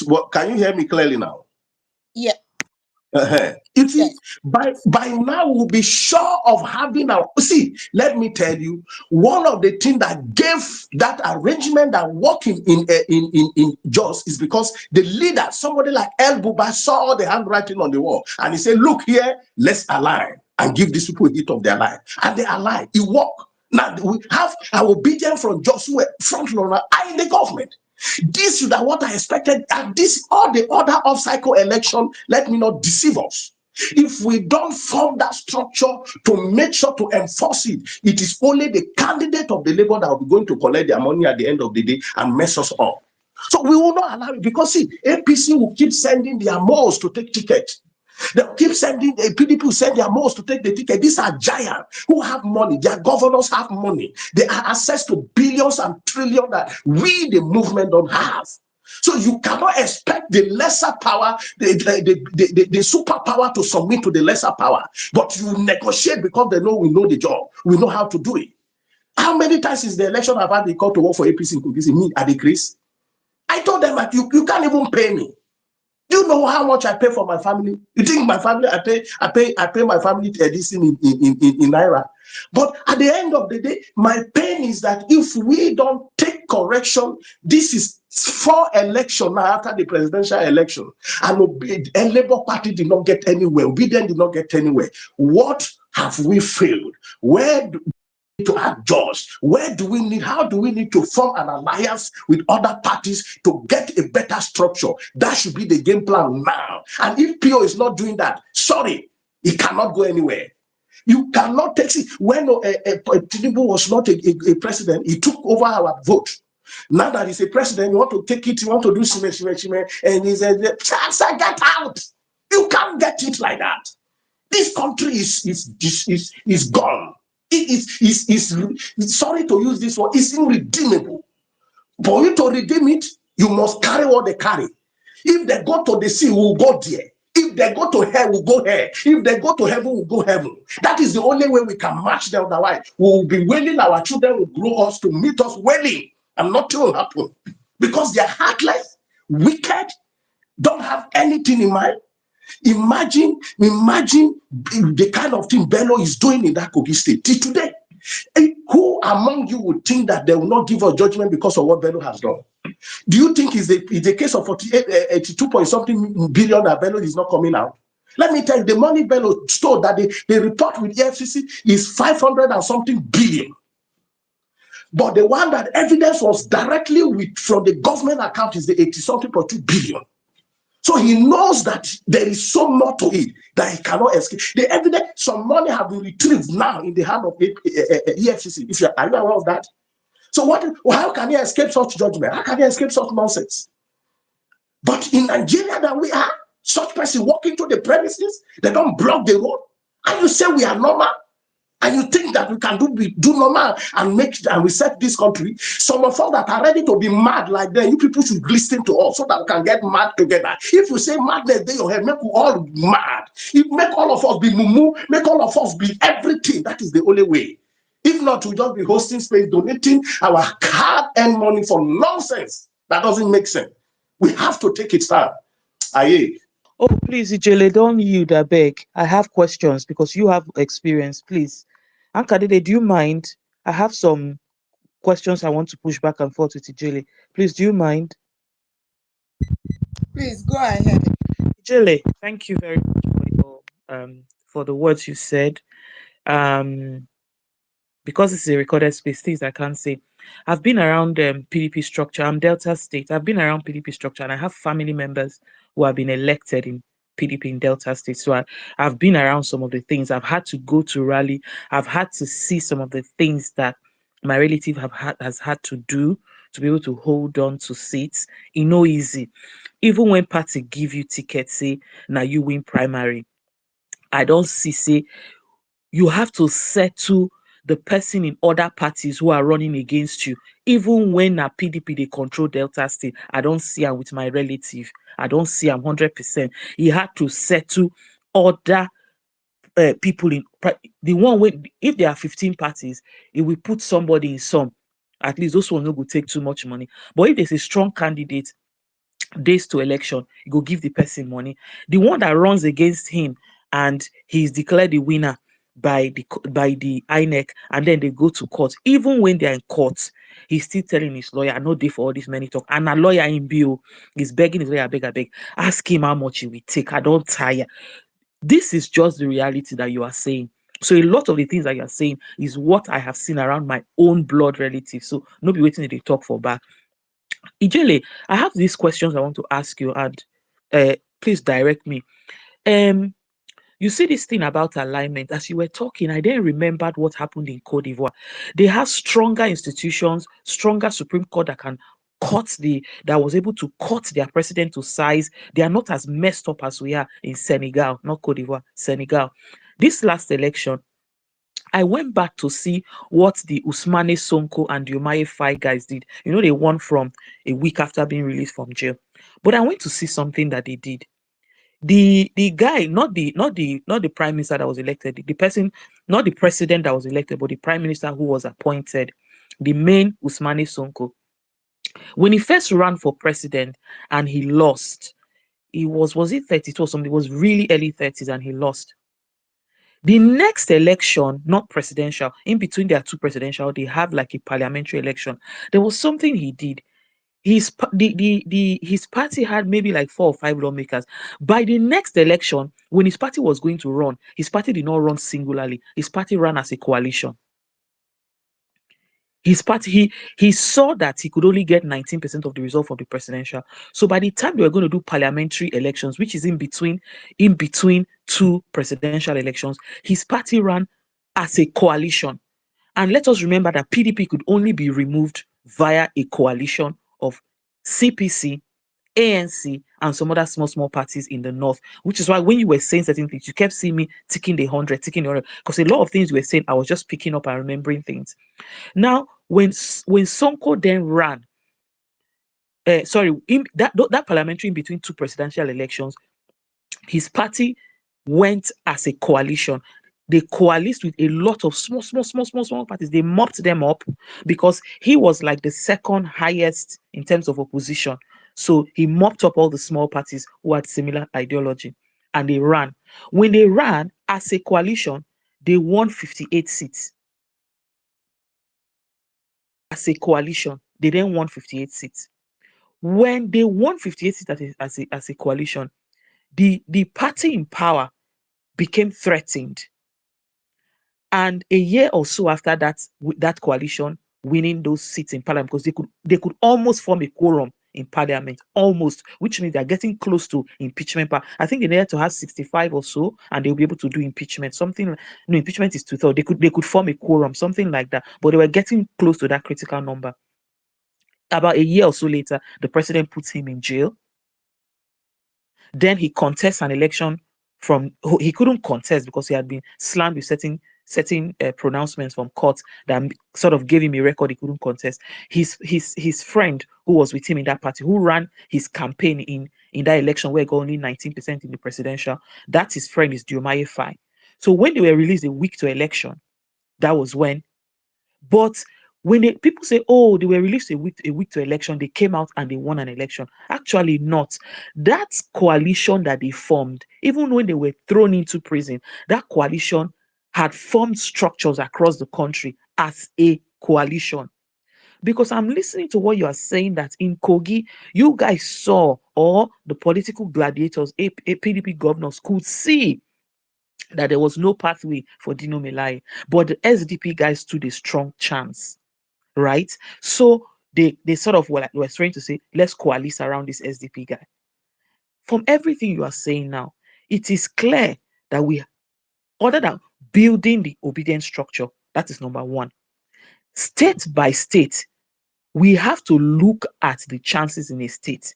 and see that if we are not capable, if there's a stronger, if for example, if there's an SDP candidate in a state, what we do is everybody all the opposition collapses. You can call it a collapse structure, or you can call it a coalition. For that, it's like a special purpose vehicle. It doesn't mean your party is now in a total party coalition with that party, like they did in that Diomaye and Sonko did.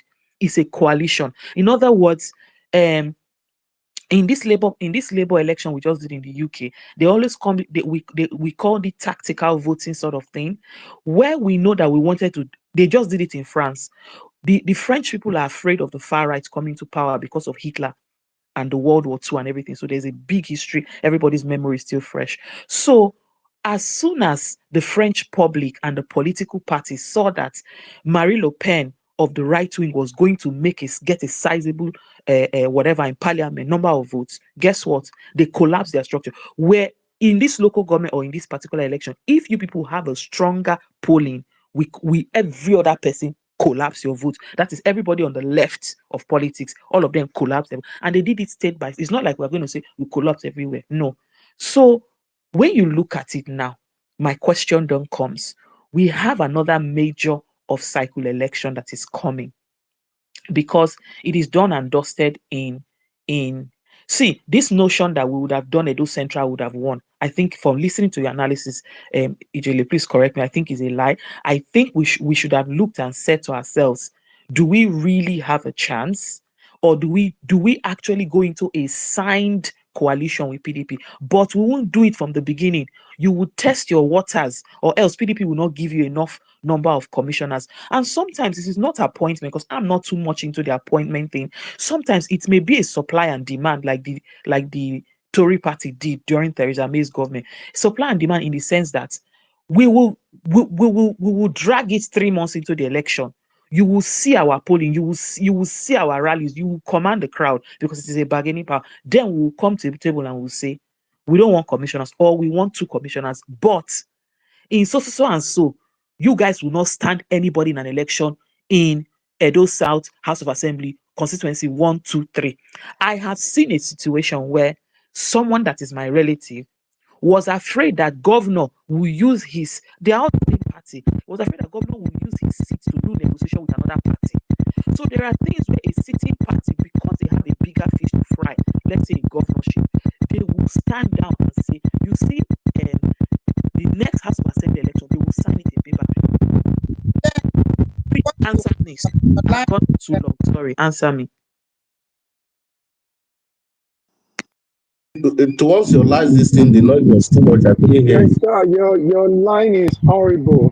Your line is horrible. I didn't hear your last question. Towards about a minute to your last thing, your line was very horrible. I couldn't hear you. Okay. So what is the question? So my question is,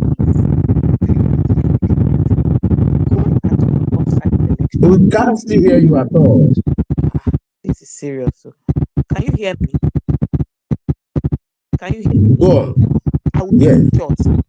In Anambra election, how do we work this coalition thing in Anambra governorship? Did you hear that?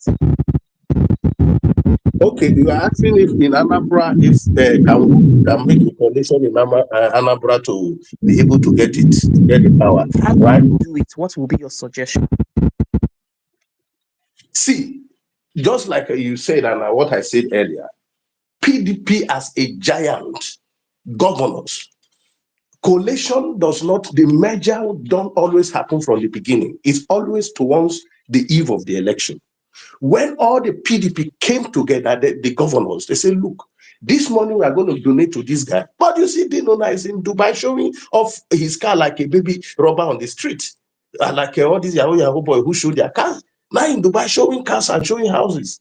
They say, look, this money, we cannot give this money to this guy. You don't have the chance. That is PDP with structures. That is PDP with governors. And SDP is not with anything of such. But this guy can win the election. This guy is the one that people are talking about everywhere. Let's collapse for him and have a deal. We were ready to put our card. In fact, the first thing Muri asked them was, what are you looking for? We were ready to play along. We're ready to sign the deal. We're ready for everything to work. It is only Dino who say, no, they should give him the money. He will run his election. He will win. He will do without his grand. Started quarreling, fighting. Okay, they gave him money and they walk away. At the end of the day, how many votes did he get? He couldn't even win his local government. And that is the fact. So if PDP could say, let's collapse for SDP, who is Labour Party that we can collapse another person? First of all, we must be able to open mind that in the next off-cycle election, Labour must march, no matter what. Even if we have a stronger ground, like I told you, we had a stronger ground, but we're still looking for people who might with us because we know that with Meja's party, it will be more stronger. So what? So we see the problem is a lot of the obedience. Some of us are emotional, and we are coming from the Western world that we think things are all right, that brain work in Nigeria. Sorry to tell you that people brain know they work. Yeah, if here brain know they work, everybody in Agbero. So you must play that Agberoism to get it. So we must all be Agbero. We must all be everything.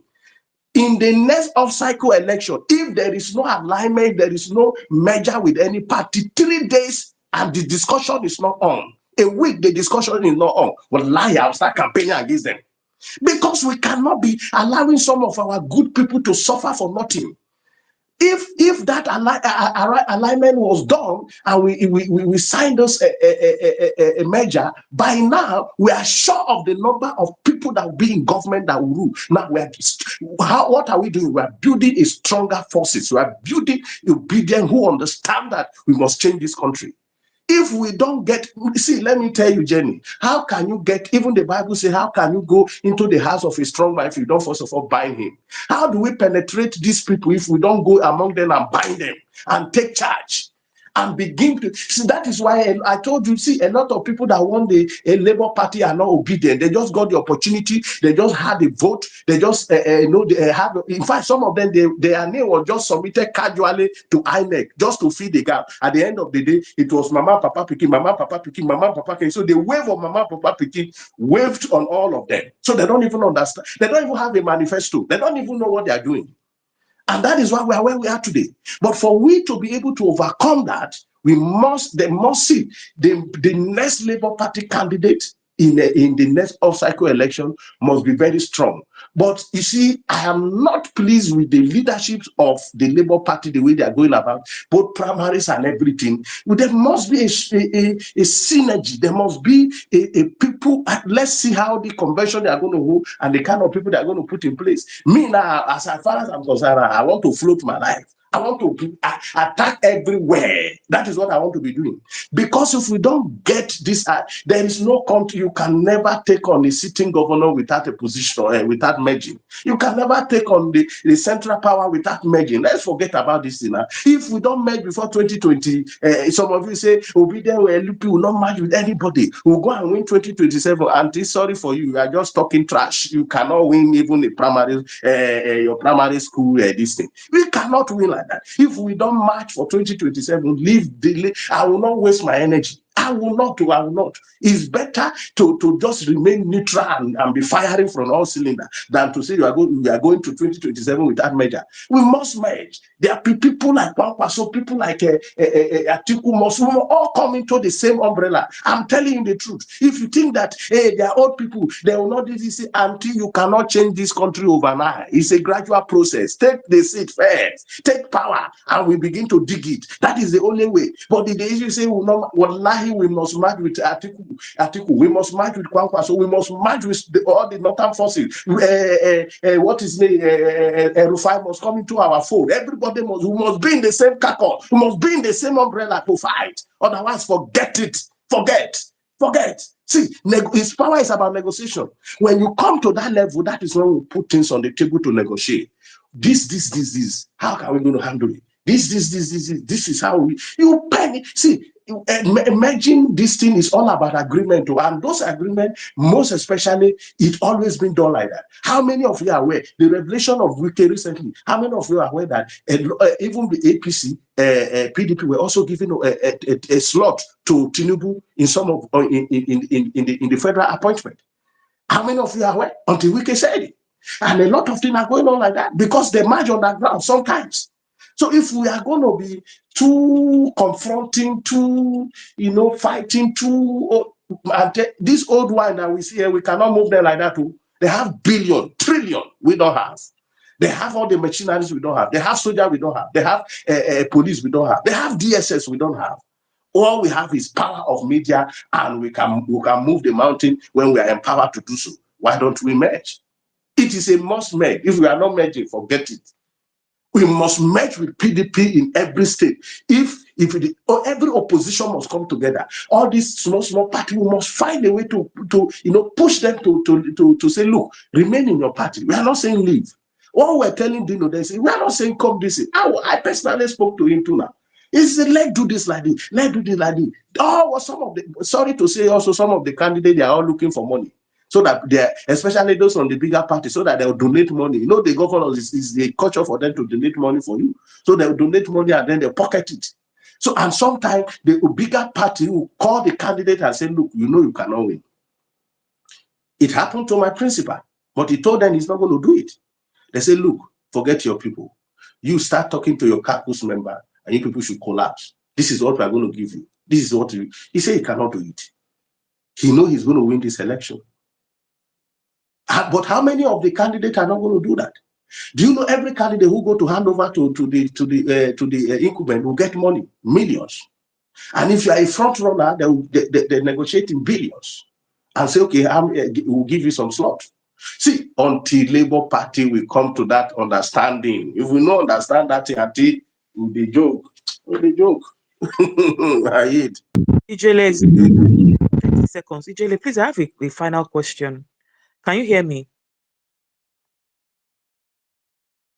Ijele, can you hear me? Hello? Yes. I have one. Yeah, I can hear you. I have one final short question. When I was listening to what you said, something came to my mind. The whole federal government, they were a bit shocked when they saw a man without structure like Peter Ghana close to 7, 8, 9 million votes. How does a man like Peter Obi negotiate at the national level? Just not without going into depth.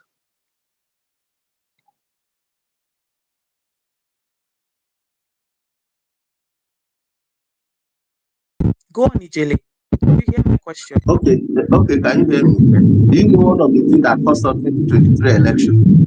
You know, it's also Peter Obi was part of it. Sorry to say it openly here. Right. Because you see, a lot of people, the power that be in Nigeria called, I'm aware of this, I'm telling you. And I will not apologize for it, for what I'm going to say. There are some of the power that be in Nigeria that spoke to Peter Obi that, look, we are going to give you this opportunity. But what is on the table for us? Obi turned every negotiation down. That he cannot negotiate. They want a new Nigeria. That was a major problem, setback in that election. You must negotiate until a lot of power that be, even from the north, wanted to negotiate with Peter Obi. He turned every single negotiation down. And if we continue that rate for 2027, Auntie, sorry, I will not be part of it. I won't talk too much.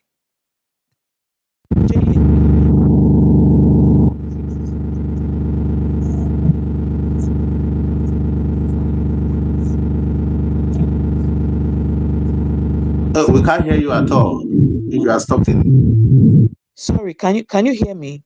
Yeah, a bit. Okay, I'll keep it short.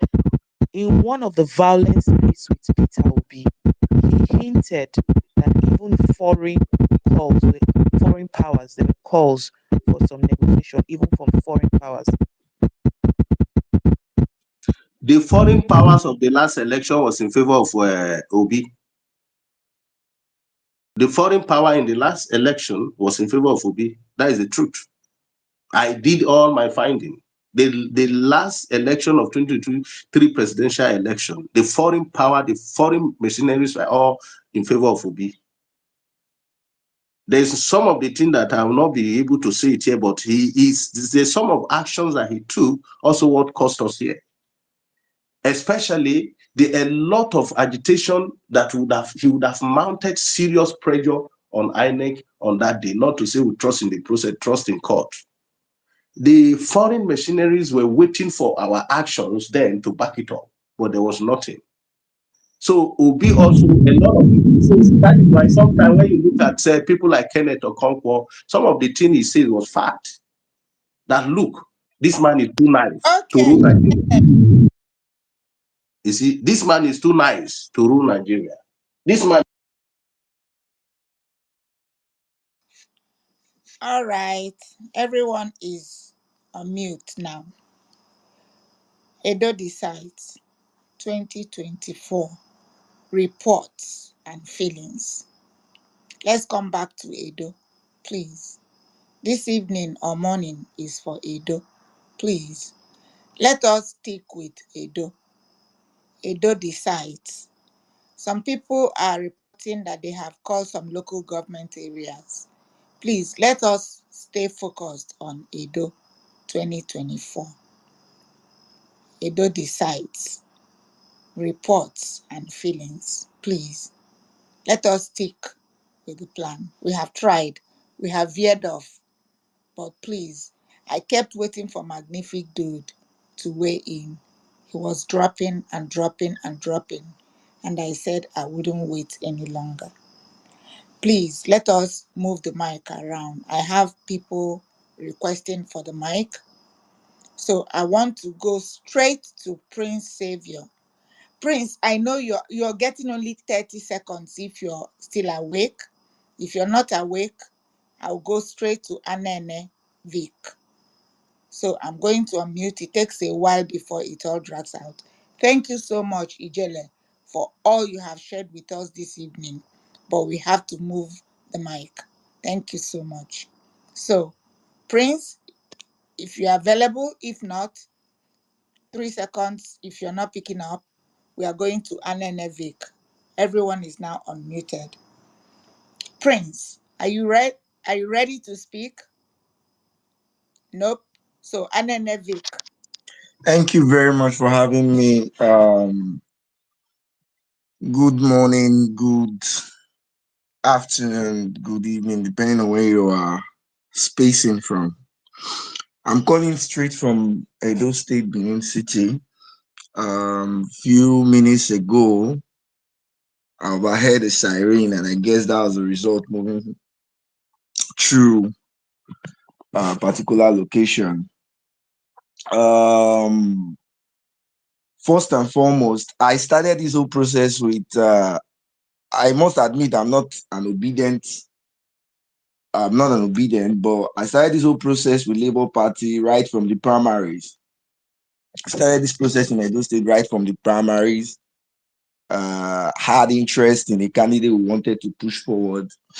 And a quick question. Since you're not obedient and you're going to primaries, the subject line is Edo decides reports and feelings. Please make it around. Basically, I feel personally, being unbiased, I feel whatever the outcome of this election, Labour Party played a very, very major role in it.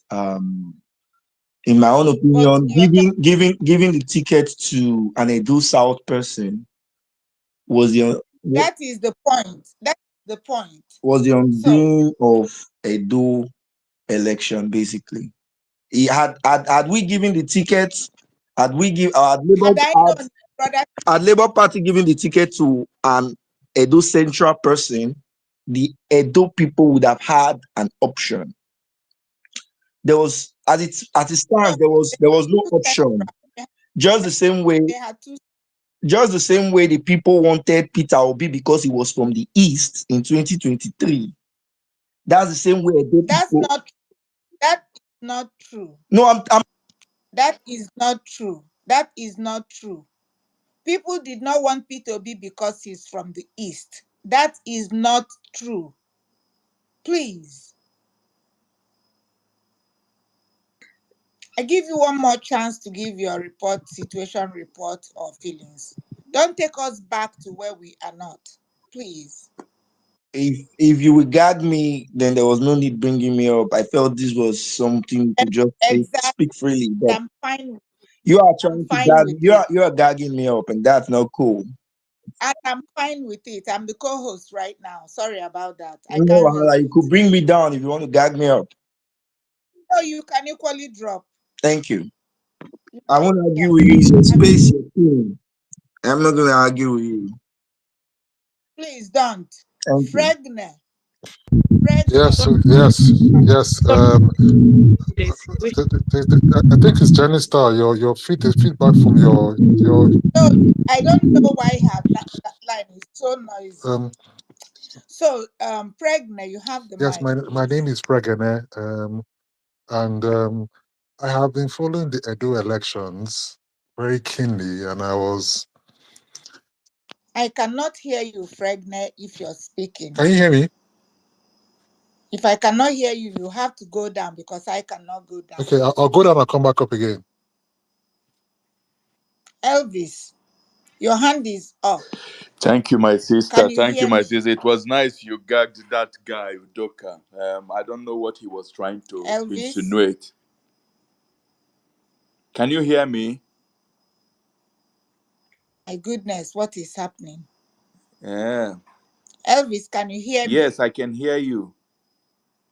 I can hear you. Seems like yeah, then go ahead. Your mic is open. I cannot hear you. Okay, then because I could hear the other person. Maybe it's you who is having problem. And I cannot go down. So if I can hear you now. Okay. If you can hear me. Okay, I can hear you now. I hear you. Okay, then we are good. Okay, Go I'm ahead. sorry because last time I was hearing the other guy. So I don't know what is happening to the host. But thank you, Sister Kadede. It was nice you brought down that you stopped Anene with that kind of gaslighting he was coming with. Because right now, without even the result being called, he's congratulating official APC on his timeline, saying that the victory is well deserved, that you guys worked for it, and you got it. Please, to do me a favor, arrest Governor Obaseki for whatever he was trying to say. So I don't know where he's coming from with that. Anyway, I think most of us, we are not. We are, even if we are very, very saddened. Ankaded, are you still hearing me? Yes, I can hear Even you. if we are very, very saddened with the outcome, I don't think we were expecting a miracle from INEC, and the system and the government. This is just another manifestation of the state capture we've seen. This is another nail in that coffin that proves that what we call democracy in Nigeria today, or what we call elections in Nigeria today, will never produce a true democracy. When you have a system where the people cannot elect their own leader in a free and fair election, then it becomes what we call democracy becomes a fraud. And it also has a chain event, it has a chain reaction, because when you have this kind of situation where people lose trust in the process that produces any leader, that leader is unable to govern, even if the leader have the best intentions and have the best programs in mind. Just an example to illustrate that is true.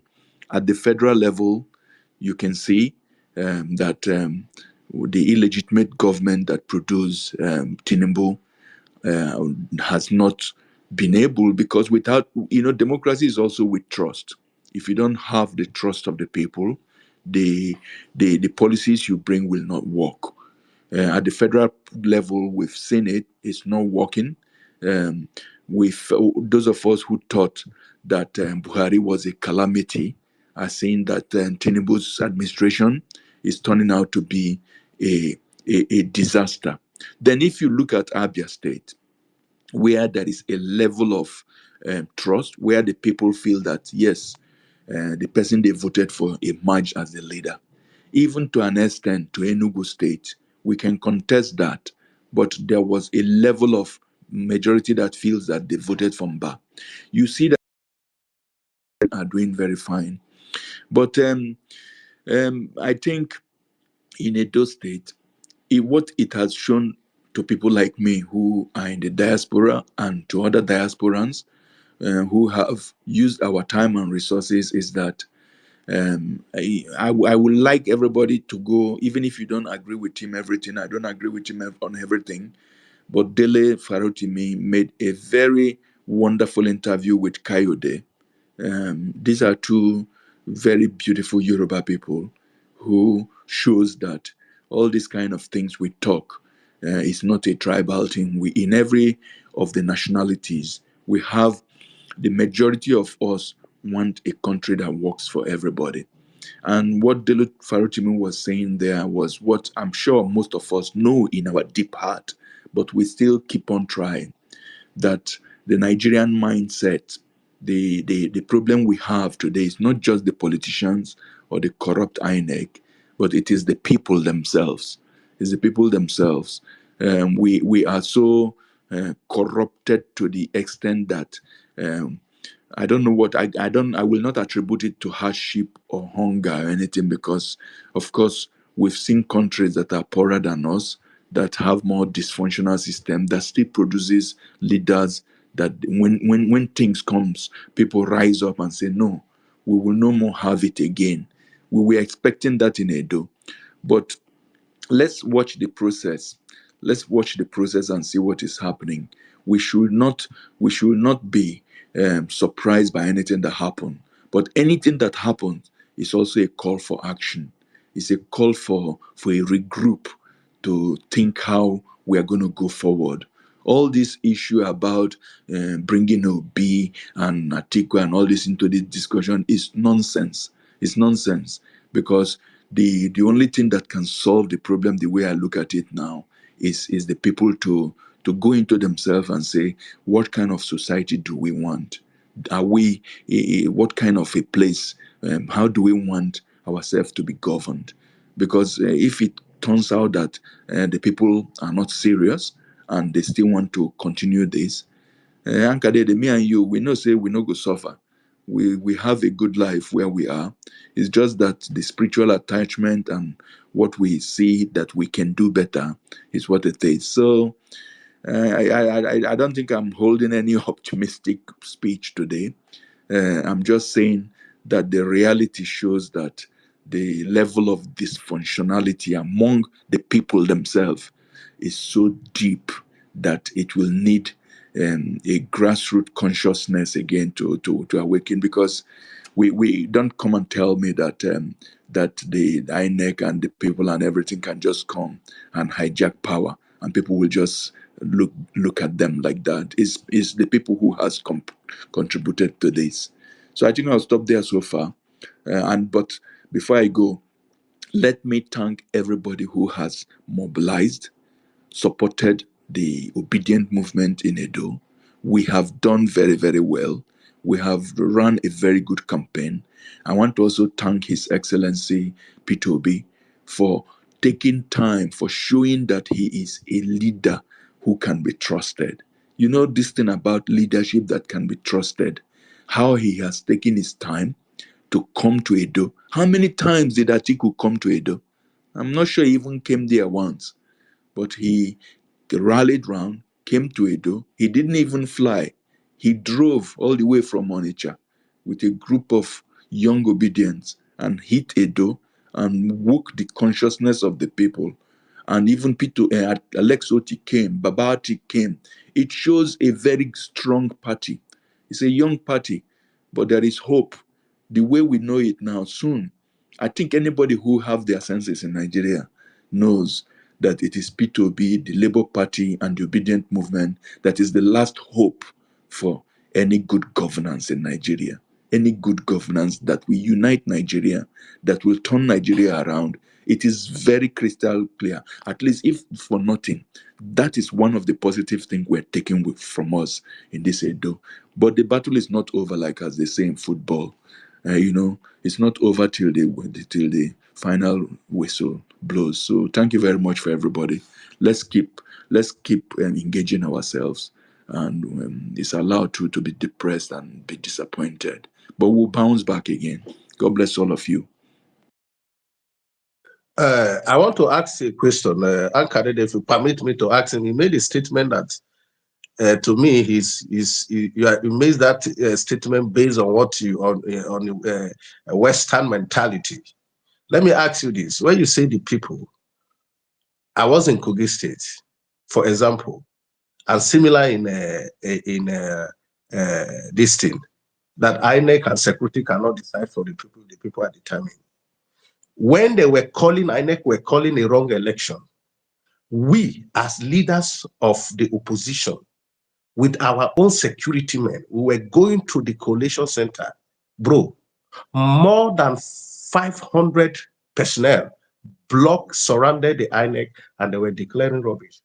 How do you think the citizen can handle such thing? Do you want people to die on the street for nothing reason? Do you want people to take power into their hands by start shooting? When you say must be the people, it's not INEC. I want you to tell me why it is not INEC, it's the people. Because if the people that voted in Edo today, INEC can still be, you see, that man sitting as a returning officer can do anything. Anything. That is what you must know. The INEC rules and regulation empower them to counsel, to write, to do anything at that point. And they'll do it under heavy security. And the citizens will be helpless. And poverty is part of the weapon they are using. Now imagine people, somebody like one of the speakers say that a lady say 20,000, they gave me 20,000 to go and vote. I beg, I don't see anything I go chop today. How do you think the citizens are the problem? When these people have never allowed the citizen vote to count. And how would the citizens, do we have gun? Like, don't forget, in the Western world, we are permitted to carry gun and do and undo. Here, we are not permitted. Look at the guy they paraded yesterday as a PDP talks with a local. Is that how the kind of gun talks use? Thugs that are going around with AK-47 RPG is you catch somebody and say so those are the things we should be looking into. So if you start talking that it is the people that must wake up, people have woken up. People are on the street lamenting. People also want a change. Is it but a they cannot question get or that. is it a speech, my brother Jelly? Is it a question or a speech? A question I just followed now. you back. First. Okay.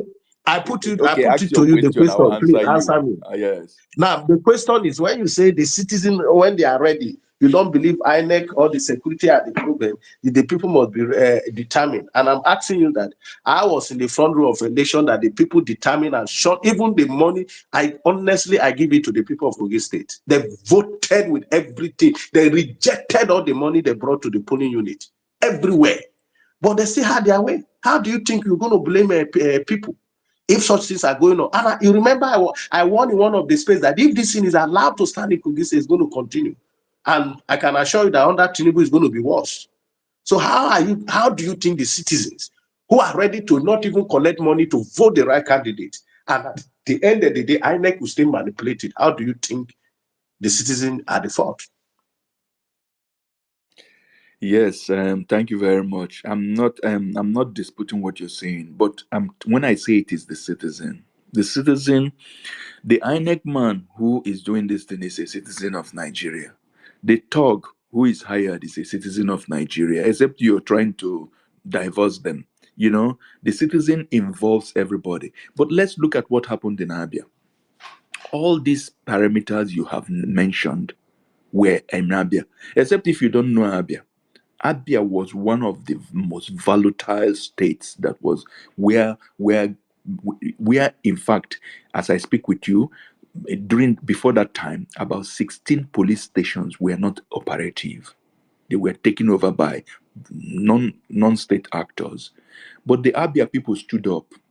When majority of people stand up in any place, even in Sri Lanka, in Bangladesh, we've seen it. No, Mr. Elvis, before you proceed, let me put it to you.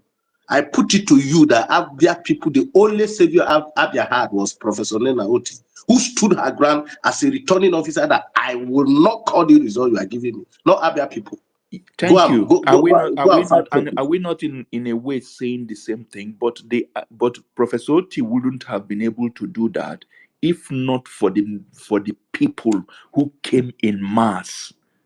If you have seen the people who marched over to her, you have to see the crowd, my brother.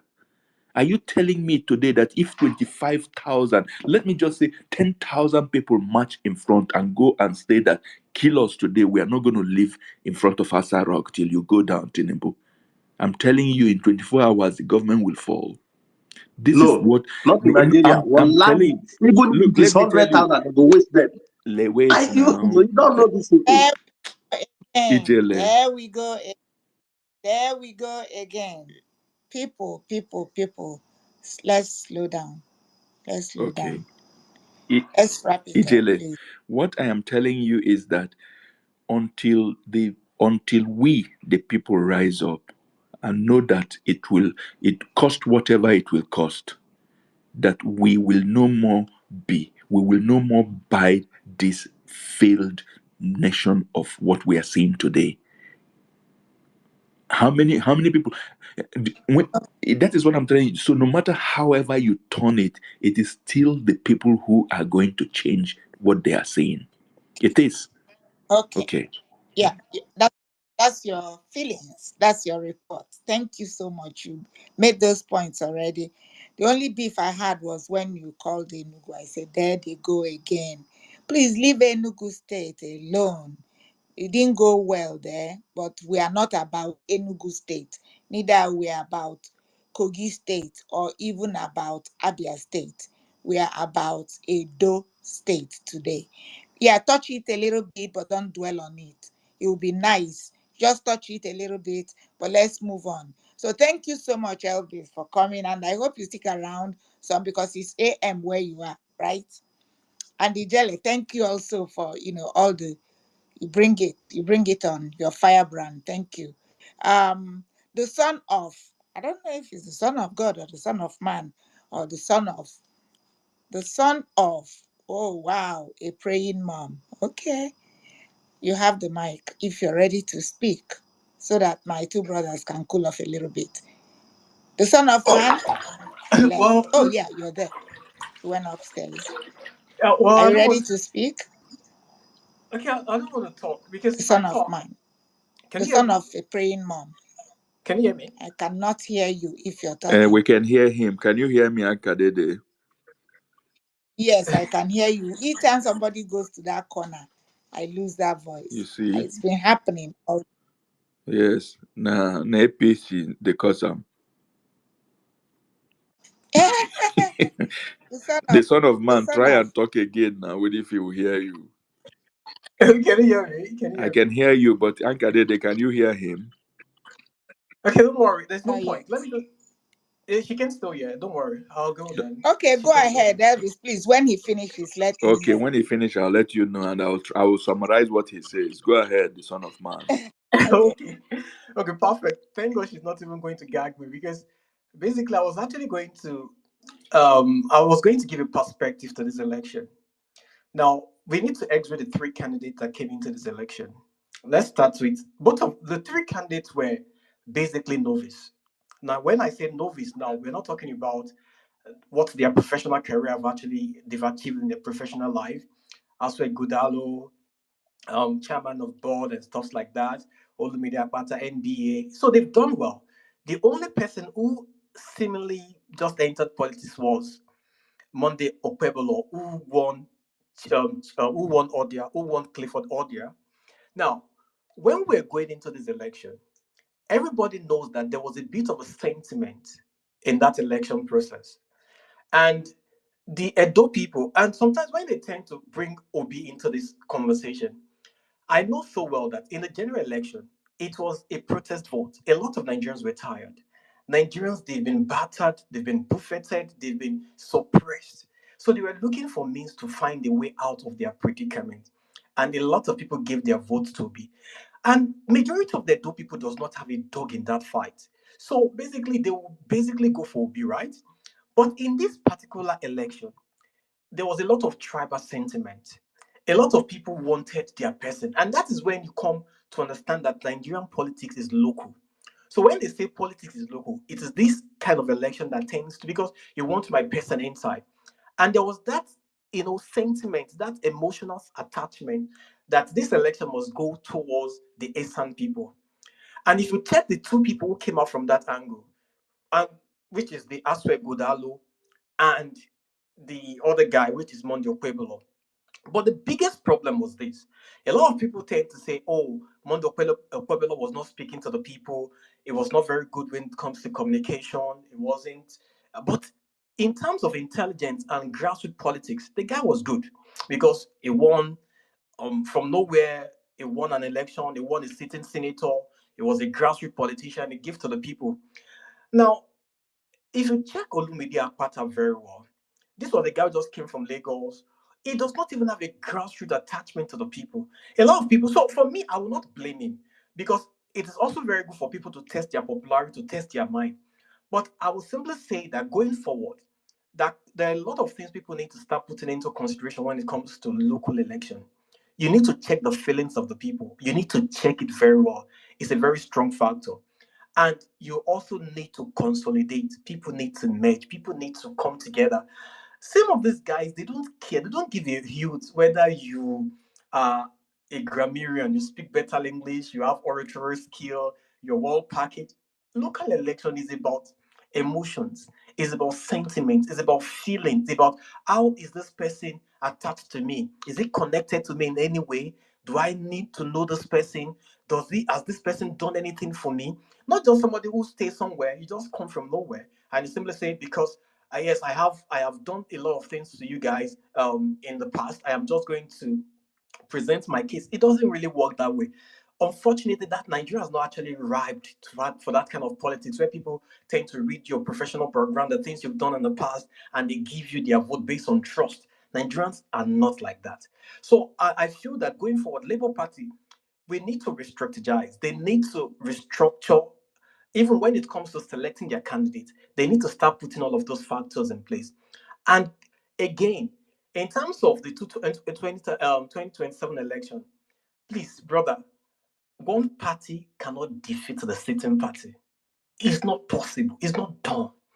You can even in the Western politics where establishment has actually shown that is a very strong factor. Even check the Kamala Harris election and the Trump election. You can see that most establishment don't even know who to support. So people are looking for vote everywhere. They're trying to consolidate, they're trying to bind people.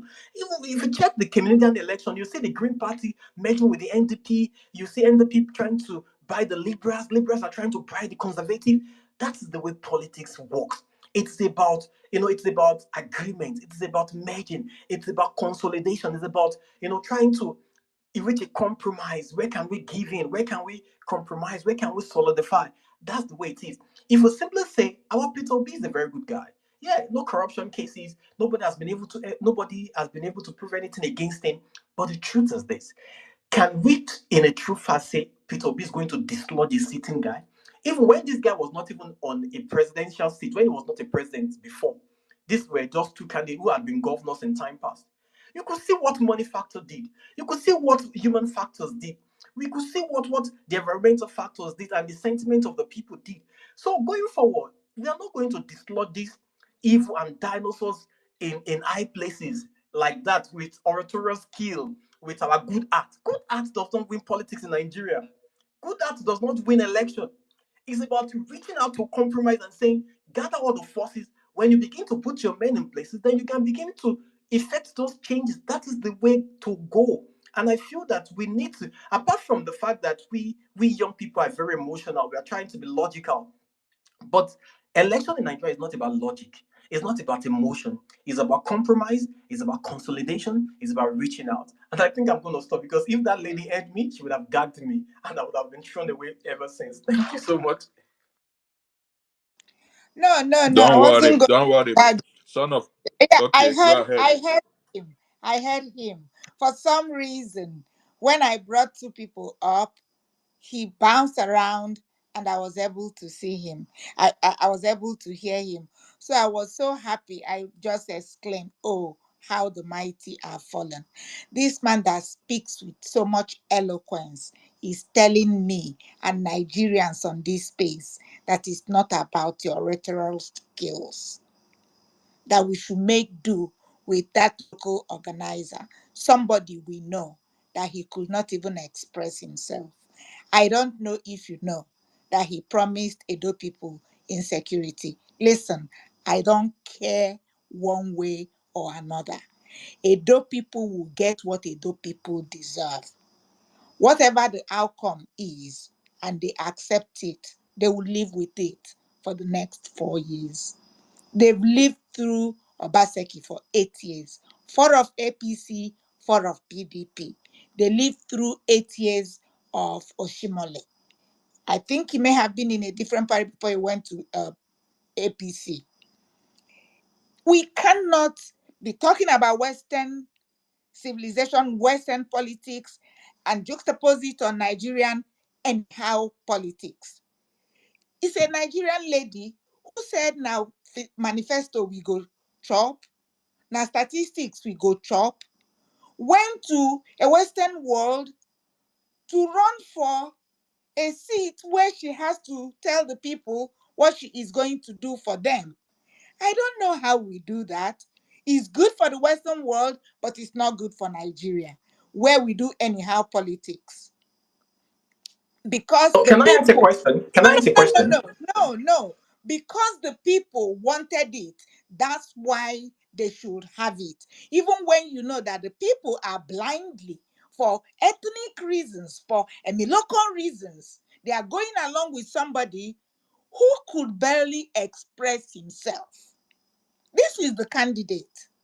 I don't have a problem with the candidate. Neither do I have a problem with the state. It is what we want that we get. That's what Edo people, it wasn't just because it's from Central or from wherever. People bought votes. People sold their votes. People used intrigue to betray their political party. People do things for so many reasons.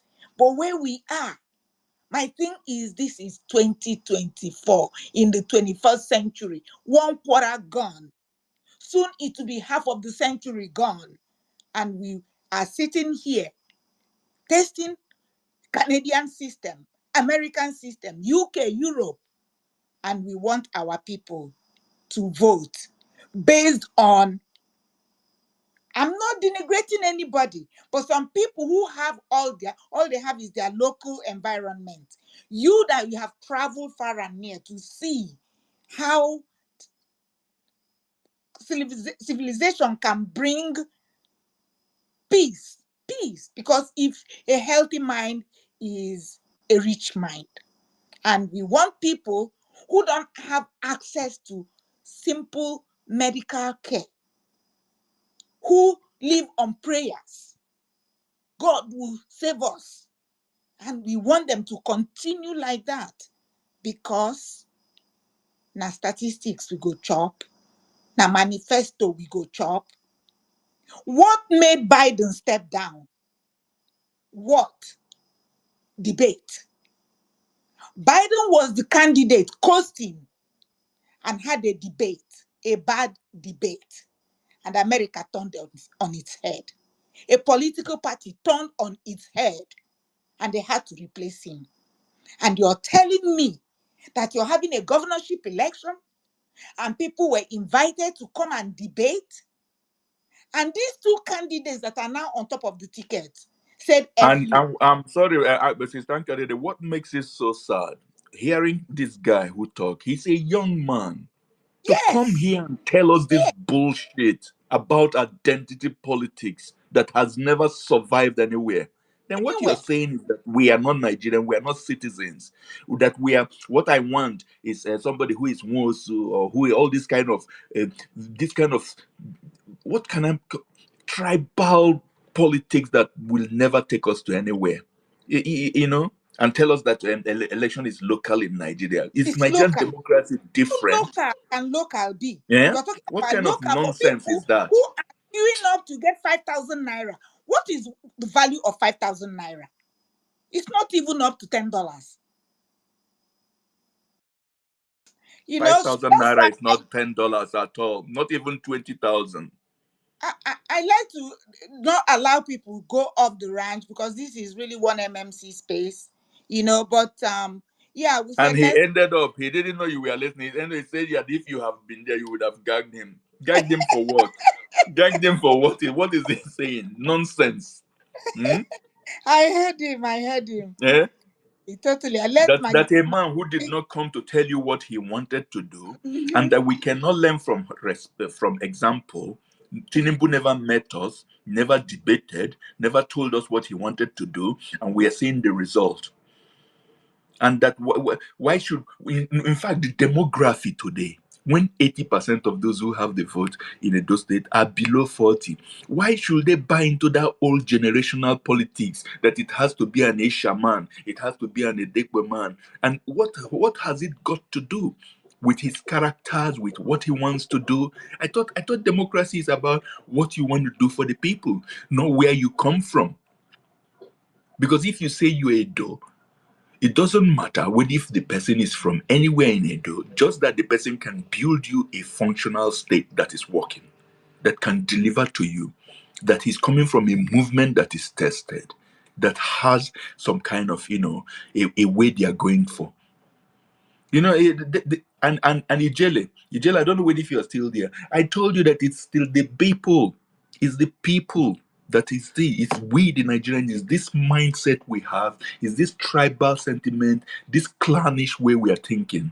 This is what is holding us down. No. Has nothing to do. Let me tell you, Mr. Yes. Elby, do you know, if you don't know, Nigeria political system is built on three things.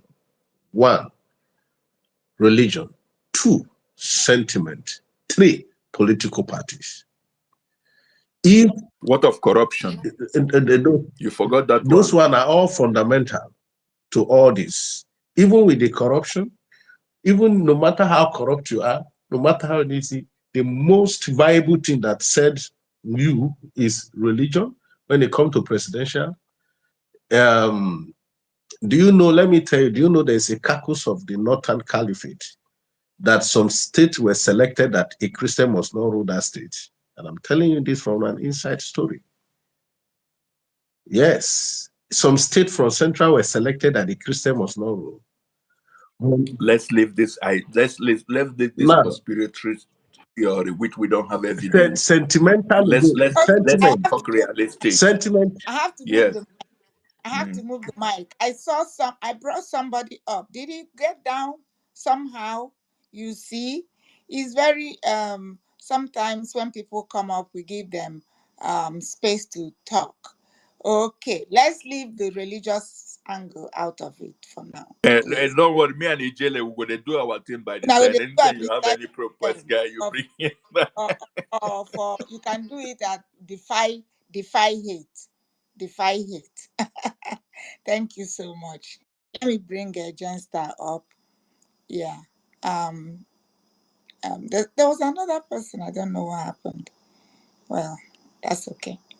Jenstar. I was going to answer your question, and I'm going to drop. Can I answer your question? And Okay, please. Yeah, go ahead.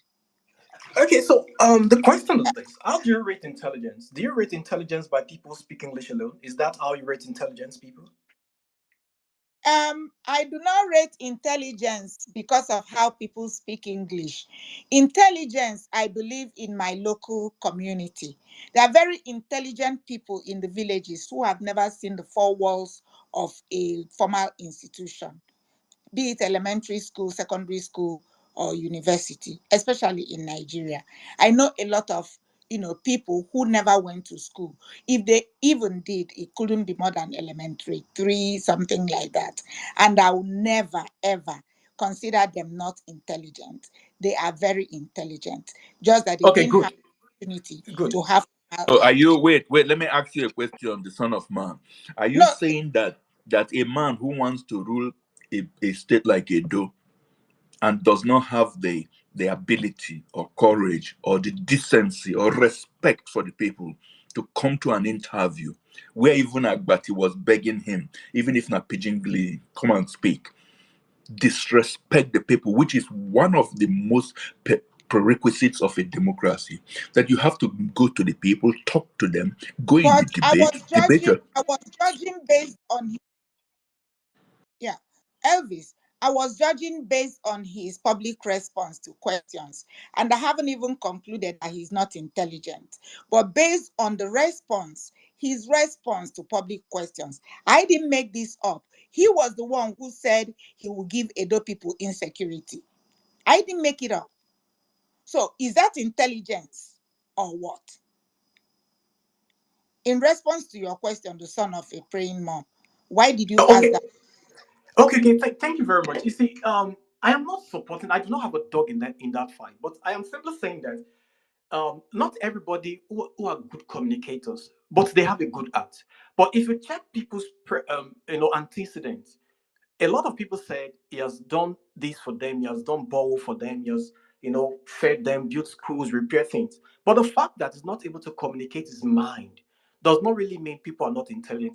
I rather even prefer that people should speak their local dialect to go and campaign, because that's the way they are able to reach out to the people who have not seen the four walls of a school, because they are able to disseminate the information in little bit. Why is it that when we go for campaigns, people say, speak your language? For example, if I'm an Igbo person and I want to go campaign for somebody who is in my, let's say, Anofia or something like that, I can't speak English. I'd rather speak my native language for me to communicate to their hearts.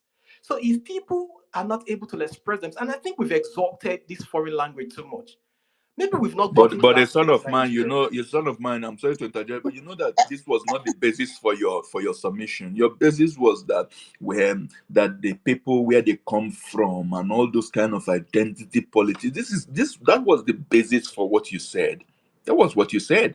It was That part of what I the said. It tongue, was it like was this a kind of flowing argument. It let me was a make I flowing put on make I argument. put on for doing make I put on for doing English. This kind of ton politics, saying that my turn, not be your turn, and all those kind of things, which has not produced anything in the last 60 years of Nigerian independence. All those kind of things that does not, like as the former the leader who opened up China said, I always quote him, Deng Xiaoping. When he saw that communism were not bringing China out of whatever they were thinking it's good, they decided to say that it does not matter the color of the cat, make it just catch the rat. This is what leadership of any nation. Then they opened up to communism and they took their own character until the day we start to elect people who we know and don't come. That is why nobody should come here. That guy came here to tell me, say, P2B is because he's from the East. Nine. Majority of the young people in Nigeria saw his antecedent, the values he was bringing. And I think it's the same thing we saw in Olumide. What he did in Nigeria as a leader of Nigerian Bar Association, the way he has campaigned all over, what he said he will do, that he will create jobs, he will turn the economy, he will make Edo to become a place where the young people that they are, the majority today, have to dream to migrate abroad to realize their dreams. This is what politics should be about, and this is how you elect any progressive place. Not because he is a Lumide, or he's from Osa, or he's not a Bini man, or he's not a real man. This is what you said here and that is what I feel. No, see, my brother. You see, there is a different thing between what is ideal. You're talking about an ideal economy, an ideal nation, an ideal state. It's like you're not in that utopian state of nature. You're not ideal. That's what man. So no matter how you're going to go about it, I totally like your mindset. I like the way you're bringing it up. But the truth is this: if you decide tomorrow, go back to your state and say, I want to contest. People remind you of whose turn it is. That's an ideal nature of the Nigerian politics, whether you take it or not. But I'm telling you what is But that is obtainable, what we are and that's the trying to truth. aspire to change. That is why we say a new Exactly. Nigeria is So, possible. yeah, yeah. So please, Yes. the son, let's keep going. But the bottom line is leadership. Leadership, unless you don't believe in leadership. Leadership. And if you want to lead in the 21st century in your native style, because you're a Nigerian or because you're check even other countries where they speak other languages except besides English. They still learn English as a second language, because when they go to those international meets, they want to communicate with other people. We should be progressing and not retrogressing. So when we desire that people can combine their local dialect language to the common, at least in Nigeria, English is still the lingua franca. So that it won't be asking too much, that whoever is going to lead a group of people with diverse background could at least be able to articulate his position in English. Did you hear me say that the other candidate, they said, I wasn't there, but that when he went to some part of Esan land, he needed somebody to interpret the local language to him because he did not understand it. It's possible that's not his own language. It's possible he never spoke that language when he was younger. In 2024, you must have seen kids who were born in Lagos, never knew how to speak the language of their parents, and possibly are able to speak Yoruba because they grew up in Lagos. I'm not going to hold that against anybody. And I'm not going to say I that used to because call of them that. Igbo Yeah. And I'm not going to Lagos. say that the only way they will communicate. Yes. And I'm not going to say that the only way they will communicate is either in Yoruba or in English. They should be able to communicate in English. So I hold that. Let's see the result. The results have not been called. So when they call the result and it's the APC, he's going to rule Edo State. If he likes to speak his own language, fine. If he likes to speak, there's a common Edo language, fine. Whatever works for them, let it all happen. Emiloko is in Aso Rock. How market? How market? How much is the gas? Petrol? How much is it? Over 1,000 naira per liter. Heading to 2,000 naira per liter. Jenstar, you have the mic. Let's move it. Thank you. Sister, please, just 1 minute. No vex. If they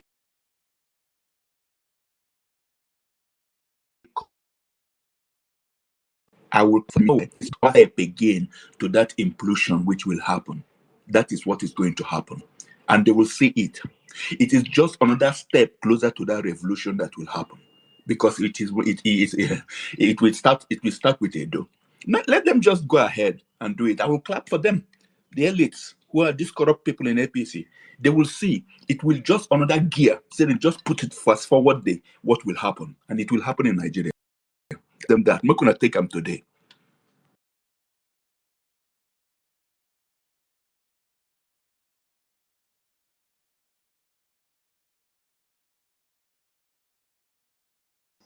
Jenstar, you have the mic.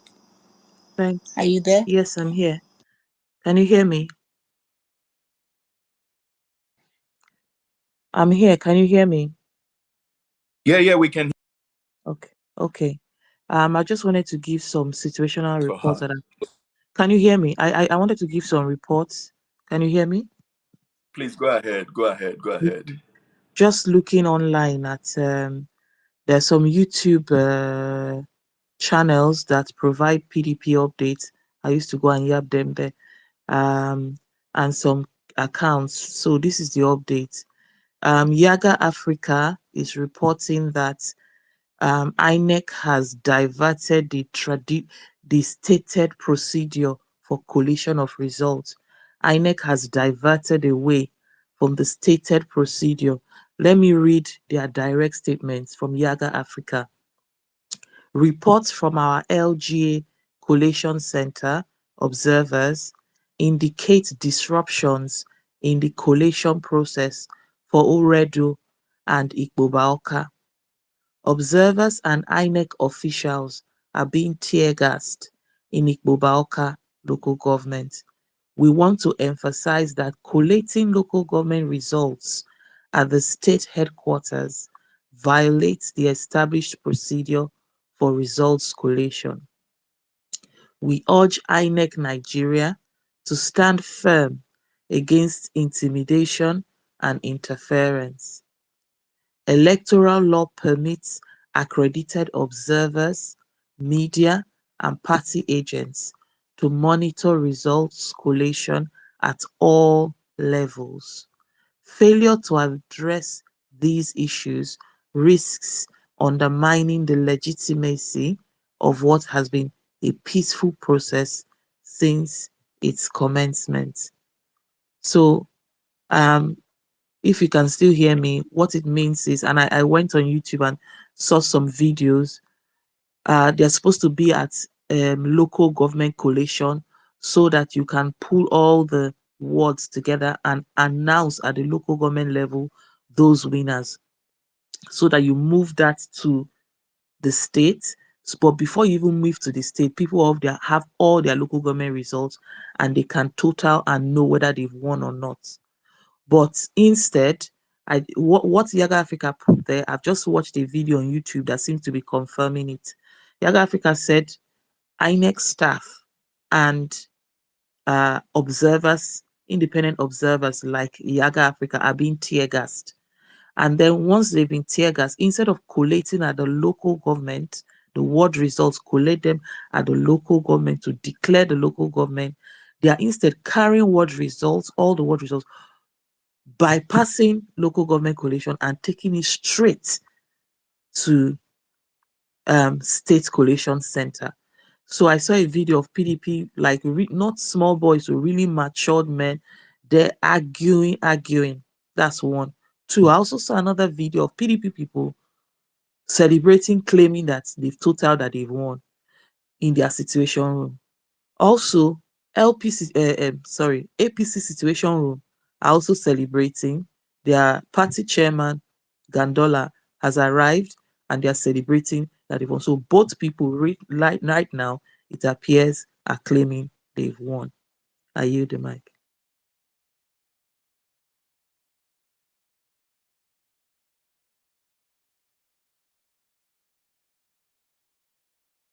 Ankadede, are you still there? Or do I summarize for you? Yeah, check your DM. Check your DM. Okay, dear. While you're doing that, before you come back.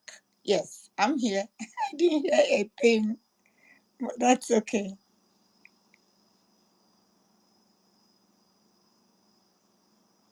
Yes, the sister was telling us what is happening from the situation room. From most of them, that both PDP and APC are already celebrating. Of course, yeah, I'm also following the live stream on YouTube.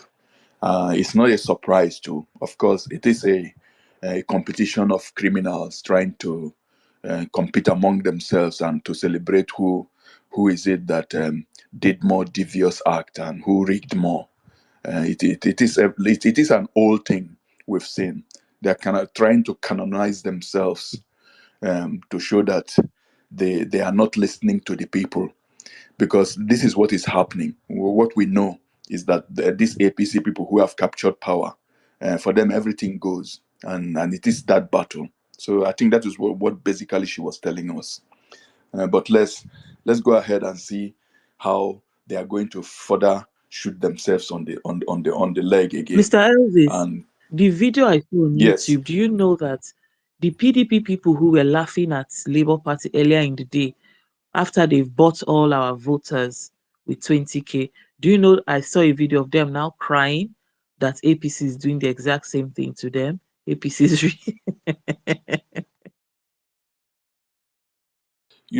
sometimes when the president, when at least one thing we know, whether we like it or not, the fraud system produced somebody who, according to the constitution of Nigeria, has been sworn in as the president, which is Tinubu. So when he talks, just like as his reckless statement, he came and said subsidy is gone, and through that statement, threw Nigerian economy into disarray, vanished people's economy and everything. Is the same thing he talked. The statement he made about Edo is that he will give what? He said, Edo, I will give you the APC. So that is what sometimes, because of their power drunkenness and the way corrupt they are and how confident they feel they are, sometimes they make unguided statements. And when he made that statement, I knew immediately that so far as we have the same structure we have of INEC today, so far as we have the same structure we have of Yakubu and people who were so bold to elect somebody, a card carrying member of APC was elected the returning officer in INEC. If in a serious country, all the whole actors would have protested and said, no, we are not going to support this election. We are not going to go ahead and participate in it. But it is what it is. So let's leave the system, the process to unfold so that they go ahead and shoot themselves on the leg and can demonstrate to Nigerians that what we call election is no more election. It's not to confirm anything we are trying to say will happen. Because I think those of us who want a new Nigeria that works for everybody have shown that we are serious. We have done election the way it should go. We have our candidates have visited all the local governments. Do you know that, to be sincere, I didn't know that Edo had that kind of beautiful riverine areas, if not for Olumide Akpata, who took a boat. I used to think it is only the Delta area till I saw the kind of election he did. You know, so we have followed the democratic principles. Our presidential candidate has visited Edo to show that we are true Democrats, that we want to play it free and fair. It is them who will then prove us wrong, that it is not, they are not going to work with it. So my sister, if you have anybody who has anything can also make a content out of it and post it on the Jumbotron. So that is my reply to you. So I don't know what you have to put in it, Anka Dede, if you're still there. Yes, I'm here, just that I didn't hear it, but that's okay. That's okay. Your take is good. And Magnific Dude is just going up and down, up and down. Mag, can you wave an emoji or something? I don't know if you're seeing us. I don't know.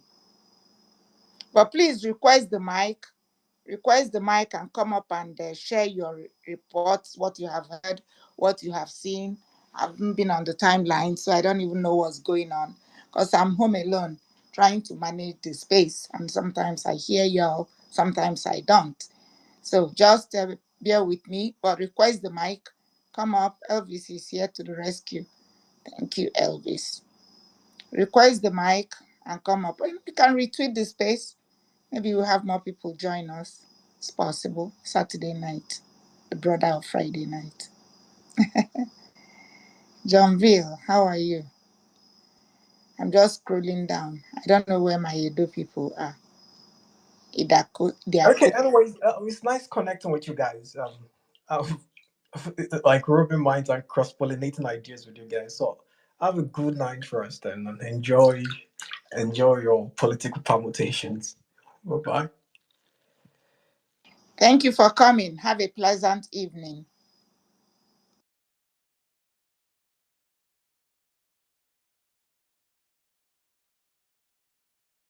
Uncle Diddy, can you hear me?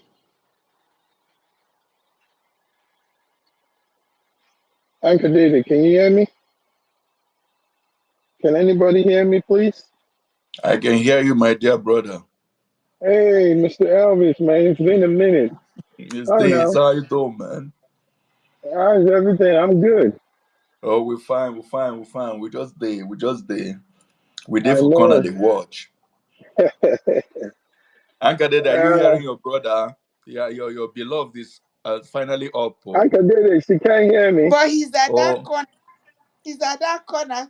Please, I say yeah. you're not at that corner. You Anybody who see, goes to that my extreme right, I hear nothing. Thank you. but now you Oh, can.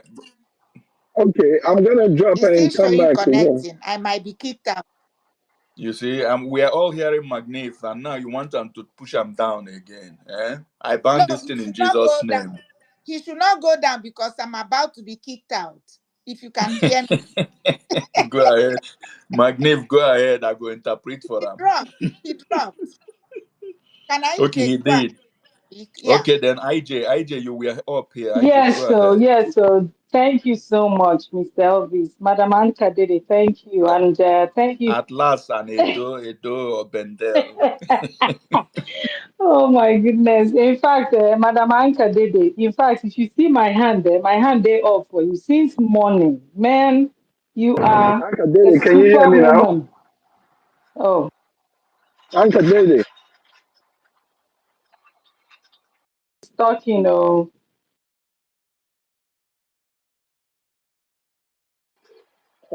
It's been a mess, should man. I go ahead? Should I go Go ahead, ahead? go ahead. Because Yes, go ahead, go ahead. oh, okay, okay. So, you know what? I have been listening. In fact, I've been going in and out since morning. And there's something that I want to bring out here. Honestly speaking, I don't know if this space, I don't know if it's recorded or if it's not recorded, but one thing I want to really say is that Mr. Olumide Abata or barrister or whatever we will call him, he did the Labour Party proud. And why am I saying this? The reason I'm saying this is because he showed us that it is possible to run a clean race in Nigeria. But the truth is, are we ready? Are the people ready? Because I have been listening to all the submissions, and I get it. Nigeria is such a convoluted state or nation, whatever you want to call it. But the truth there is, are the people ready for good governance? Because today I was just looking. You know, our mindset is so warped and we're so irredeemable. So even if we like, let us team with other people, team with other parties. If the mindset is still warped, it will still continue to happen. And that is one thing Peter Obi cannot help us with. That is one thing I or you can help any Nigerian with. Now, Edo is clamoring for a good governance, yet you are telling me that these people are not feeling the fuel, they are not feeling the hardship, they are not feeling anything, and they are collecting 10,000 or whatever, even if it's 20,000 self, it will not reach them anything. So, to tell you the truth, we have worked. In fact, even God said they shock. Even Satan said they shock on our own behalf because his dirtiness never reached Nigeria. So that is what I'm just here to say that Olumide Akpata, in fact, he showed what a good candidate. We most of us are in diaspora. We know how it is. If you don't come with your manifesto, who is going to listen to you? Who will listen to you? Nobody will listen to you. Now, you're telling me that a man that cannot even hold a conversation is the right person because he's building borehole? I mean, like seriously, how is he going to attract the foreign investors when he cannot clearly even communicate with his people? Is it borehole? If Nigeria is working, should we be looking at borehole? We will all be having taps in our houses. All of us that are living abroad, don't you open your tap and it runs?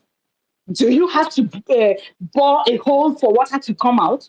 Or do you have to go and get one source, one light from Mars to light up your home? Can't we see that there are things that are normal amenities that we used to have as kids?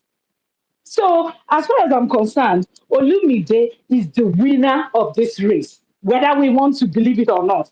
And we put in what we need to put in. Yes, I understand that there are certain things that we need to do behind the scene. I get it.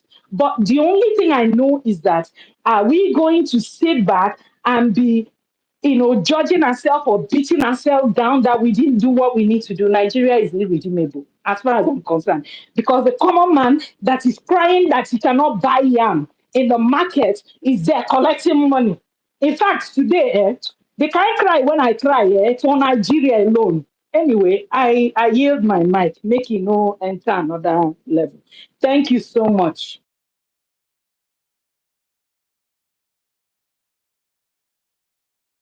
Thank you, my sister IJ. In fact, Very, very, very, very, very, very good analysis. You said it better than everybody. That one, no, I'm not trying to flatter you. You said it better than everybody. Brother Mag, are you still there? Yeah. I've been nobody to hear I'm again. here. I can hear you. I can hear IJ. Uncle Diddy, can you hear me? I Yeah. can hear you, Elvis, but you're the only one I can hear. Uh-huh. I And didn't you're hear. not hearing the most important person in the room now, which is I, Brother Mag. I, it's about to kick me I out. don't know what's So going I'm on, struggling. man. I don't know what's wrong with my network. Anyway, Mark, my brother Mark, why not go ahead and answer Sister IJ? Really, Yeah, I mean, that what she said there yeah, was, I agree. IJ, man. Nice hearing you speak again, man. You're apt, man. Totally apt. You're on point, you know. But it's just unfortunate that that's the country we find ourselves at this moment. You know, it is so sad. It is so, so sad that our good people are not recognized and not given the chance. They don't matter. And it is what the citizens want, the people of Nigeria. They've been so impoverished that they mortgage their future. They mortgage the future of their great grandchildren for nothing. Even if you're being given 100,000 naira, that is nothing. Like I said earlier on, RJ, they're raining curses on themselves. That is the way I see it. If you're collecting this money and you're doing their bidding, you're raining curses on your generation because you would not move forward, because you will be oppressed, you will be suppressed, and you will remain in a position that, I mean, development or civilization would never get to your family. I'm sorry to say, but that is what I see. If people are yearning for a better life for you, people are telling you, people are showing you what Dubai was in 1994 or 96, and they're showing you a picture of what Lagos was then and what Lagos is now and what Dubai is 30 years after, and you still want to sell or mortgage your life for less than 20 or $30. I mean, how else do you want me to explain to you that you're just as stupid as I don't know, would I say a mad dog, or I just don't want to use the word that, I mean, I don't know, but it is what it is though. It is just the simple truth. It is what it is. And the consequences would be theirs to bear. In as much as we want to talk from now till tomorrow, if at this point they're suppressing you, oppressing you, and giving you peanuts for you to do their bidding, and you still fall for it after this much awareness or enlightenment by family members, by people that know better, and you still falling for it, and you are gladly accepting such. Uh, well, it's not, before I used to believe it's the leaders. Yeah, but the citizens too, they have a part to play, and they're not willing to play their part. They're absolutely not willing to play their part. So you say yes, you weaponize poverty, you weaponize the people, you impoverish them so that everything. But at least it gets to a point where you, as a citizen, you should know better. You should. If you keep doing the same thing every 4 years, you keep falling for it every 4 years, and then you say you want better. You're absolutely not in any way understanding what is going on in your life. So to me, if you do the same thing over and over and you expect a different result, that's insanity at the highest order, and that's stupidity to the highest level. So I don't know what to say, but hey, I'm not just gonna give up on Nigeria. That's the funny part of it. I am not gonna give up on Nigeria because I believe, and I will say it again and again, something would give. I know for a fact something would give. It is unbelievable, but when that time comes, we all, excuse me, guys, I'm driving. When that time comes, we all will, well, we will see it and we will deal with it. But for now, well, let's keep trying our best. Let's keep trying. Let's keep trying. IJ, nice having you back. I know we are all disappointed. We are all, you know, feeling bad. Olumide ran the best campaign any candidate can ever run in Nigeria. To me, hands down, you have to do above and beyond for me to say you're better than him. I don't know what any other candidate will bring for me to really um, give you more a better mark than what Olumide did. But it is what it is, man. It is what it is. I don't want to say anything concerning the election till I hear from him. I want him to give a statement. I want him. I want to know his next um, action, next decision, and then if he does speak and he does say what he would do next, then I can now decide to say, okay, he has conceded or he did not concede, and we would follow it to the latter. But for now, like I mean, I'm not gonna speak to all that is going on. I just want to respect um, his decision, his effort, and wait till I hear from him.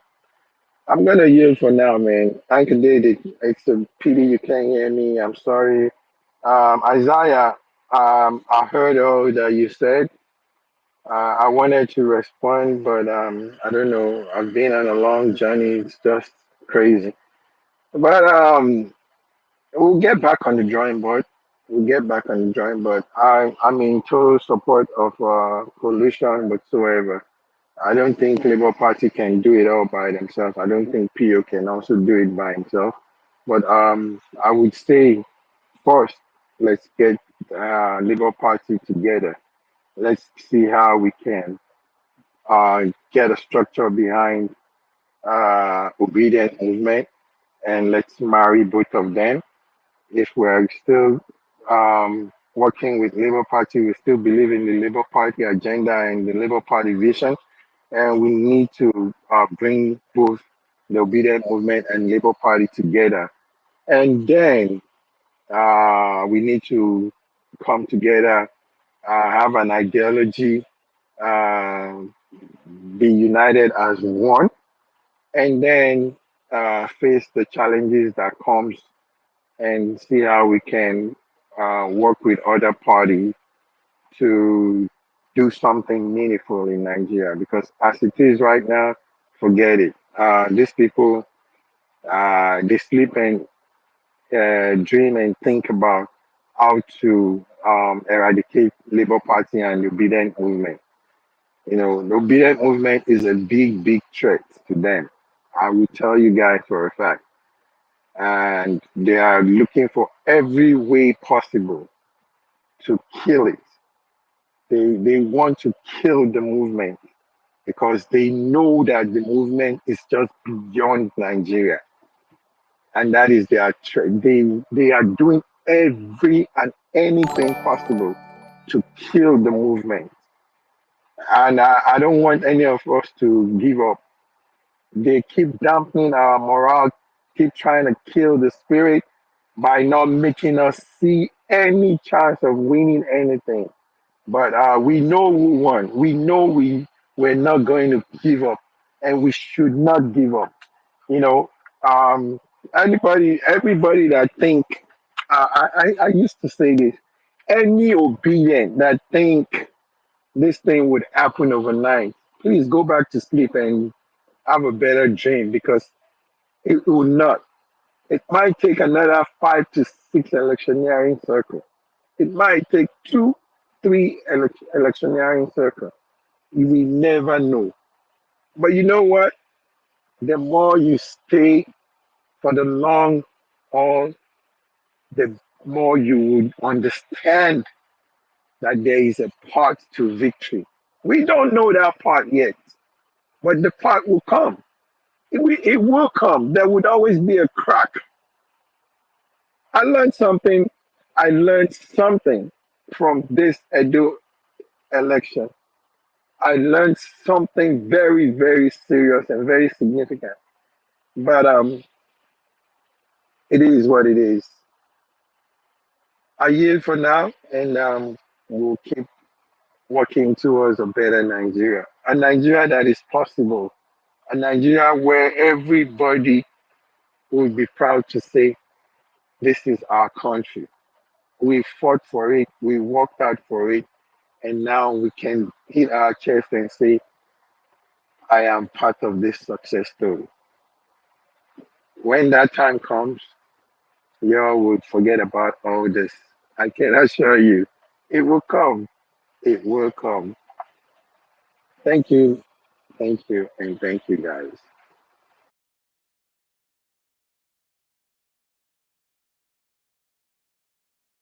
Thank you, magnific dude. I don't know if you can hear me. Elvis, can you hear me? Yeah, we can hear you. Yeah, And wonderful. it looks like Mark too can hear you. It's giving you 100. Yeah, Mark went to the middle space. That's why I was all of a sudden, but I didn't hear IJ and she has dropped. But But we, you had the last statement that let me, when they are talking at the right, when important people they talk, they write their quotations down, like IJ and Mark. He said that the more you stay, the more you will understand that there is a path to victory. And that is all. It's not going to be very easy, but I know, me now being an old politician from Norway, I know that it took us 18 years in Oslo House Parliament in opposition. I can tell you it was not funny before wow. we finally won the governorship election of Oslo and turned Oslo into a social democratic a city that is now is. So I concur to what Mark have said. Mhm. Okay. We are hopeful. We are hopeful people. Thank you, magnific dude. Elvis, I don't know if you see Omenesa. I've seen Omemesa. Omemesa, are you there? But before Omemesa Okay, go, just permit me to use just Omemesa, just permit me to take 1 minute to reply to my brother Mag. It is, I like it because Mag demonstrates that leadership that when things happen, you look at the future immediately. You look at the future. Number one, I agree with you that we cannot do anything right now when it comes to Edo till we have had the statement of the governorship candidate, his pronouncement, what he says, because it's like when you they play football, you can't decide till the whole whistle has been blown. So we let's not while we might talk of the dysfunctionality of this process so far, it is not all over. And the other thing again you said was about the obedient movement, all the efforts to destroy it. Of course, everybody knows that the obedient movement is the only hope now Nigeria have through P2B, who is the leader, who keeps on demonstrating that he is not a fake leader, that the values and the things he promised, the integrity, his compassion, his love for Nigeria is still showing. He's manifesting it by going around Nigeria, building actually, and to secure what he said. He said, I will secure Nigeria. And that is what he's doing when you see him in Borno, when you see him in Elisha, when you see him in anywhere you see him. So I agree with you that I am also happy, Sister Ankade, that my brother also agrees with me on what I said, always said, that the path to victory will be for us to, in certain areas, build alliances with all forces and compromise and see where we can build alliances to come to there. And I'm happy that the obedient movement has kicked off. And sometimes, let us not, now I'm talking on my own self, let us not also interpret constructive citizens about the process we're going in the obedient movement to be that anyone is against it. Because we all also want an organization that is democratic, that is fully rooted. Because I'm not giving up on the obedient movement. I'm not giving up on P2B, not on Labour Party if we can fix Labour. But I'm also open to building alliances with other people about that. But Sister Ankade, except if you want to answer to what I say, I know me and you, we don't agree on certain side when it comes to this alliances area. But as somebody who has built alliances with far right party people and have known that in politics there will never be any friends or bedfellows, but if the interest of the nation, of the place, of the people is there, that is where we are going to go. The Nigerian mindset will change because we start seeing it. That is the Nigerian mindset. That is what Mark have said. This Nigerian mindset that makes people accept money and pay for their destiny. This Nigerian mindset, this corrupt mindset, because like as I tweeted today, I said it's not the system, it is the people. In Igbo, how we used to say it, Aladema Owunde Binime. We used to say that when a place is not good, look at the people. It might be the people. And when I say the people, it is the people at all levels, Because even that thug, even that leader of that police or that INEC who is used by the elites in Abuja, he also, if he has a sense of patriotism in him, if he has looked at the last 2 years or 1 year and seen that, look, think that the benchmarks of the society are not going very fine, that the economy is in tatters, the inflation is not working, and all this is a result of a political decision that is not deeply rooted in competence, compassion, and capacity. The person will behave in a different way. So it just means we have a job to do. And we started that job, and I agree with you. It will not come easily, but it will come. It will come. You will see it. You see it. P2B's presidency will happen. If it's not P2B, somebody from the obedient will happen. But this obedient ideology have come to stay. That is how I look at it. Let's go with this. Ade Muhammad, yeah, Omenesa Muhammad. Except somebody else wants to interject or Mark wants to correct me from what I've said.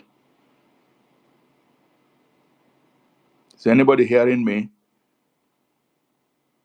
Anybody hearing what I'm Yeah, saying? Okay, Elvis, Charles, you here?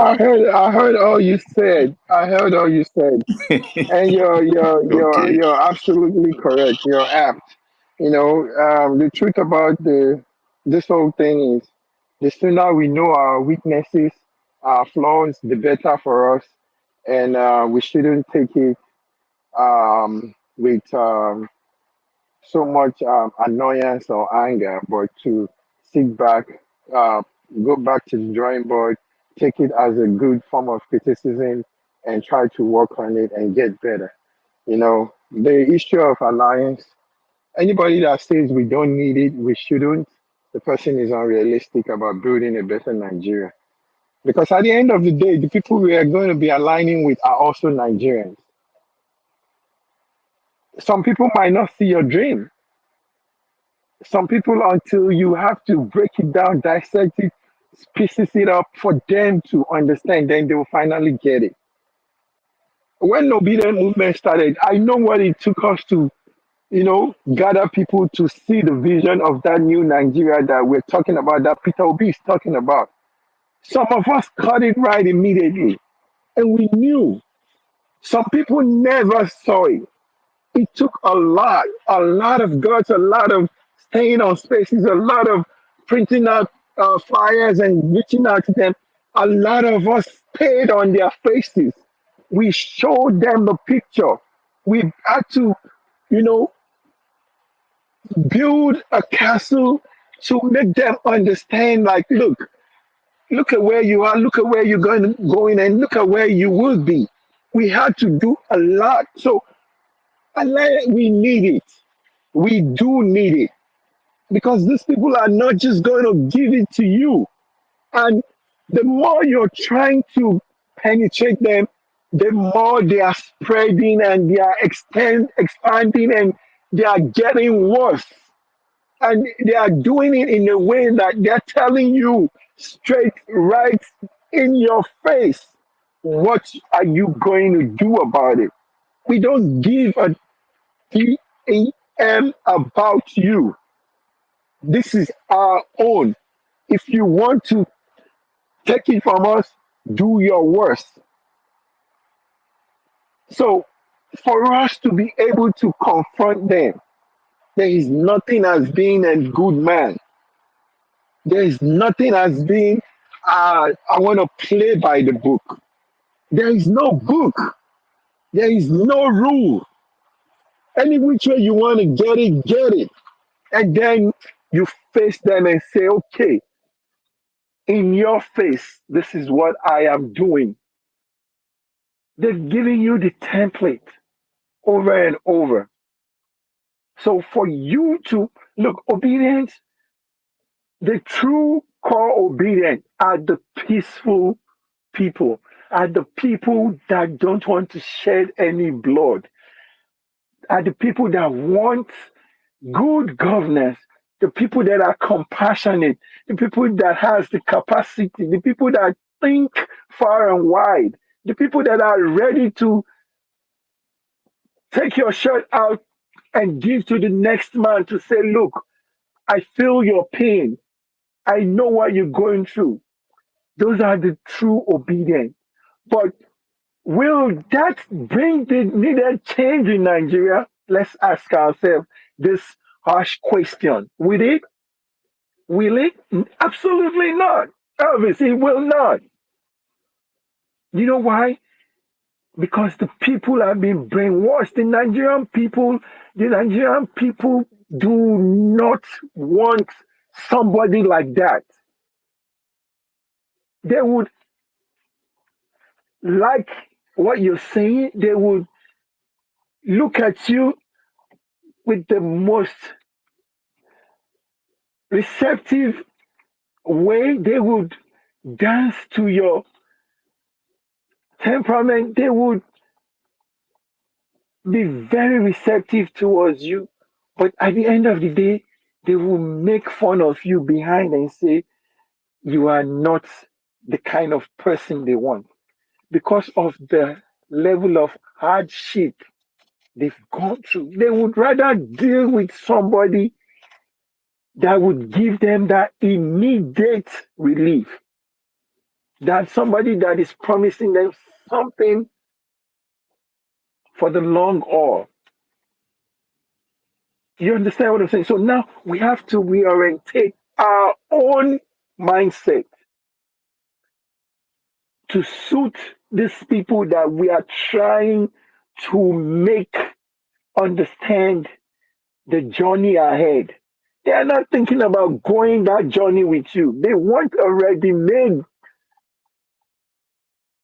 table where they can sit and feast. They don't want to go through that process of going to the market, buying ingredients, dealing with the market man or woman, coming back home, clean up this thing, prepare go through the process of preparing that food and then dishing it and then making the table look good and putting the food there and say, okay, come and eat. They are not ready for that. They are not. I hope I'm trying to paint a picture that you understand, Elvis. They are just ready for give me that food. It don't matter how you serve it. It don't matter what you put in it. I just need the food right now and now. You understand? So for us to deal with these people, we have to understand where their mindset is and now work according to what they want. When we get to that level with them, then we can now tell them, guys, this is what you want. You are getting what you want, but we have to do it the way we know how to do it. So now you have to work with us. And then they can begin to have this reorientation of their mindset where we now begin to change that mindset as we go, as we go, as we go. Anything other than that, trust me, good guy, nice guy, let's do this, let's take it one step, it will not work. It will not work. They like that ash tough craziness. We need to start understanding this. I yield, man. Good talk, my brother. The bottom line is that we're not giving up. We're not giving up. And but you see Absolutely, also one absolutely thing. not. We're not. We're not. We're not, and you see that Edo again has it demonstrated that the spirit of the obedient cannot be defeated. You saw it shows again the loose networks and everything, how we descended on Edo, mobilized Edo, even when they were trying to write off Elumide. The last 14 days shook Edo. So it's not over. It's not over. I agree with you. It's not over. So I think it Elvis, has to Elvis, be. for I, me, I yeah, sorry to yeah. interject you, the journey just started. It just started. I know. Yeah. I know we've gone 20%, 25%. Let me put it like that. We've gone 25% because I agree with you. I try to look at it like from a religious movement. If you look at the mega churches we have in Nigeria today, most of them started in house fellowship. At least I know, if for nothing, I know Deeper Life, which I was a part of it. Deeper Life, how it started. It started like a house fellowship and it grew because this is what it is, the obedient movement with the ideology for good governance and that new Nigeria that works for all, where it doesn't matter whether if you're magnitude or you're tanko or you're wosu or you're anything, just that you have the values of a nation. And that is what we're going to. It's going to fest. It's going to all the ups and downs. If you want anybody who has built an organization, a movement, knows that you come into these phases we are now. So actually, I will encourage everybody from what you have said. Actually, it has actually inspired me again to do more for the obedient movement, to do more to see that we have that movement. And that movement should be a movement that should be self-critical, that will also reach out, that will be grounded in love, on compassion, that will not that we will also look at our level of attacks, because like as you said, when people have been corrupted with a system for 40 years, when they've been they've religion and ethnicity have been used to put them down, certain times they will come with irrational statements, and when they come with that, I think we should always bring it back to that new Nigeria that is possible. My brothers and sisters, sometimes I wouldn't advise anybody to do it because not everybody have a thick skin like me or a strong psyche. I used to go to most of the Agbado toxic spaces. You know what they had waiting they paint them past, Mag? That word where would they use say new Nigeria is possible. when we when we take a new Nigeria is possible, the way they will the way the thing will pain them, because they know in the whole nine that we are the people that have the moral high ground, that we are the people who project that values that will build a united nation that is secure, where that everybody has a shot to the business, not what we are seeing today. So I think I will call on Charles. Charles D, your hand is up, and I see Maurice, you're trying to get up again. And the Anka Dede, I don't know whether if you're still in charge, so that make it not be like, say, I don't capture power like No, APC. no, no, no. I'm here and I'm pleased. go ahead because I've been on for quite some hours, so I could do with a nap, until Tony comes around to give us a co-host. If I drop, you won't be able to bring people up. I can bring people up, but they are all circling, so I cannot hear them, and I do not know how to fix it. But I could hear you, so please manage the space with Mag. Mag is going up and down. If Mag drops, please manage the space, but I'll be bringing people up. Charles ID. Okay. I don't see the other name. Okay. Uh, Osayeme or something. Did that person speak? hello, can you hear me, ma? I need a thumbs up if somebody can hear me. Yeah, we can hear you, Okay. Charles, but the co-host cannot hear you. Oh, Yeah, go ahead. all right. Thank you. Charles Yeah. D. This one where you carry a coat of arm of Kenya. Which country be this one? Yeah. Have you left us? I'm still, I'm still, I'm still here grinding, my brother. He's not fired. So I'm still here grinding. No, we will Yeah. win this thing with humor and fight. They can't let us. Not joy, yo. Yes, Not joy now, be our mode of yes, now, big obedience. joy. Obedience of joy. Waiting they make me happy. Why I'm so happy is that there's a movement. Hmm? There's a new sheriff in town called the Obedience Movement. See, this rot has been there for years, and it's gonna take years to really do what? To really make things right. Yesterday when I came on the space, first of all let me thank Madam Anka Dedi. She has been so wonderful. I mean, since yesterday, I don't sleep twice, wake up, still see say the space is still on. You know, I said let me come up and still give my own 2 cents. She has, I beg if anybody listening, let's give Sister I Anka mean, a love she emoji. has been If so so that so I wonderful. can use it to know people who are See, listening. I since beg. yesterday I've spoke twice. She brought me twice since yesterday. I spoke and I went down. Still be on the space, slept, wake up, listen, slept, wake up. I mean, she has been so, I don't really know where she got the strength from, but nevertheless, she's doing a yeoman's job. Yeah, so I'm back on this topic.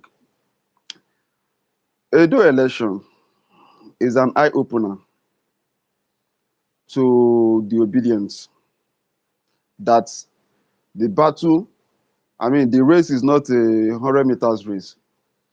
It's gonna be a marathon race. And our principal has been demonstrating that in a very unique way that is so new to the Nigerian political system. Actually, that is what is baffling them. That is what is getting them so angry. They don't know where the secret lies. That this man is, the cast that is pulling up, is like they will ask themselves question: is this man really who we think he is? Is we really who we think he is? I mean, bearing all the criticism that has been coming right, left, center towards him and the obedience movement still stands as the beacon of hope to this nation. That is what is really making them go mad. They will be asking themselves questions. You see, they don't hate the person. What they hate is the movement because they know the movement is gaining momentum in a way that they can't imagine. If anybody from the obedient movement move over to the other camp now, you will see how they will jubilate. That yes, yeah, this person is the good, is the best, this, that.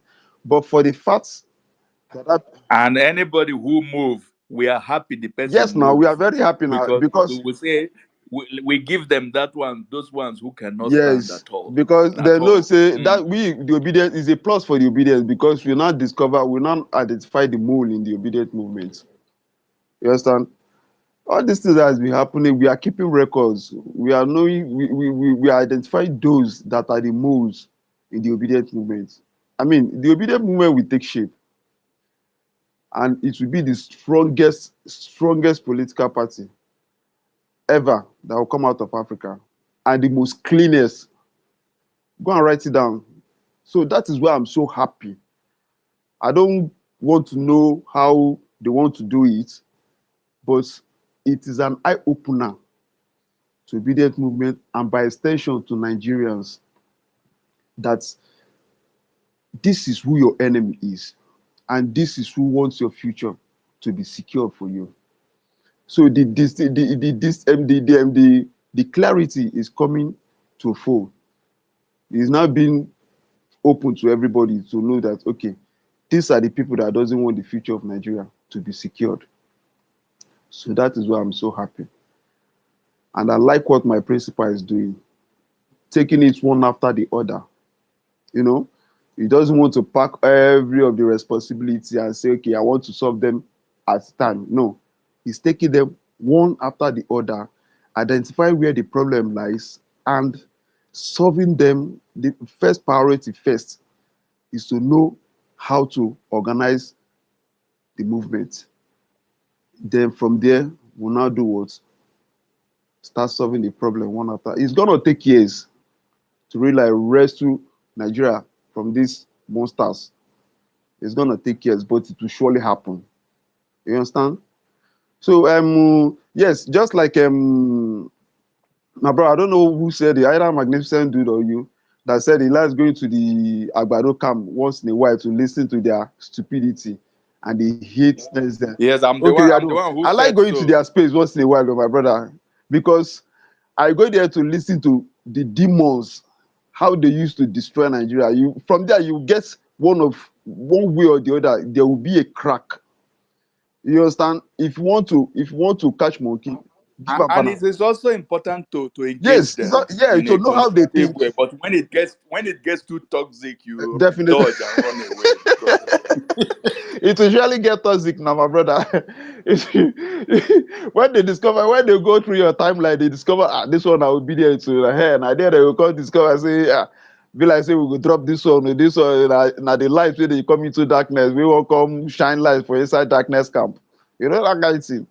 So having said that, my brother, is a marathon.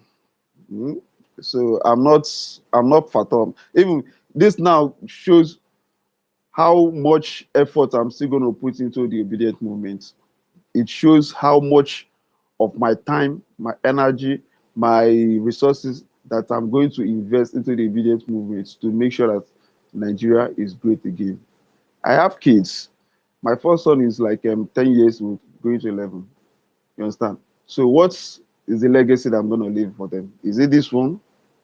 No, my brother. I need to fight for them. I just have to fight for them in whatever way that I can to rescue their future away from these monsters that are devouring them with reckless abandon. You know? So though it's painful, but nevertheless, it's still a thing of joy to discover who the enemies are. And I must use the opportunity to say that alliance matters a lot, no matter what. You know, yeah, obedience have made that big movement, but nevertheless, we still need that alliance to rescue power away from these people. You know, but we have to shine our eyes to know who and who we are aligning our ideologies with, because sheep wolf in sheep clothing is a lot in the other camp, but we still identify them with their antecedents, with their records. We are keeping them. You know, me, I don't like talking too much on spaces, but I listen a lot, and I see their tweets, and once in a while, I remind them that some people are keeping records of your tweets, because in the next 2 3 years, when you come up with your I don't change, I'm not a new person, we'll remind you. You understand? We'll remind you. So I'm that kind of person that I'm always at the background. And I have a lot of friends too that are always at the background. They don't like coming to space, but I encourage them to come to space, listen, learn. Then you know who your enemy is. You know who truly wants Nigeria to be great. You know. So I thank you all. I just want us to keep the fire burning. It's not a sprint. It's a marathon, and we surely make this new Nigeria possible.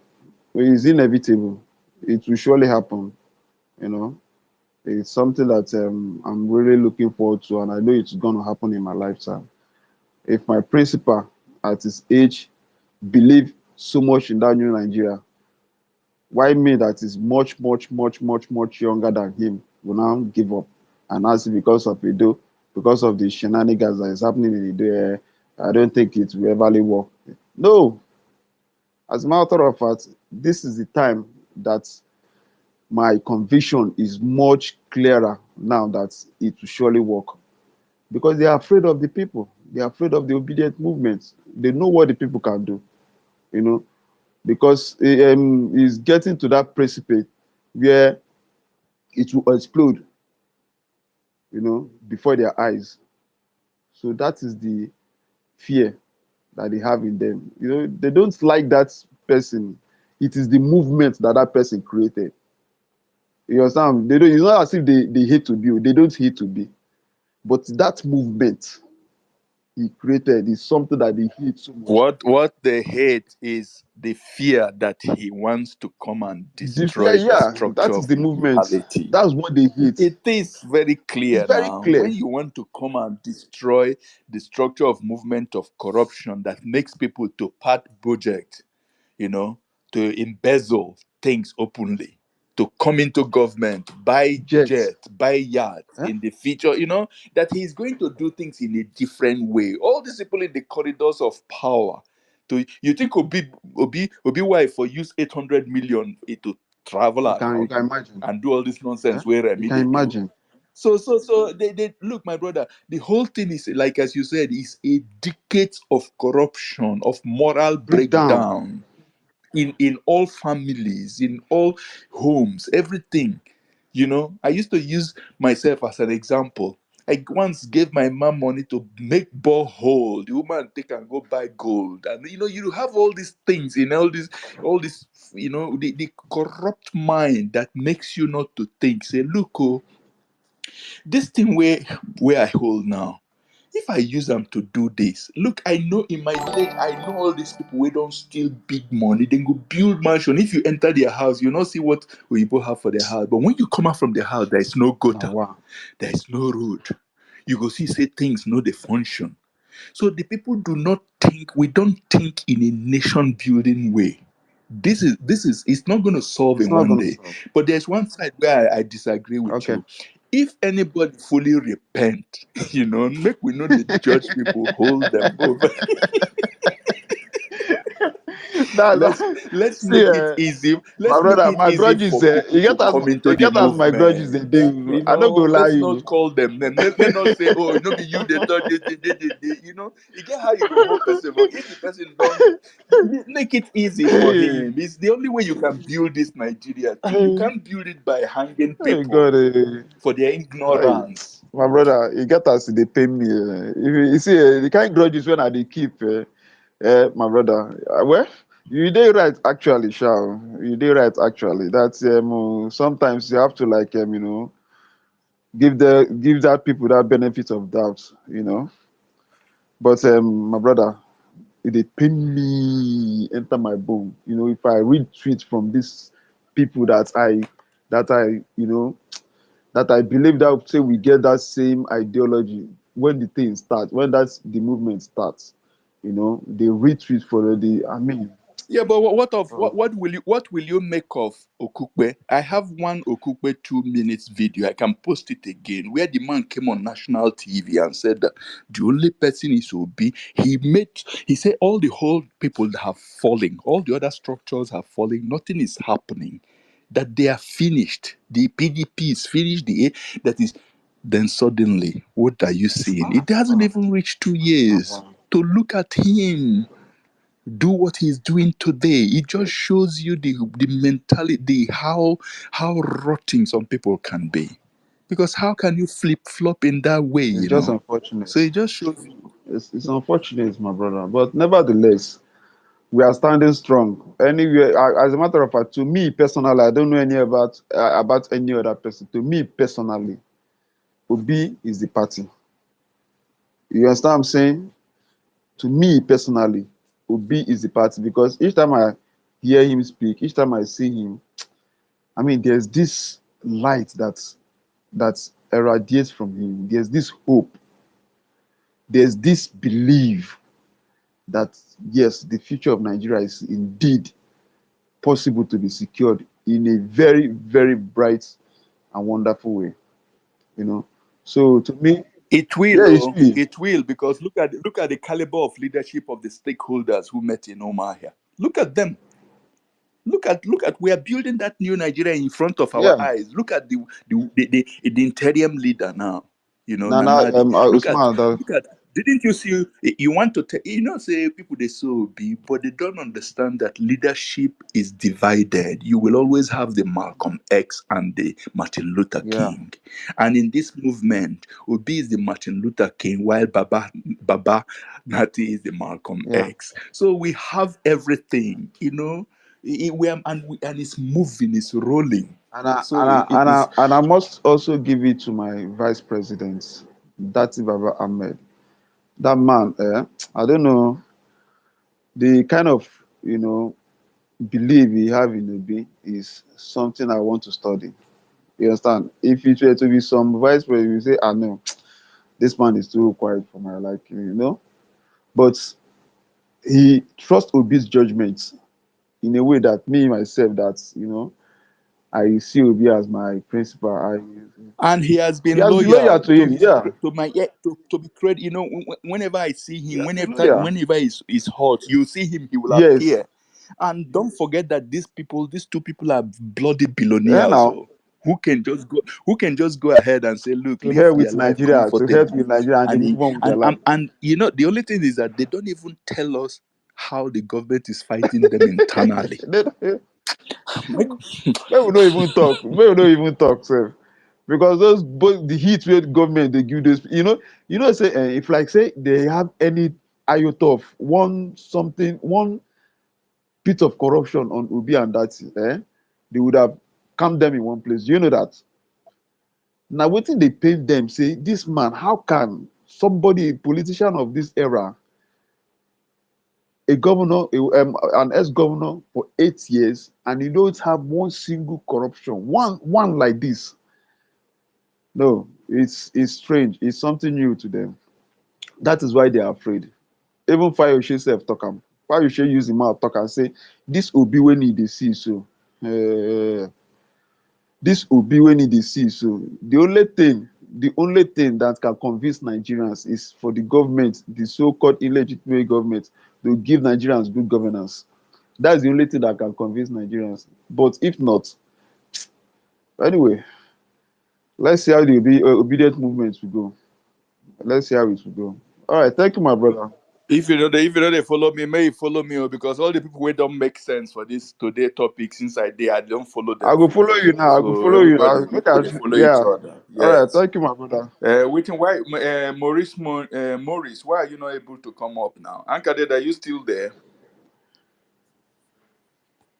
Yeah. Yes. I'm Ankaded, for I you. just What have you to go do now? I think I send you message. Me, I'm running to an event. You know, say I day for Shanghai, and it's okay, getting let to me 12 take a quick o'clock. look. Oh no. So I thank all of you, everybody. Oh, You know. Thank all of you, and thank Magnitude. Make we talk in the back door. You know, you came up with a lot of good things today. I don't know whether if you're still hearing. You came up with a lot of good things, which I wouldn't mind to interview you in one of our podcasts, because we have to go Elvis, you are ahead with not all following these me now. Me, things. I don't follow you. No, they follow me. I follow you. What you the talk? I they follow you Uh, now. Charles yeah, D. Charles D. I'm following you. Okay. Okay. Okay, make I unfollow you again. Make I come follow. I don't follow back again Okay. twice. Okay. All right. You go see I'm now. Yes. So I did. Even if JLSF when they agree with them, they follow him. Say Jolene, they agree. So it's Because we can. the new Nigeria is very possible. There's no, you don't Yeah, get it any is. other option. You know, the new Nigeria is just like a question that don't have any option at all. You know, now just only one No, answer it doesn't. is Oh, it doesn't. It doesn't. It doesn't. It so doesn't have, and they know. And they know this structure of they know, criminality. They they know. know, they know. So it's like everything that has been tried. So it's only one gear. Even like as I look at it, but it's not over in Edo. It's not over.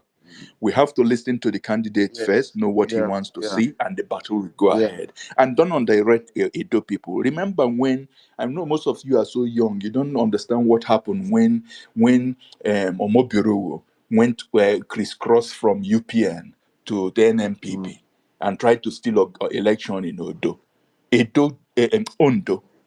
Ondo people say no, they no go agree. So make we dey look wetin dey Now happen. true, sure. They might not know the kind of dynamite where they put. So this is just the morning. This is just the morning. Let us not use our hand and spin the thing for You're them. right. Let's use our mouth to say no. We no go agree. Oh. So that's my word. I will leave all Not of you true. You now, talk. please. I concur Uh, with that submission. Where you go, Thank you very I much. But concur. please, Elvis, before you leave, I just brought up Matthew. Could you ask him to speak? And because Magnific Dude can't hear me. But maybe after you drop, he might adjust chairs and I'll hear Magnific Dude. don't worry, I don't make transcript of everything when Magnificent do talk. So I go send I go send them to you. But I'm And not we seeing have, Matthew. I'm not seeing Matthew on the red. how I'm about not seeing Matthew. Maurice? Um, How about Maurice safe. Good Maurice? Maurice morning, safe good is not morning, there is no no. red. Good morning, no. Good morning, everybody. Good morning. I can hear you, Matthew. I have Maurice Yeah, too. good morning. I want to say thank you to my moderator that does make us understand something this morning. To be honest, a lot of us have lose hope about Maurice this Money. country. Oh. Honestly, a lot of people have lose hope this country. Uh, in fact, the election of They are yesterday. both circling on my end. Mag, can you see them? In fact, Oh, this, Elvis has left. yesterday election. Ijele, Yeah, can you hear me? I can hear you. I can hear Ijele, you, can you Shazzy. hear Yeah. me? I can hear Okay. you, Matthew.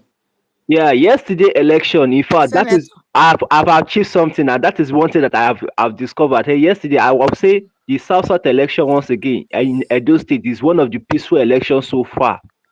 This is the first time I've heard that in my state now there was peaceful election, except the vote buying that they want to take place. Exactly what happened in Lagos during the 2023 election. That's what they want to put in our state. And I thank God that the culprit once again has been caught. I wonder the kind of godfather that will come and deliver them this time around, because it is obvious that a lot of people have lose hope about this government that we are running. So I just thank God that yesterday election we all saw the in and out. The only thing we are waiting for is the announcement of the result and who is the next governor of our state. That's what we are all looking for.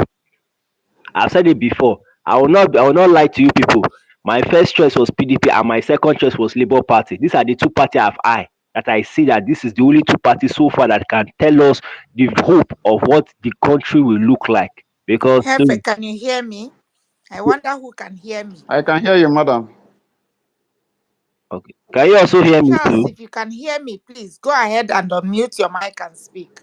My mic is on. Matthew is on. Matthew is speaking already. I don't know. Matthew is down now. Okay, can you hear me Uh, now? I can hear you, Matthew. Continue speaking. I cannot hear anyone. Wow. The Okay, host okay, cannot hear okay, anybody. The okay. host As I was cannot hear saying. anybody. Okay. Okay, okay. As I was saying, in fact, right from time when Peter Obi joined Labour Party, I told you in fact that was the day I started following that Labour Party right from time, because your people have said it. Out of all the governors in this country, it's only Peter Obi that has no case of corruption. That is the kind of leader we are talking about. He is reminding me of the American president that is contesting for presidency now.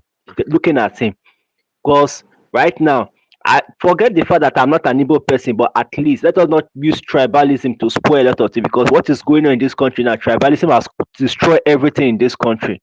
That is why the journey of the so-called one Nigeria is not seen today. Imagine we are living in a country where we are even discriminating each other, using tribe as a weapon to each other, and we say we are one Nigerian. That is to show that the hope of a Nigerian is being dashed, because nobody can say this is what is going to be. Because right now everybody can say, even in Lagos, the majority of us have voted for Peter Obi as a president. Were much in Lagos. I can personally tell you that we supported Peter Obi. Unfortunately, the manipulation of the result shows that yes, that is what they want to do. Even me that I'm in Ikeja, I can tell you that people that voted for Peter Obi around that Alausa were much than that of APC, because of the bag of rice and the palliative they used to bribe everybody, using hunger as a weapon against us. That was why you see people today coming back to APC. Me, I never even voted, but I put it in my mind that if I have the place to vote, I will go for Labour Party all the way. A TLSI in Lagos State can verify that yes, Peter Obi won the vote. But because you can see what is happening, that is exactly what they want to do in Edo State, which it could not work out. So what we are praying for is that we want to see the results, who the current governor of Edo State will be. If it is PDP, fine. If it is Labour Party, it's still okay. But what we are looking for is good governance. If we can get that, I think Edo people can be able to stand out and say, yes, we have a governor that has the heart of the people at mind. So once again, thank you for reminding us that indeed the future is still bright, but the truth will still remain that a lot of Nigerians have lost hope about this country. That is why you see the rate of jackpot is too much today. Nobody wants to stay in Nigeria anymore. An average Nigerian now cannot even say this is what the future of this country can be. If you ask an average Nigerian, will tell you does not know that nothing can work in Nigeria again. That is the voice we hear of an average Nigerian. He has told you nothing can work in Nigeria. When there's no good governance, when there's bad leadership, when there's corruption everywhere, where do you expect the new Nigeria to come? Is it when everybody don't come out, everybody don't buy before the new Nigeria will come? That is the hope, because nobody wanted to wait anymore. So that is why I said, with what people have said this morning now, it shows that it's not everybody that have that knowledge of politics. Even me myself, I don't even like politics, because Nigeria politics is now a secret court where you cannot know what is hidden. We the masses are put in darkness, we don't even know. So that is why I said, Matthew. Yes, sir. Good morning, and good morning, everybody. Sorry to cut you short, No but one of the problem. things I want us to do as a people and as young, educated, exposed people is that we need to begin to get ourselves acquainted with knowledge about Nigeria, about politics, about the things that are happening. The problem is that a lot of us feel that politics is dirty, will not concern us, and then we'll go back to our shares and be shouting and be complaining. It cannot solve the problem. Now we have young people who are educated, who are exposed, who know what technology is. Let me tell you why you see that Governor Baseki, out of 100%, he has not done up to 50 or more than 50%. But the truth of the matter is that there are basis for qualifying performance for across board. And one of the things we need to look at is some of the things that when look at Oshomole was one of the people brought him to say, guy, let us rescue our states. Obaseki was one of those people at the time. A couple of people came together and say, guy, come and Oshomole was just leaving Labour as a union leader, and then they brought him, they gave him a platform. And then when he got in there, he amassed so much power for himself, and then even started fighting the labor, the union that supported him. That's why today, anytime government wants to do anything, you see they'll bring Oshomole in. Anytime you want to fight the labor, they will bring Oshomole in, because they understand that he knows the tactics. But as we build and fight towards a better Nigeria, every youth, every exposed, educated person needs to begin to get involved. If we need to build a technology that will help us secure the future of our country, we need to do it. Let's not begin to do like snail and whatever and run away. No, that's not the solution. Even if we are in diaspora, we are in Nigeria, we need to begin. This is not the time for noise. Oh, let's gather. No, it's not, because these guys have, look at what you see is happening in Edo State, for example. Why do you think they are fighting Obaseki? Because Obaseki, in the last election, you know what the Obaseki did? They built in their own software. So as you are in the polling unit, the agents, they are updating results immediately. They have, just like what happens in the stock exchange, they have their screens. As they are updating it in your polling unit, they are seeing it already before. That's what you see better. What you see they call IReV. But then IReV has not been able to do what they are doing because they are computing results. IReV just updates and stop. It doesn't translate results to show that this is the number. That's why now, if you go to IReV platform, you will just see picture. You can't see that, oh, we have 900 polling units, but we don't know what is the numbers. And technology can do this. So as you are doing it in your polling unit, as people are voting, before it gets to collation center, everybody knows results. If they like change, we already have the pictures, we have the computation. How are you going to change it? Blockchain and cloud security architects can do all of these things. Why are we making things difficult for us to change our country? We can demand. See, this is not so much noise now because all those touts, all those boys, many of them, the boys who were in charge of all this land collection system, they cannot collect lands from people anymore. Or Obaseki has blocked that. The ones who are touts, who are collecting dues or and whatever for market, he has digitalized those processes. No, you don't need them to collect tickets and bus and all those things anymore. So now most of those people are angry because those are the foot soldiers that the core politicians use. Now we have educated people who should now become the new foot soldiers, but they are not willing. Everybody is in their shares. And that's why you are seeing the big backlash. They are trying to use traditional institution to fight him. The traditional institution, because they themselves too, they are also corrupt. They are not willing to speak out. So as we focus on building a new Nigeria, we must be committed. This is not something about we come and talk and no. We must begin to educate. Look at today's election or yesterday's election in Benin. Look at what was happening. Brand new 1,000 naira note, 10,000 each. That's what they were giving out. APC. This is the same party that people are hungry. This is the same party that they are not even committed to the welfare of people, but they're able to bring 10,000 to induce voters. And trust me that to fill my car tank before, I know how much now it has tripled. So imagine a woman who cannot buy a bag of rice. They give her brand new 10,000, 100 you will never see before. She will want to take. And they will now put away to show you vote. Show me the picture before you give you 10,000. And this security system has made it difficult. We need to let me tell you, what we see happening with APC is what we need to do in our own using technology to do. Madam, as you are voting, snap, update. You will see that a lot of things will change. We must find ways to use tactics and strategy to achieve our goals. It's not all about, because these things are possible. We are not dull people. We are not dull people. We know what to do. We can't have all the gadget technology phones and call. We say we'll be shouting. Bad government. We will not involve. Politics is dirty. Look at Aswan Godalo, for example. What do you think who is the PDP candidate? What is he looking for? He has made money. He has done. But you see, when you see people who have cleaned up themselves over the years, fighting their own personal business, and now rise up to now want to protect their own state, you would think that it's not some of these guys. It's not because all these guys came together to bring Oshomole at the time, because they saw him as somebody who was fighting for people.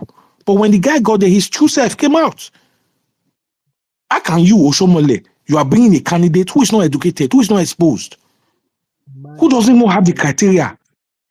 You imagine he's not even educated, thinking that Oshomole was educated. I didn't even know that he was not even educated. Oshomole is not educated. Oshomole was just, see, let me tell you, that guy who is contesting for APC now, he was one of the touts in Aneni back in the days. Oh, that's why Osomole did not want to support him. But because it was the turn of the Isha, Osomole wanted now brought him. The guy Osomole was supporting on his own was not also is not also a very credible person.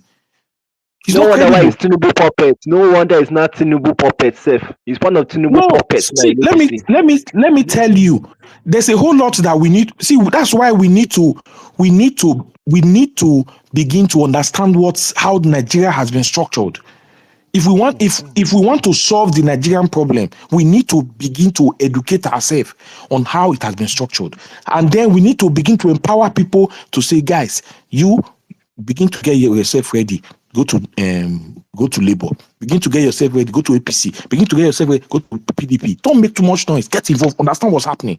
You begin to get ready. You need to contest for House of Assembly. Begin to get ready. That is how you do it, because this is where the things change. That's why you see that the revolution for Obi the last time was very good, because people contested for House of Rep, contested for this. But because there was no back support system for them, the court process puts them out. Some of them out. Some of them are there, but they are not able to make. When you have 2 Labour people out of 5,500, this thing, what they say, those who say I, the I have it. The only 2 cannot say they. What do you expect? Because even the system for voting is even bad.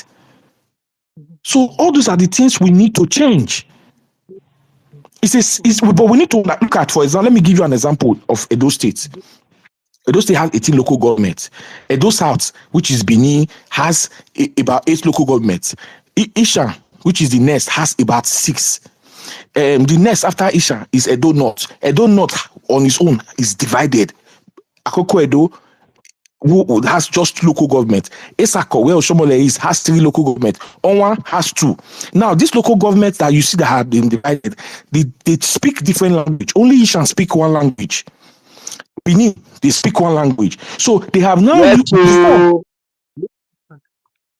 before Isha was the next most powerful. But when Oshomole got into power, that is it. Let me tell you what Oshomole did. Oshomole made sure Ishan did not have a voice. He badmouthed all the leaders in Ishan against Ishan. So he ensured there was no development, so that Ishan will not have that voice. And then he started empowering Edo North. That's why, because he understands the power. So he wants Edo North to be powerful. But the problem is that Edo North has 3 different major ethnic groups: the Akoko Edo, the Esako, and the Onwa. But Esako, where he's from, has 3 local governments. So they have used that to make the other 2 powerless. So he is now trying to develop he is now trying to make Edo North powerful, not even in terms of development, because what he did was just to make Edo Esako pretty much his hometown. Okay, but the other part of Esako of Edo North, it didn't benefit anything. So he's now trying to use that to power. That's why when he now wanted to make deputy governor, he chose Phyllis Shaibu, who was from Edo North. Normally he would have chosen Isha, but he decided not to choose Isha. Because back in the days, when you choose a governor, the deputy comes from the central, while the speaker will go to the other side. Even the speaker in Osomole's time, he ensured that Ishan did not get speaker. So Edoma was from Edo North governor. His deputy was from Benin. His deputy would have speaker would have gone to Ishan. He refused. So the truth is that we need to understand how things work. So it's not all about when people talk about politics of tribe and co. These things are what politicians have used to divide us. But then again, because we want to build a system of inclusiveness, we will need to also ensure that some of those things are understood, so that when we are building a new Nigeria, we look at the things that will create inclusiveness of everybody. Look at the East, for example. All the major, all the 6 geopolitical zones, they have 6 states. Only the Southeast has 5. Why do you think they have 5? It's politically designed. They create these things to make sure the powers of those places are not as strong as it should be. So when they even voting rights in all those national assembly, you will see that the Southeast cannot have that, because look at the number of representation. They try to make it look like that. So we need to understand how this works, so that when we are building the system that we want to see for our country, it will be different. So when we make reference to the to Western world, like the US elections, there are a lot of things that plays out. Those things they have become the fabrics of what they have now used to design their own system. We need to look at what is very important in our system. People agitate because if they are not good representation, they are not taking care of them well, you will see agitation. So we need to have everybody begin to get ready, get into different systems. So it's not just us for us to be talk, but we need to get involved. Thank you.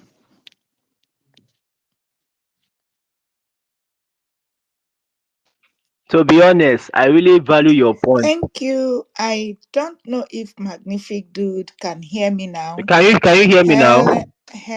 Yes, please. Is it Hef? Yes, I heard you, and I'm glad that you could hear me. Okay. Yeah, Can I say was something having too? difficulties hearing people the last time. Yes, please. Magnific, please throw an emoji if you can hear me. If not, can Matthew hear me? I can hear you loud and clear. Loud and clear. If you could ask Matthew if he can hear you. I can hear you. Hello. I just heard the last bit of things you talked about. I'm having difficulties and I'm trying to get the host. Okay. Can you hear me now? Hello. Yes, we can hear you. We can hear you. Okay. I want to also say something too. Can Matthew speak? I can Matthew speak loud and clear. Okay. Okay. I want to thank my host for even opening a platform to me. And I want to ask, how can somebody participate in one of the political parties in this country as a youth? Because you need to register. You need to register. Okay. Join a party from your ward. If you are in Lagos, you need to know whether you want to vote in Lagos or contest in Lagos. You need to know. I live in Lagos, for example, but I'm always in Benin every time. I don't wait election. I must go. I mean, I remember there was when there was an election that they were going to do, whether it was presidency or governorship. I traveled to Benin. By the time I got to Benin, they said they have cancelled it. They have moved it to 2 Saturdays. I came back to Lagos. I went again because this is something that we are committed to. Let me even tell you another thing that is very important: census. Census is another tool they use to. That's why you see census. You see the way the Igbos. I mean the Northerners, all of them go back to their hometown. Exactly. You don't know what it is, but this is what it is. They know what they do because the numbers, any number, if you don't have the right number in census, you cannot request for more states. So the Northerners know these things. With the Northerners, they are like cow. When you tell them come, they come. I'm not saying they are cows, but I'm just saying once you call them, they answer.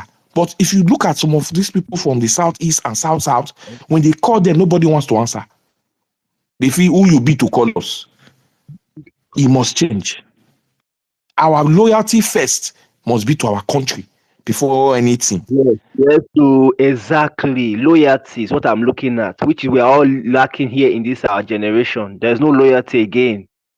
I see people make some statements online. When I see people make statements online, I take it upon myself to educate them. Because some people don't know. Some of these people, young boys, just talk. Look at Buhari, for example. Why do you think Buhari won? The youths voted him in. The youth voted him in. The youth that voted Buhari in. I'm not even surprised. Most of them did not even know what it is like when Buhari first became president. They didn't know. Now, Edo State election now, the PDP already have seen their results. They know they have won. but they are That trying is to manipulate it. that is the party that I'm aiming for. PDP is the party. And we don't want any other party to come and take, like, I don't want the Godfather to come and take over Edo State again. We have had enough of Godfather. But we cannot say we don't want when we are not doing anything and folding our hands. That is the challenge. That is the We challenge. can't say. We can't say. We can't just fold our hands and say this. Look at Labour Party, for example. First of all, Labour Party has they have built their self on false pretense. How do I mean? Labour Party is supposed to be able to take us out of this current situation, but they are not facing themselves with reality. Nobody is taking leadership in Labour Party. That is the problem in that Labour Party. Nobody's taking leadership. Olumide, who is the governorship aspirant for Labour, he came to contest for election. If Labour Party was sincere, they have people who have been there. Now, even if Olumide was coming, Labour Party will say, Olumide, let me tell you, we're not sentimental about tribe or whatever, but let us look at it for equity. Those Central, the Ishan, have not had governorship in 16 years. Let us give them. We are giving this to them now. So if I were you, we want you to represent us, but we want you to run as deputy governor. Let us pick a credible candidate from Edo Central who can represent us. They had credible people, Kenny Maswagbo and co. But they chose not to feed them. Even if you don't feed Kenny Maswagbo, why don't you feed young people who are vibrant? That's what we are looking for. That's what we are aiming for. But they chose not to. Now, the game was to look at what they did. He's from Benin. The deputy governorship candidate for PDP is from Benin. The deputy governorship candidate for what's it called is from APC, is also from Benin. Now in Edo State, there are 3 block votes. Oredo is the largest, followed by Obaoka, followed by Ego. Now, the governorship candidates, the current governor, Baseki, is from Oredo. The deputy governor from PDP is from Obaoka, which is another largest local government. I'm sorry to say, sir. Sorry to call, sir. That radio you mentioned, I think that is where the Labour Party ward is. That's where he's from. Because the way I say so is because I was watching the news in National Assembly when I met a candidate as representing Labour Party in Eredo. That's why I get to understand that Eredo itself is Labour Party itself. Yes. Because I watched that in National Assembly. That's why I discovered. I didn't even know. It was when I was watching the news currently at the National Assembly and I discovered that Eredo, which is one of the 18 local governments, also have Labour Party ward there or ward or constituency there. That was why I got it for the first time. That at least Labour Party has entered South. Because to me it was my first time. He said that Labour Party indeed has really entered South through to the influence of Peter Obi. Well, the truth of the matter is that Peter Obi is instrumental to what the Labour Party is doing, and the party is building their system around him, which is also very wrong. So you will see that everybody, if they want to contest election in PDP in Labour, you will see they want to bring Peter Obi. They also some of these people are there to also tarnish his image. Exactly. We also have people that want to tarnish his image too. Yes. So I want us to please begin to look for ways to get involved everywhere that we are in. Let's not bring sentiments. Look at what is happening in Nigeria today. If, for example, APC win election in Edo State, many people will begin to suffer. People will suffer. Hey. People are suffering currently in Edo State. But if, for example, APC win, Look at now. Today now, in all the local government in all the states in Nigeria, only Edo State is paying 70,000 as minimum wage. The federal government has not even been able to pay. People are not asking how. Every 25th of every month, Obaseki has paid salaries. Down to pensioners, they have paid salaries. When Oshomole was there, it wasn't like that. Not in Lagos or any other place. Although Lagos have implemented the minimum wage, 70,000 naira. That's what they are paying. But not in all areas. Lagos has the money. Today now, Edo State is the sixth. Edo State is the sixth state with highest internally generated revenue after Lagos, River State, Delta State, Ogun. Wow. Abuja. So Edo State is part of Abuja. I thought Edo State was like number 4 to my own side, looking at it too. I was looking at it as number 4. No, because after the first is Lagos. After Lagos is after Lagos is Ogun. After Ogun is River State. After Lagos is Ogun. After Ogun, Abuja, River State. After River State is Delta. After Delta is Edo. Internally generated revenue. Knowledge is taken, sir. And this is one of the things that Obaseki did while he was governor. Before, money, it wasn't like that. Them Tony Kabaka, some of all those stars were the one collecting money.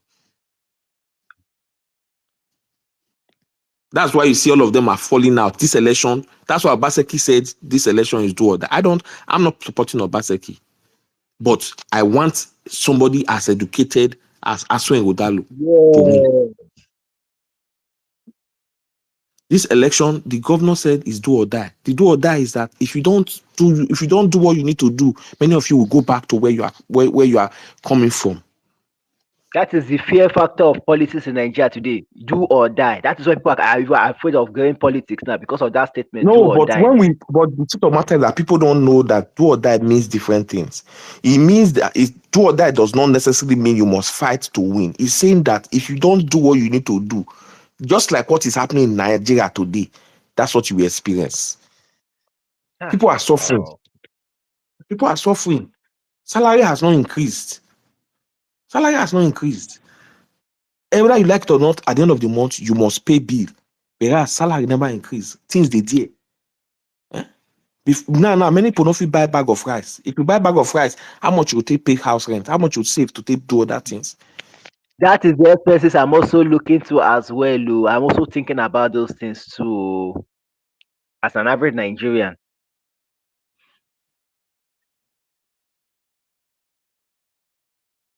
Imagine an average Nigerian cannot put food on his table. How can he survive? And now, you very soon, another election will become, you have said Nigerians to come out again and come and vote. That is what you said, that a lot of people are losing interest about democracy today. Well, but the funny thing is that the only reason why you will lose interest is only a coward that will lose interest. Exactly the way I'm looking at it too. No, only a coward that will lose interest. We must do the right thing. We must do the right thing. The right thing, yes. That's what I'm looking. You said one thing again. You said one thing, sir. You said that first I have to register. So how does the registration process work? That's what I want to know. Because not every youth understand. You need to decide what party you want to join and the reason why you want to join the party. Okay. That's the purpose of me joining the party. No, you need to decide what party you want to join. Okay. 1. You understand? Okay. So, first of all, you need to choose your political party and then think between your, like, for example, I have always voted in Benin, but now I have moved it to my hometown. I moved it from last election. I usually go to my village to vote. And I'm a card-carrying member of my party in the village. And I'm showing myself. I might have interest in contesting, but that's not my primary goal now. My primary goal is to be involved in the process. I need things to change for the better in my state.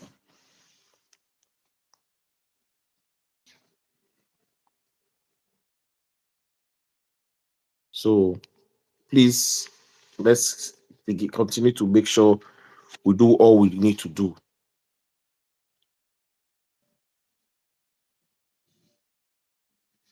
Thank you, guys. Thank you very, very much. Oh, thank you very, very much. Thank Yeah. you. Thank you.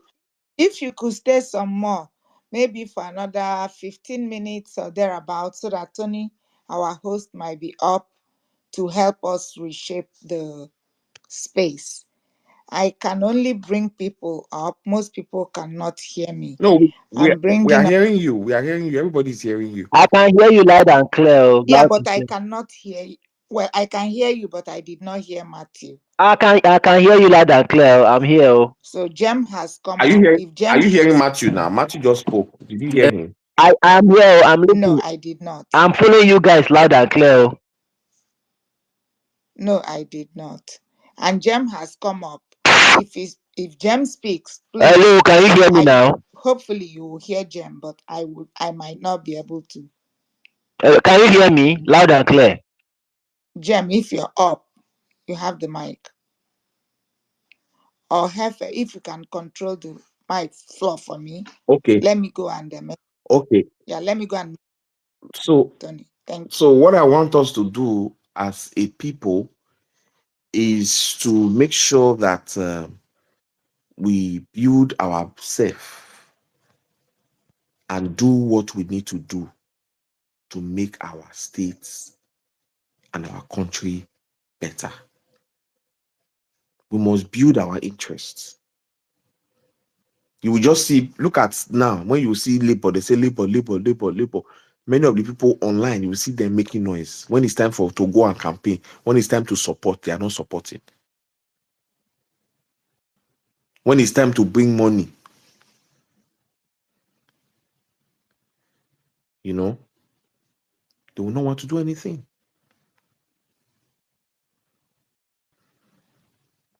So please,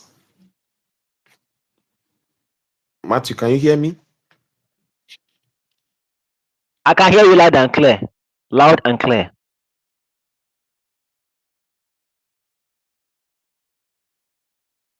Hello, sir. Are you there?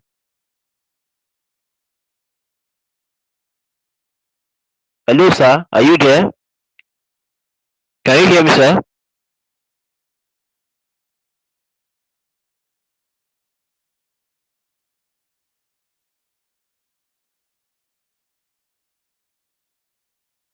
Can you hear me, sir? Hello?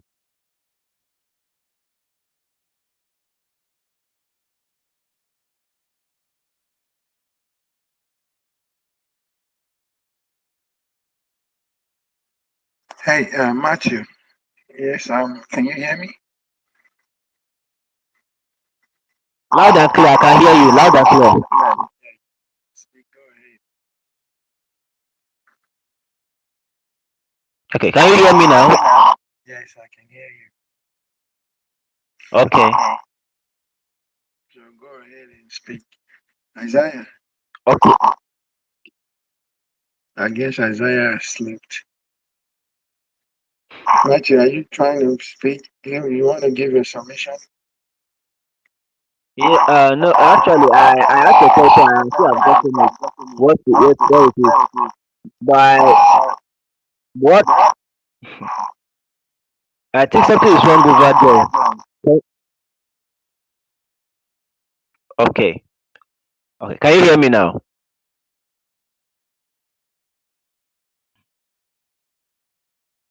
Hello? Can you hear me? Hello? Matthew, go ahead. You can hear you. Okay. Okay. Um. I really want to say once again, I really want to appreciate the host for throwing light on this topic because I was saying something before when I came on, but I said I look at the geographical setting of where we are and the people we meet and their beliefs and everything. It makes us to understand that we act differently, we discuss differently, we make decisions differently every day of our lives. And when it comes to the issue of like I remember what one thing that Peter Obi said when he was coming for his manifesto. He said something that caught my attention. He said we should take back our country. It's not all of us that understand that because of why a lot of us are somehow politically trapped by all these things. But one thing I really really really love about what is going on now is that they're making us understand that if we claim that we practice what we call representative government, we should know that the voice of the people matters a lot. Unfortunately, this current administration have trapped us with so many things that we cannot be able to voice out anymore. I remember if you can cast back what happened when we were trying to go for the protest, both in Lagos over this hardship thing, all of us were able to speak up our mind. But you all know the people that are in power, they are making us realize that they cannot do anything and there's nothing that we are going to do about them. So what happened? It is not because of the little constitution they play. Maybe the protest would have go on. Oh, if I'm talking to you now, there's been a kind of a rumor that in that same October one, there's going to be protests. Why there are some that have gone behind and makes them know that the protest will not take place. So what are we trying to say? Because right now, everybody now is a victim. I'm sorry to use that word, everybody. I will say we are victim of this whole situation here because like my host have said, we need to be educated, which is true because not everybody is educated about politics. Because the reason why we are saying it that politics is a dirty game is because of the deep things they have done in within the system that is making us to understand that this is who they are in government. That is what is making us to have it as mindset that these people don't have plans for the masses anymore. Because how can you come on the national TV and speak to the Nigerians and you're asking us to come out to vote, and we come out to vote, a lot of us are being disfranchised, a lot of us are being compromised. So what do you expect? And like my host said, he mentioned loyalty, which I see that is one of the things. Imagine if one man does is keeping the record in Nigeria that he's the only candidate that we cannot find any level of corruption in him. So why was he not chosen? If we have voted for somebody that we know that yes, is the right person and he was not given the mandate to come into power, that means something is not right. That is why we are having that faith that okay, a lot of us are even asking question in our mind. Can we hope for this new Nigeria we're looking for? Because a lot of us have seen that nothing will come out in this country. Because everybody have placed their vote and their confidence in somebody, and at the end, nothing to show. The fate of the people has toyed. So that was why I said once again, me right from time, PDP has always been the state I want to go for right from time because to me, PDP for the last 16 years, PDP has really really contributed a lot. The poverty rate then when PDP was in power was not as high as now that APC is running because today now, I remember then when in PDP our naira has value. When the highest money you can use to eat then was 200 naira, 500 naira, you will eat then as an average Nigerian, you are okay. But today in this APC government, we are spending like almost 3,000 naira to eat in a day. So ask ourselves, how do you expect an average Nigerian to understand the knowledge or the dynamics of Nigerian politics when he knows that he himself is nowhere to be found. He has nothing to offer or say. And another thing I need to also say is that nobody said that money is not a good thing, but the way that it has the level of obsession for money in politics today has made people to draw away from going to that party. It's not as if people cannot contribute. Some people may not be like Aliko Dankote, the way they spend more, but they feel that little an average Nigeria can contribute to the party. You should be able to say, okay, this is what I can contribute. But we as Nigerians, we have this rate of obsession for money when it comes to politics. So that's why I said the way it is, I believe that we need to be more educated because the day a man stop learning, that is the day a man will start dying. So thank you very, very much for giving me the audience to speak. I'm really, really grateful to join you guys this morning. And I will say this coming governor of Edo State that is coming, we hope that he's coming in to do much better than the previous governor. I'm not saying that the previous governor have not done well. He has done his part, he has played his part, and we have seen it. But I believe we need more and reliable governor that can bring people more closer to the grassroots and to everybody in the same Edo people. Thank you very, very much. Thank you, Marky. Uncle Dede, are you there? Can I come in now, please? Yeah, Okay. I'm here. I'm just hearing you for the first time. Oh, okay. Yeah, I'm gonna yield back to Jen. All right, go ahead, Jen. I Oh, think thank some. you. Yeah, just quickly, I think this is about retrospecting about Edo election and where we go from here. Truly, I'm not disappointed. Somebody spoke earlier on and spoke about some factors that might have affected the fortune of Olumide Akpata, which I totally agree, based on fairness and the senatorial district that was meant to produce a candidate. One of the reasons many of us supported and still support Peter Obi, one of the reasons, other than competence, is still fairness. I don't want to go too much on that so that we don't land into another uninterested topic. But I think many of you understand what I mean by fairness. So we can't be preaching fairness and embracing unfairness. But in saying that, Olumide Akpata emerged. Asua Ighodalo, to be honest, I admire that guy. But for some other reasons, in the best interest of Nigeria, I would have loved Olumide Akpata to win because 2027 is coming. But it has happened the way it has happened. The problem, my concern here is this. Though the final result have not been announced, but Asua Ighodalo is emerging the leading candidate, bearing any last-minute abracadabra by the APC, which they are really working on right now. Monday could emerge, and the next thing is go to court. So, for me, I knew that no matter the candidate APC had presented, Bola Tinubu will never let Labour Party win another state other than the one that had been won in Abia during Buhari regime. They will never let that happen, even if Labour Party had won clearly. This is a litmus test for 2027 election, and I know many of us know that. There is no way they will let Labour Party win. Somebody spoke earlier, the last speaker spoke something, that Peter Obi said something that, take back your country. Many people will not understand that language. Even Peter Obi himself, he may know within himself that probably he may not even, at the end of the day, emerge the president of Nigeria, maybe in the last election or the future one. But I appreciate what Ogami, he's you are doing. reading my mind. You are reading my mind, sir. You are reading my mind. I understand what that man is doing. He's just sacrificing himself to open the eyes of Nigerians, a new generation, that Exactly, look, sir. I That is will what I'm lead you saying. people. I will lead you people to open your eyes, but at the end of the day, you are the one that will fight for yourself.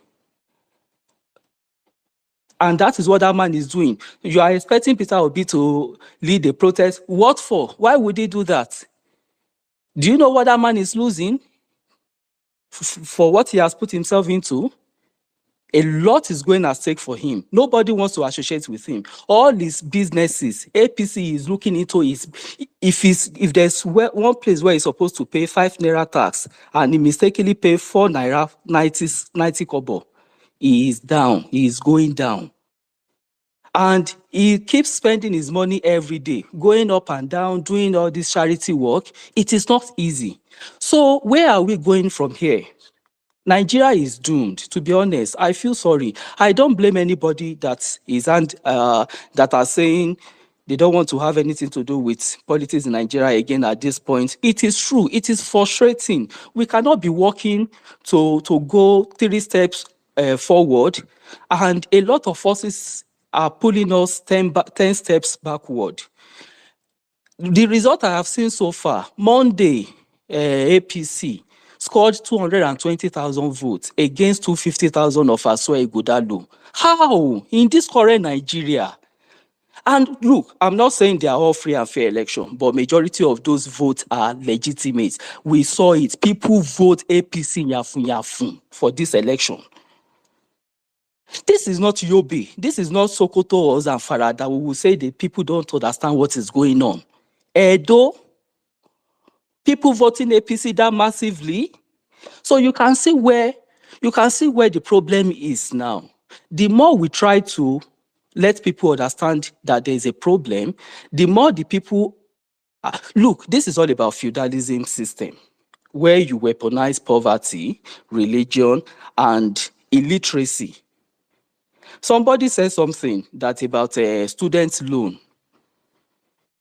APC people are jubilating and is one of their greatest achievements. But it is just like somebody broke your leg and now gave you a walking stick and you are clapping for the person. Because the target of that student loan or that student, now the education issue we have in Nigeria, it is not targeted at the north, to the north. Because the north, they really don't go to school that much, and the few of them that goes to school, they don't need loans. They are wealthy families. So now, this illiteracy is going to affect the southern part because Tinubu knows now they go school, now sabi book, now while the followers they argue. So a lot of more people now from the younger generation will be unprivileged to study more. Then over time, in the nearest future, maybe after a decade or so, because the ripple effect will not happen immediately, but it has started already. And Tinubu is not going to be alive forever, but he is creating an empire that will live after him, that even when he is no more, his empire will continue to rule because he has children and wife he is going to hand over to. So there is a serious problem in Nigeria, and that is what we need to focus on. For me personally, 2027 is a goner. Except Nigerians stand up and take back their country. And who are the people that want to take back their country? People that are still voting for APC happily in 2024? So look, it's disturbing because you think we are gradually going somewhere, and you look back again, we are 10 steps behind.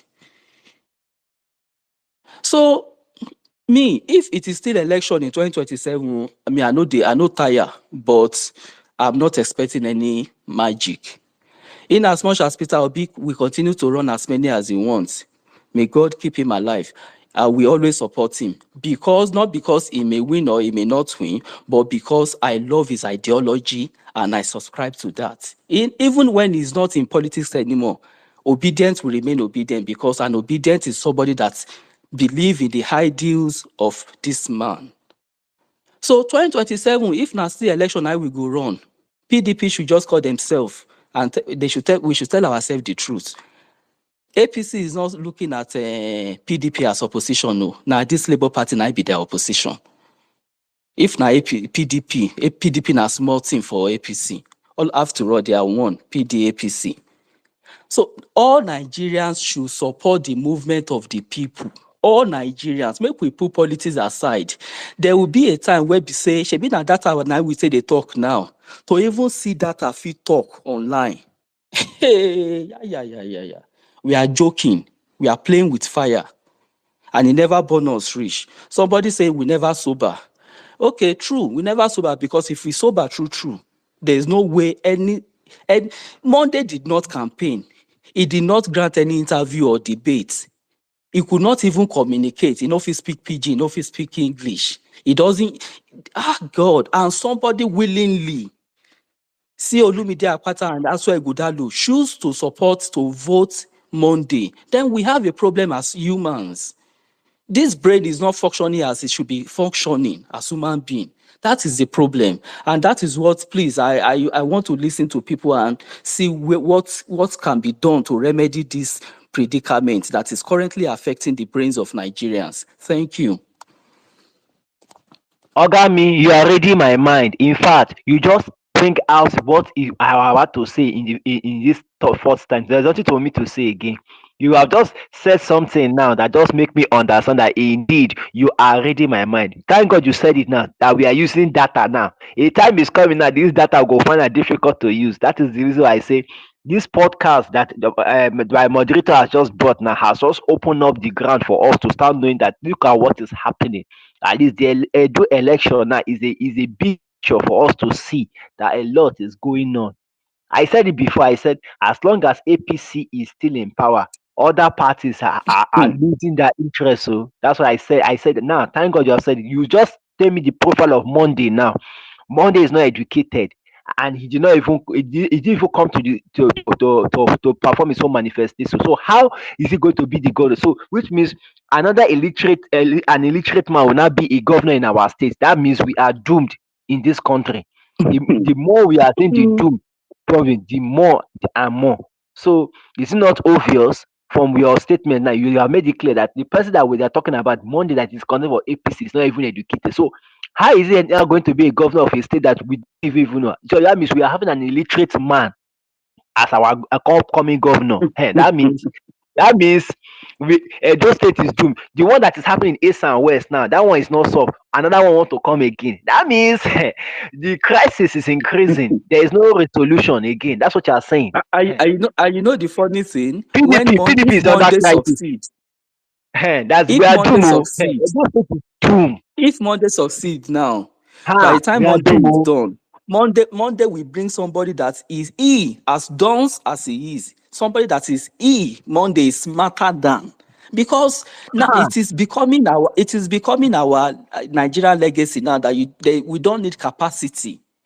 You don't need competence. You don't need to be educated. After all, the president, all of us know the Olori now for Abuja, say he attend campaign, he attend debates, and he know they there today. You see, by the time we know what's in the happen, you go see say Buhari is even the best president we've had so far safe. Shebi we dey shout say Buhari na mumu na something. You will see. You think Bola Tinubu will release money to INEC to conduct election that will remove him? They never born the person for Nigeria to I was conduct that election. somebody some time ago when we were talking about this. So I said, do you know that even the fear of God, you cannot find that in the president again? He came out and told the traditional ruler that he bought the presidency with his money. Do you know what it means? That means we have look at now in the outside country, like there was the so-called Chicago he claimed that he attended now. He's the most wanted man now because the FBI is looking for his head as I'm talking to you. That's why he cannot come to America, he can come to Chicago. So he knows he's the most wanted man because he's been identified for illegal activities, especially drug pending. Now that means that our number one citizen in Nigeria has a criminal record. And the funny thing that we accommodate such, which means if a new leader want to take over our country as a president now, it's going to be worse as that. That is the message is passing to us. Because we are talking about credibility, we're talking about loyalty, and we cannot find that in that kind of a leader. So what are we talking about? Bad leadership in a country, bad policies in the same country. Who is suffering it most now? We that were representing ourselves from the grassroots are suffering from it now. Imagine the election. Imagine yesterday election. The officials are supposed to be there on time. Do not even show up on time. Where is the punctuality? Where is It's all the strategy. It's all it's obvious. strategy now because they know That the is what they people did that in want to Lagos. vote. In ATSI, in Lekki side, that's what happened though. Both of the officials came late, and many of us came outside waiting for them to come and vote. We could not see any of them. Bro, Imagine what are you and I asked myself, expecting? This what are we now the same expecting then? Mahmood. The same Mahmood is still superintendent. Is still the superintendent general of INEC today. Edo election, The puppet Wike's of cousin Tinubu, is the INEC sir, is the commissioner. puppet. Wike's Yeah, cousin, that's why and you are going the there and INEC, expecting. the INEC, sir, we all due respect. The INEC chairman himself is a puppet. He's a puppet to the Tinubu already. So many people are puppets, including the Senate president, including the INEC chairman, including the chief justice, the current new chief justice that Jesus elected. All of them are puppets to Tinubu.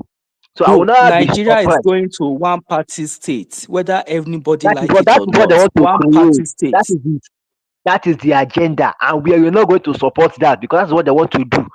No, they don't need your support, my bro. They don't need your support. They are not even So asking for your opinion. They don't need your support. Don't worry. no wonder we are in bondage today now because in this same country now.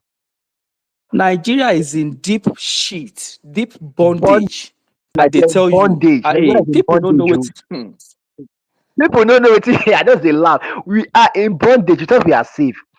Sometimes I begin to ask myself, what is now the fate of many of us living in the country? They say that we are being negative. It's not being negative. This is what is happening. We can't pretend that everything is going well when we know that a lot is taken away from us as citizens. We say we are practicing representative government. Look at what is happening. A lot is taken away from us. And somebody is telling us, Nigeria go better. We have been hearing it from childbirth till now we don't grow. We never marry. Nigeria go better. When we come marry, na the same thing go see the year. Nigeria go better. It go better. It go better. Now we dey see so it go better. Now we dey protest. Nigeria is doomed though. We are doomed. APC boys are mocking everybody online, laughing at everybody. I'm just looking at them like, look, hey, look at what you people are celebrating. You think this is Arsenal Man U? This is Arsenal Man U. I be the winner wins or the. I don't hear am for this country. My God. And I ask myself, is this no, when Tinubu came to power, he said a renewed hope. I want to ask all of us here listening, with what is going on in this country, is this the renewed hope that we are all looking for? Is this the renewed hope? From day one of this man, Nigerian has been crying. They even swear you him. You never even resume office. You never even enter office. Make you even see check paper, check book. You say subsidy is gone. Person will never even resume for office.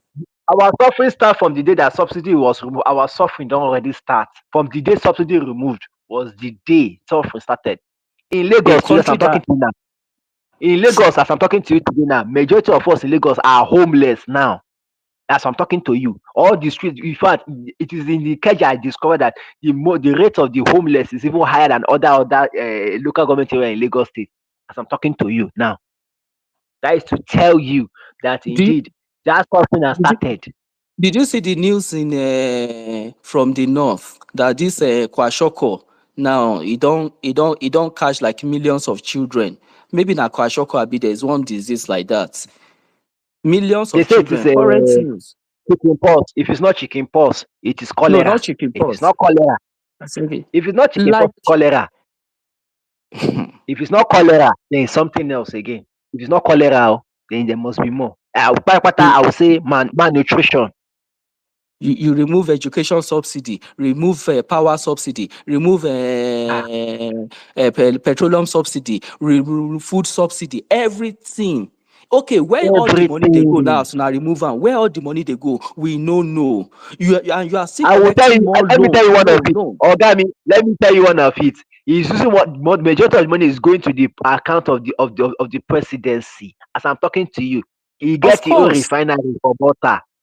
Why am I saying this? The revolution is coming out. We are seeing it that this man wants to sell this country.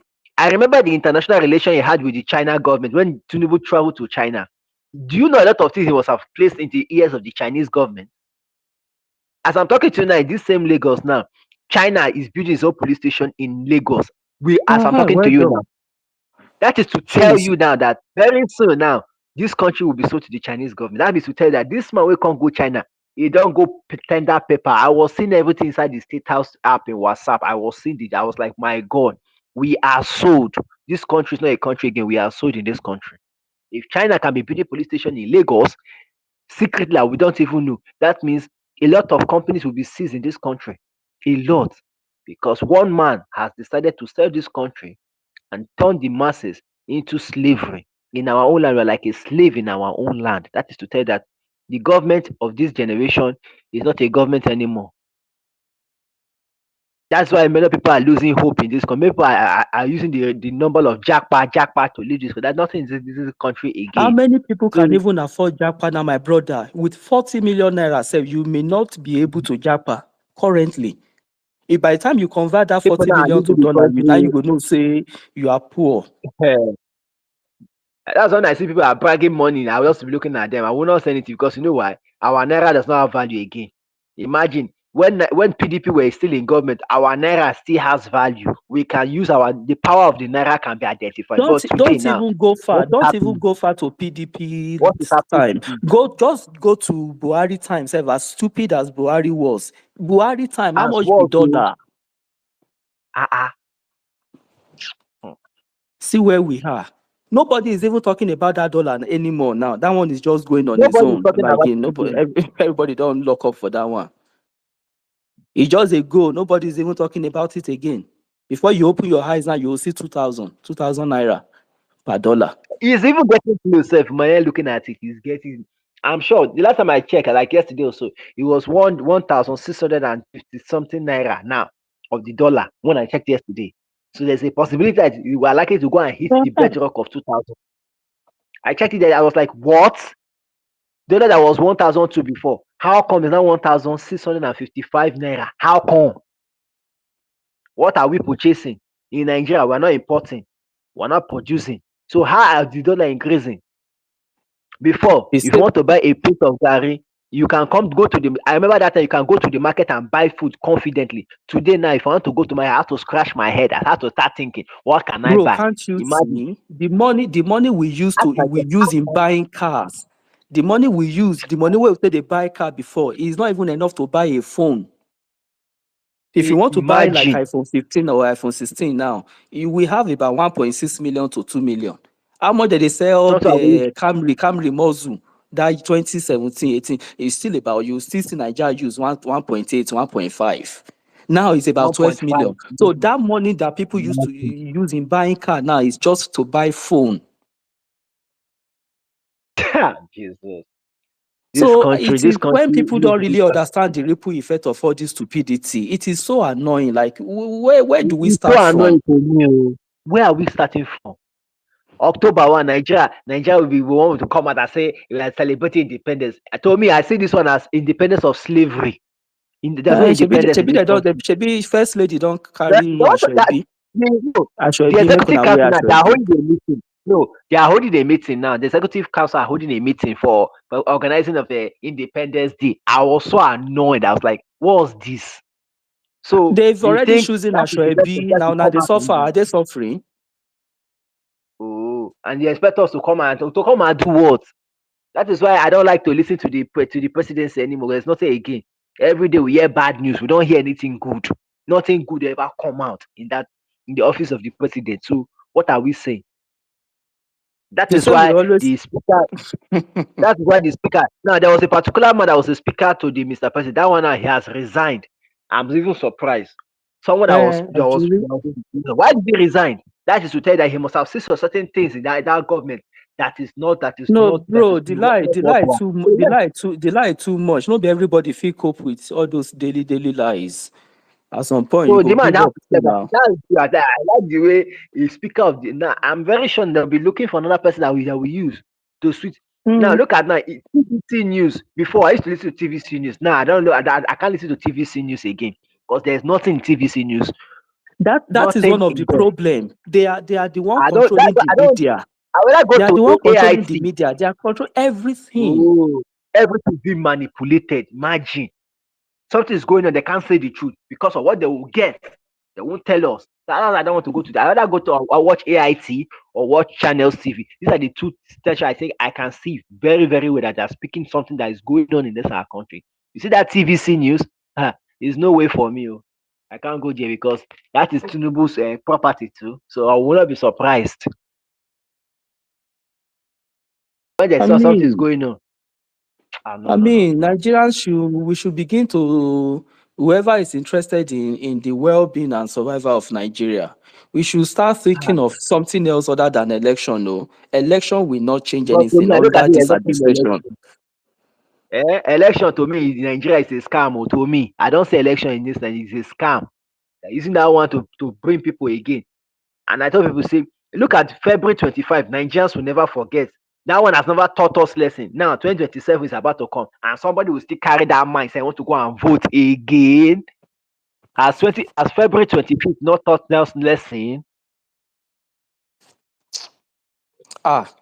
In as much as Ashwaju is alive, I can't, it will only take a miracle for anybody to defeat him. Even when he was just an ordinary candidate, that he wasn't the president, He was he the APC chairman manipulated now. the He was the party president, chairman. he hijacked everything. Even Buhari no support him. Everything. He push everybody aside, hijack him. Now he's now the president. You want to chase him away. Be playing. Be playing. This Election will country, not solve we just be anything. play. They play. They play new, my brother. I just be thinking Instead of 2027 because I know the many Nigerians they don't go still get sense. We go still come out again, come vote. What will they vote for? Now, instead of this us is to what focus on Nigerian development, every space you go to, development. now Igbo, Yoruba, Igbo, Yoruba, Igbo, Yoruba.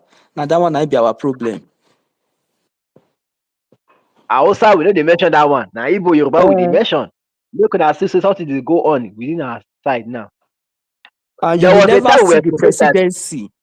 You will never see the presidency or anybody in government to even talk about unity, or even that is the caution. problem.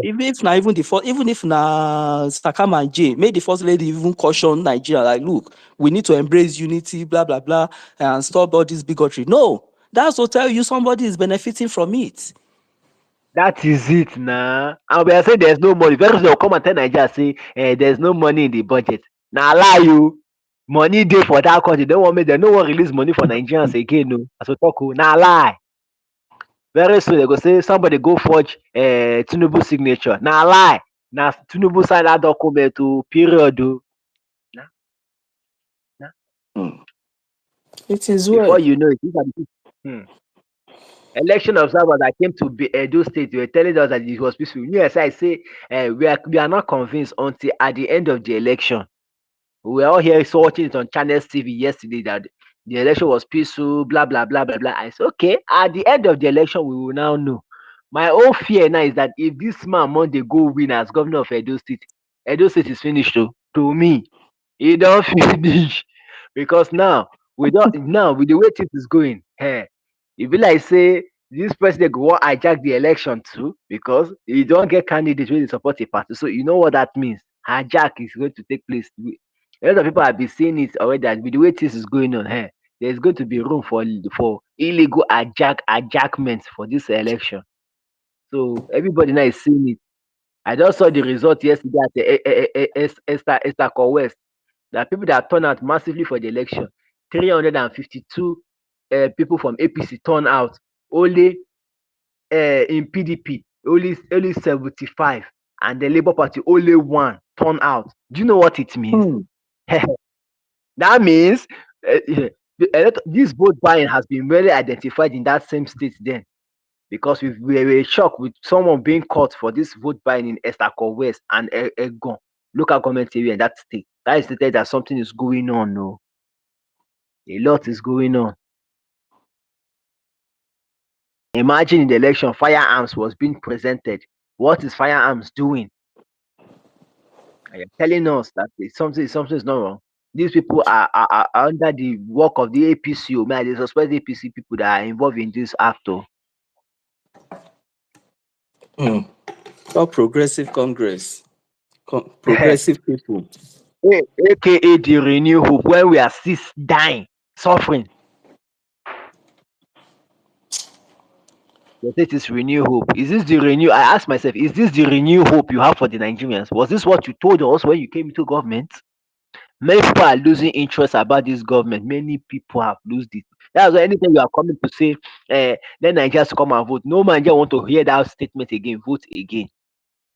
It was in Jonathan administration that I was able to show my own registration card and vote. And since then, I could not vote anymore because I felt that after that Jonathan administration closed, we don't have any other leader again that can take over this country again. So the only average person we can consider as a leader averagely is Buhari. You see the rest. There is time to say that this country is sold. Though. This country is sold. We are even sold already. And you know the funny thing about this Jagaban, be many people they chop president, they go chop their own, they go come out, wash their hands off. Even when Jagaban is done, until he is no more, it will continue to be the Jagaban of Nigeria. He know the washing hand comot o. He will be there forever until he is no more.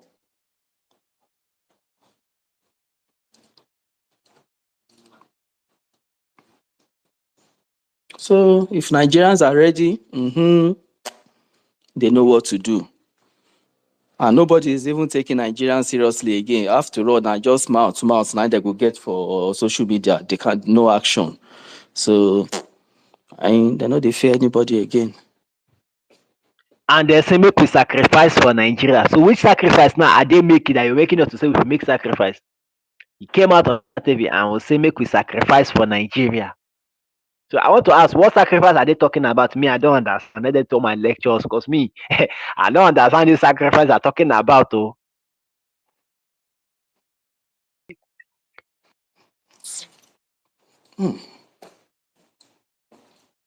Because to me, I keep asking questions. You say make we sacrifice for Nigeria. The ENDSARS that happened in Lagos, is that not another example of sacrifice?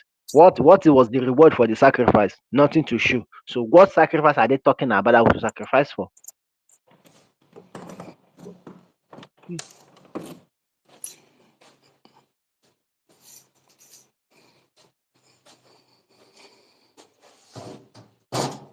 Sometimes I wonder why we fold our arms and we cannot do anything. It's unfortunate that this kind of thing is happening now and we cannot do anything as citizens. In the name of we should be law abiding. When majority of people that are bigger than the law in this land are still with us and we are seeing them, they're not spiritual human beings. We are with us here. Are we going to act as if we don't know? Or are we afraid of calling their names? That's what I start saying, because I believe look at what happened to Donald Trump in America. Two assassination attempts were made. Imagine in the history of the representative government, coup d'etat is identified. Well, when we're not in a military area, that is to tell you that something is really, really going on. Nobody wants anything good about a country. When somebody have a good vision about a country and you are trying to kill the person, that shows that the word insecurity is not is not a physical something. It's a global pandemic already. That's what it's telling us. Imagine in a country where that is playing the role of representative government, coup d'etat is identified when we are not in the military days. I think Nigerians, it's time for us to call back the military to take over this country, because there's no need practicing democracy when nobody is beneficiary to this democracy. I be saying it. There are two things involved in this country. Is that we divide or military should take over? Because the way I'm saying it, now I know the reason why a lot of West African people are leaving ECOWAS today and are no longer member of ECOWAS again. That is what we are seeing already. David Jagaban, I be the chairman of ECOWAS. What was he able to do to bring back the remaining neighbors, the West African neighbors, back to ECOWAS? None. They left ECOWAS and they are not even bothered about it. And yet he says he's the chairman of ECOWAS.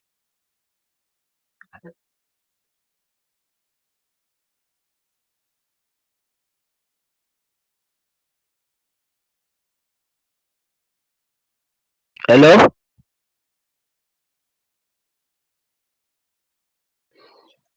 Yeah, you're audible. Good morning. I don't know if I can come in now.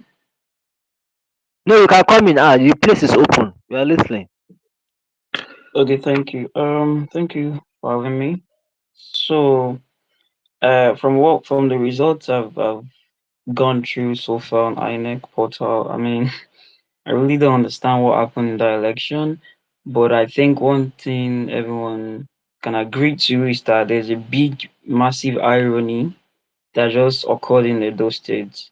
Because honestly, why is it that an election can go on and we have a candidate that never campaigned, that almost never spoke or addressed the electorate as the people that are meant to vote, that his presence was not even seen around. I mean, going around, um having people telling people to vote for him, someone that never did all of those things would come out and win so massively with such scary number, as against a man that went through the whole states, even risking his own life, going to places, trying to tell people to vote for him and convincing them with good reasons So this is the big irony that I feel all of us can agree to.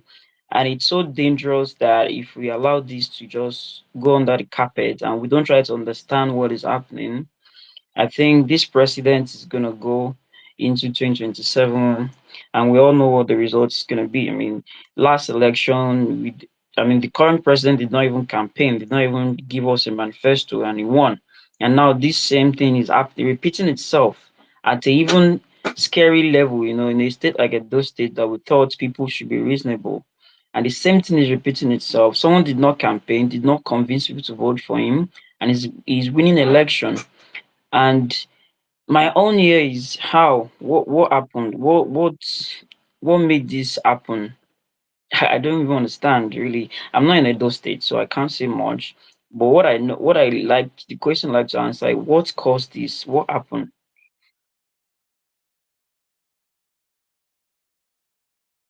The way me I'm looking at it, I smell manipulation of this election by the president here. All this one that is came in to say that he wants a peace to reign in our state. I smell that all this the word is mentioning peace is not peace. There is something behind it. That's what me I'm suspecting, because you have said it already. How can somebody who wants to contest for the governor or for a governor in my state did not play any role of party manifesto? He did not even go around to unveil himself to people. The only time I saw him yesterday was when he came to come and vote in his own ward. That was the only time we saw him, and he was on the channel's TV yesterday. That was it. Oh. That was the only time we saw him. After that, none. We have people like PDP, Labour Party, that were able to do their party manifesto and were able to come out and convince people to vote for them in. How come this one that is in APC, that's to tell you that APC want to turn the 36 states of the federation into one party state, and we no go support that kind thing. That is what he wants to do. So See, in all fairness, the numbers coming in for APC is a combination of two factors. Normally, everybody knows, say on a normal day, APC go still run their normal level, which is stealing of votes.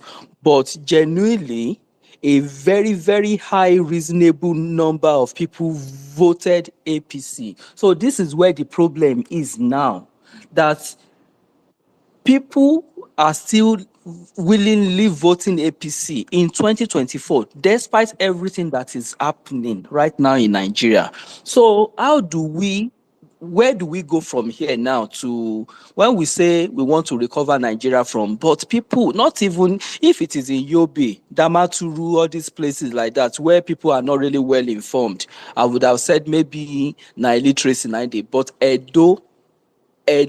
So people see they vote APC. So that is the real problem we have as citizens now in Nigeria. Because I don't understand how much you need to explain to a Nigerian currently that APC is an abomination.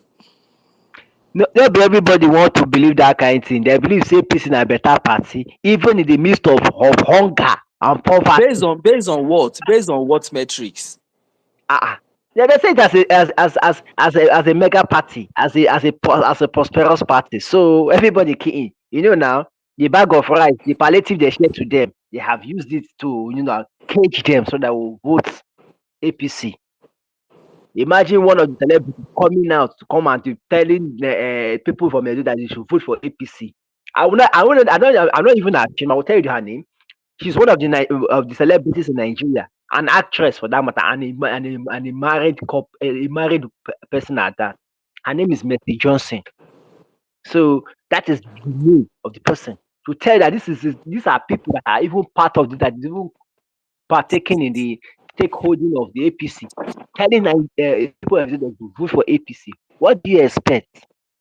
Because that's what they are using now. No, see, Mercy They are Johnson's using all this. husband is a PDP APC shifting, and her husband is in Oh, House of Representatives. So I what do you understand, but expect? the truth is that no elite care about the people. To be honest, nobody. If That you are is the looking truth. for somebody up there to speak, nobody send anybody. Oh. So now people where they suffer now. See, they know they release person from bondage. Oh, now person ain't go free himself. Exactly. You look at the video today. The video has been speaking against INEC. But why is he doing that? Because he has interest in Aswa Ighodalo. But since we have been shouting end bad governance, Nigeria is he go follow una talk am? No. But when it matters to him, because the outcome of today's election in Edo could determine his uncle's fortune next year. So that is why he's interested. Not like he's speaking with us, not like he's with us. So everybody there for your own. Oh, Everybody wow. there on your own. No celebrity send anybody. Nobody is going to speak for you. Nobody. In America, you see their billionaires talking about politics every day, talking, lashing out at people, saying their mind as it is. But in Nigeria, you'll see any billionaire talk about politics. All of them, For they are on the where fence. in Nigeria, make we no deceive ourselves. Hardly, in fact, hardly will you see any politician talk about politics in Nigeria. Rather, it is business upon business, economics, finance, finish. But good governance, politics, and social development of the masses, dey for their agenda. And they will come to us and come and be putting what we call 7-point agenda. And that 7-point agenda, you hardly will you ever hear that the grassroots are working in progress for the development of the country. Hardly will they discuss those kind of things. Now we the grassroots, the masses, are we dey hear am now. So this is the glimpse that this what is happening in Edo State is like a glimpse of what will happen in 2027. From the way I'm looking at it, it's already signed. So any Nigerian wey wan get sense, wey no open your eye, make e go vote for APC o, make e see say you dey add burden to himself. As I'm talking to you now, majority of youth cannot get married because of this bad governance now. What is the truth? Make una know say things is going on. See, in my own opinion, now only two things na fit solve this problem against 2027. And by God's grace, make we even know how many people go even dey alive that 2027 after hunger That is don my kill prayer like point o. millions of people. Okay, that 2027, you see that all this PDP and this all that they do, make everybody rally against one man, Peter. That is it. As in Atiku himself, all the northern emirs, make everybody dey speak for am, or the other way round, make election no happen, make That is it. everything. I no wan No talk am, but election. everybody knows the answer in their mind. Election will not solve problem in Nigeria. We have That is the see truth. Nigeria has gotten to a stage whereby it has to go back to default setting. It's not about trying to a house that is about to collapse. You dey paint am, you dey patch am, Nigeria gas go back to factory setting. I swear. Make everything, make we start afresh, make we reason the matter all over again. That is the only solution. But people don't want to talk about that. They will say, yeah, come front, make you come run am now. But that is the truth too. All this one what they do, no go solve anything. Now Nigeria we need to go back to a different order entirely.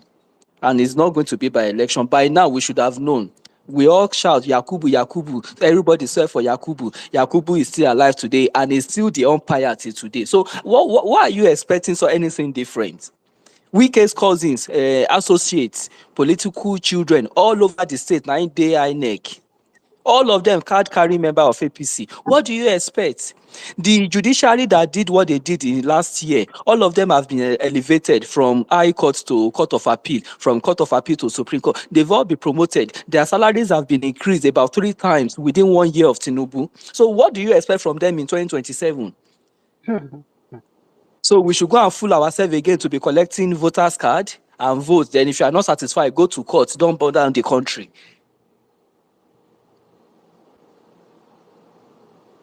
Abeg, Nigeria matter no be election again. Mo no dey fool ourselves. No be election. Something needs So to happen, to be honest. Something needs to happen. What I'm even suggesting is that let us go back to military, because there's nothing in this democrat government that we are practicing. There's nothing. You better not go back to military. So that when military go the room, we go feel and say yes, it is worth it, because people that are in government, they have showed us that they are not ready to work for the masses. Rather, they are working for their own pockets. Let the military even come take over this country, or make we divide sef, because there's nothing like anything like unity in this country. Na lie. Bro, All this one I say, nobody can divide Nigeria. In as much as oil remains in Nigeria ground, Nigeria will always remain one. Now that's oil, now they keep us together. No presidents will all this regional that government is whether why they Biafrans are speaking for their own until state now. there's bro, Biafra no dey go anywhere. In as much as oil is still in Nigeria, we go there together by force. That's it. That's the truth. That's the only thing that is keeping us together. Because if we separate now, say oil, with the oil belongs to any cabal anymore, it will belong to the host now. So that's nice. They keep us together until that thing no day again. Now in Nigeria no go there together. Well, It is obvious well, that we are not one. It is obvious that we are not that one. is the We don't love problem. ourselves. We don't love ourselves. We We don't just love. We don't have a mutual ideology. That's why when I came in, I told my host, I said, everybody have different ideology, like they have different mindset about how they want to see they run this country. Everybody do not have one mind. I said this when I came online, and thank God Everybody. you are saying So same thing. I'm very glad that you are saying it's different. We are different people. We don't understand ourselves. We believe in different that's the things. We problem. believe in different ideology, different philosophy, and so it is. And that is why people that brought us together too. That is why they made us like that, so that we will never have one common look for the. Look at ENDSARS. Do you know the main reason why ENDSARS did not succeed? Because now only some parts of Nigeria now they fight SARS. Now Somebody in only Sokoto does not know who SARS is. exactly talk less of Taraba State or Jigawa. They don't even know what is SARS. So we have different problems. The first problem now, we all of us go get together now for the first time now, this hunger. That's the first problem we will have together, common problem. So it is it is very, very, that is why Nigeria we need to go back to factory setting, to be honest. And not the election I will take on now, because election will never solve it. Even no, if me look, many people there are so many stakeholders in Nigeria. They don't like the current administration, but they still don't want the good one that we hope for. So because not because they don't like Tinubu, them not liking Tinubu does not mean that they like something that is good for us, the masses. No, they don't like him, but they still don't like what is going to benefit you and I. So they would rather support a lesser evil that will benefit them, and maybe Nigerians will get some grains too, some leftovers. At all, not bad pass. But no Nigeria elite will ever support what is good for you. That is the truth. Yeah, okay. Maybe I can just conclude my point now. Actually, thank you for your responses. I think I got some insights. So, if we think voters manipulation or vote manipulation happened, we think people still support this current administration or their party based on maybe lack of information or just blunt stupidity, which is what I consider. And then I think you also mentioned maybe they are not patriotic, like people don't think of the larger benefits. Everyone's just selfish. That can be maybe they got money and then they voted for that party, vote by and all those kind of things. I think that there are multiple factors at play here. And if my understanding is clear, once we once we identify these factors, these things that go through the mind of the average voter when they're about to, put their thumb on a candidate, if you understand this thing, I think we can actually go back and take our time and plan strategically to, insert better, better things like better judgment, better criteria in people's mind because it looks like everyone's mind is kind of like infected at this point with this APC whatever thing, because I don't believe it is malice. I honestly don't believe it is malice. You cannot tell me that because Tinubu has some malicious plan or anything that make people in those states think positive of their party and then thereby voting for their candidate. I do not consider it as malice. I just feel there's a lot of factors at play, and as good minded citizens that we are, I think we can actually key into this and also win the narrative against them for the future generations, and then see how we can change things. So what I see with this APC victory, I'll call it a victory because it looks so convincing to me based on what INEC has uploaded. I don't know what will come out of it, but I think APC has already won Edo State. And what I see is we're gonna have leaders, picking their successors based on something that happened that we are seeing at play, like Yaya Bello and the Ododo guy in Kogi State. I think we're gonna have such parallels in Edo State too, because if these people are incompetent and they want to like more they want to succeed, they want to go ahead and have people that are as incompetent as them to be there just to protect their interests.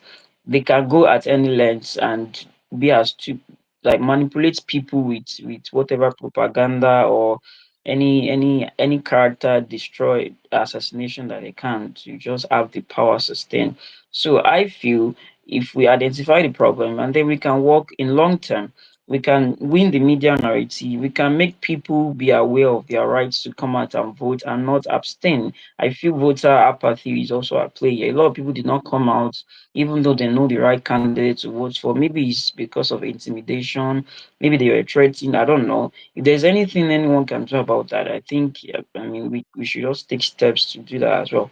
Then people, ah, like, is it out of sheer stupidity? You see what the current status quo is.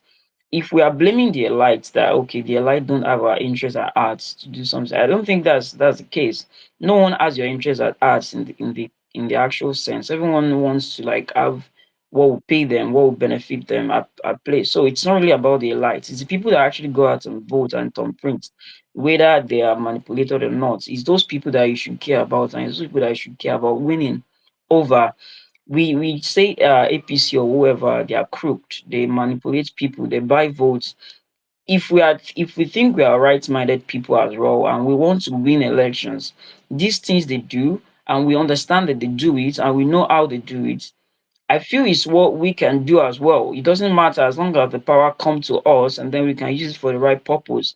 To them, it doesn't matter how they get the power, as long as they get it, they will go at any length to do it. And I feel, as right-minded citizens, as patriotic citizens, we should also go to that length and do anything we can to do to just have this power. We can't keep complaining, otherwise we will be tagged as losers. The APC will go around and say, "Oh, they are losers," even if they are the right-minded people. We know that's what the narrative is gonna be, and then the general masses just go with that. Oh, we don't want to associate with losers, and then the cycle just keeps going. We just have to find a way. People need to come to place. Like if you know you have any resources and there's anything you can do to win people's minds, to change narrative, even in your local area, please do it. In my area, what I think I can do is like educate people, make people have commitment to do the right thing. Not like you not wait until the election day that people can just be bribed to vote, that you now say, "Oh, vote right, do this right." Nobody wants to hear that. They just want to satisfy their immediate needs. If it requires them to sell their future for it, they will sell it. So we need to have a long-term plan. We need to know what we have to do, each one of us, and then we shouldn't be blaming some elite or some Tinubu, wherever. They will keep doing what will pay them their interest. I just feel everyone should take it as their personal responsibility. If it aligns to your interest to have this country and your state working, do what is right in your local area. Do what you know you can do to win people's mind over. And I've been doing that. I've had a couple of friends registered into Labour Party in my local area. I can't do much because I have very limited resources. But if you're hearing this, if there's anything you can do it. If you have to manipulate people, do it. As long as you know your cause is right. Wicked people don't care. They do whatever they can to just have the power. you that you think you're now you're kind, you have the good intentions for others, and then you will not be walking on eggshells and blaming others for the wrong in society. I don't think this should go on. We should just take it as our personal responsibility, contribute in any way you can, and have things change for good. So that is my submission. We can't keep complaining, and it has to just stop.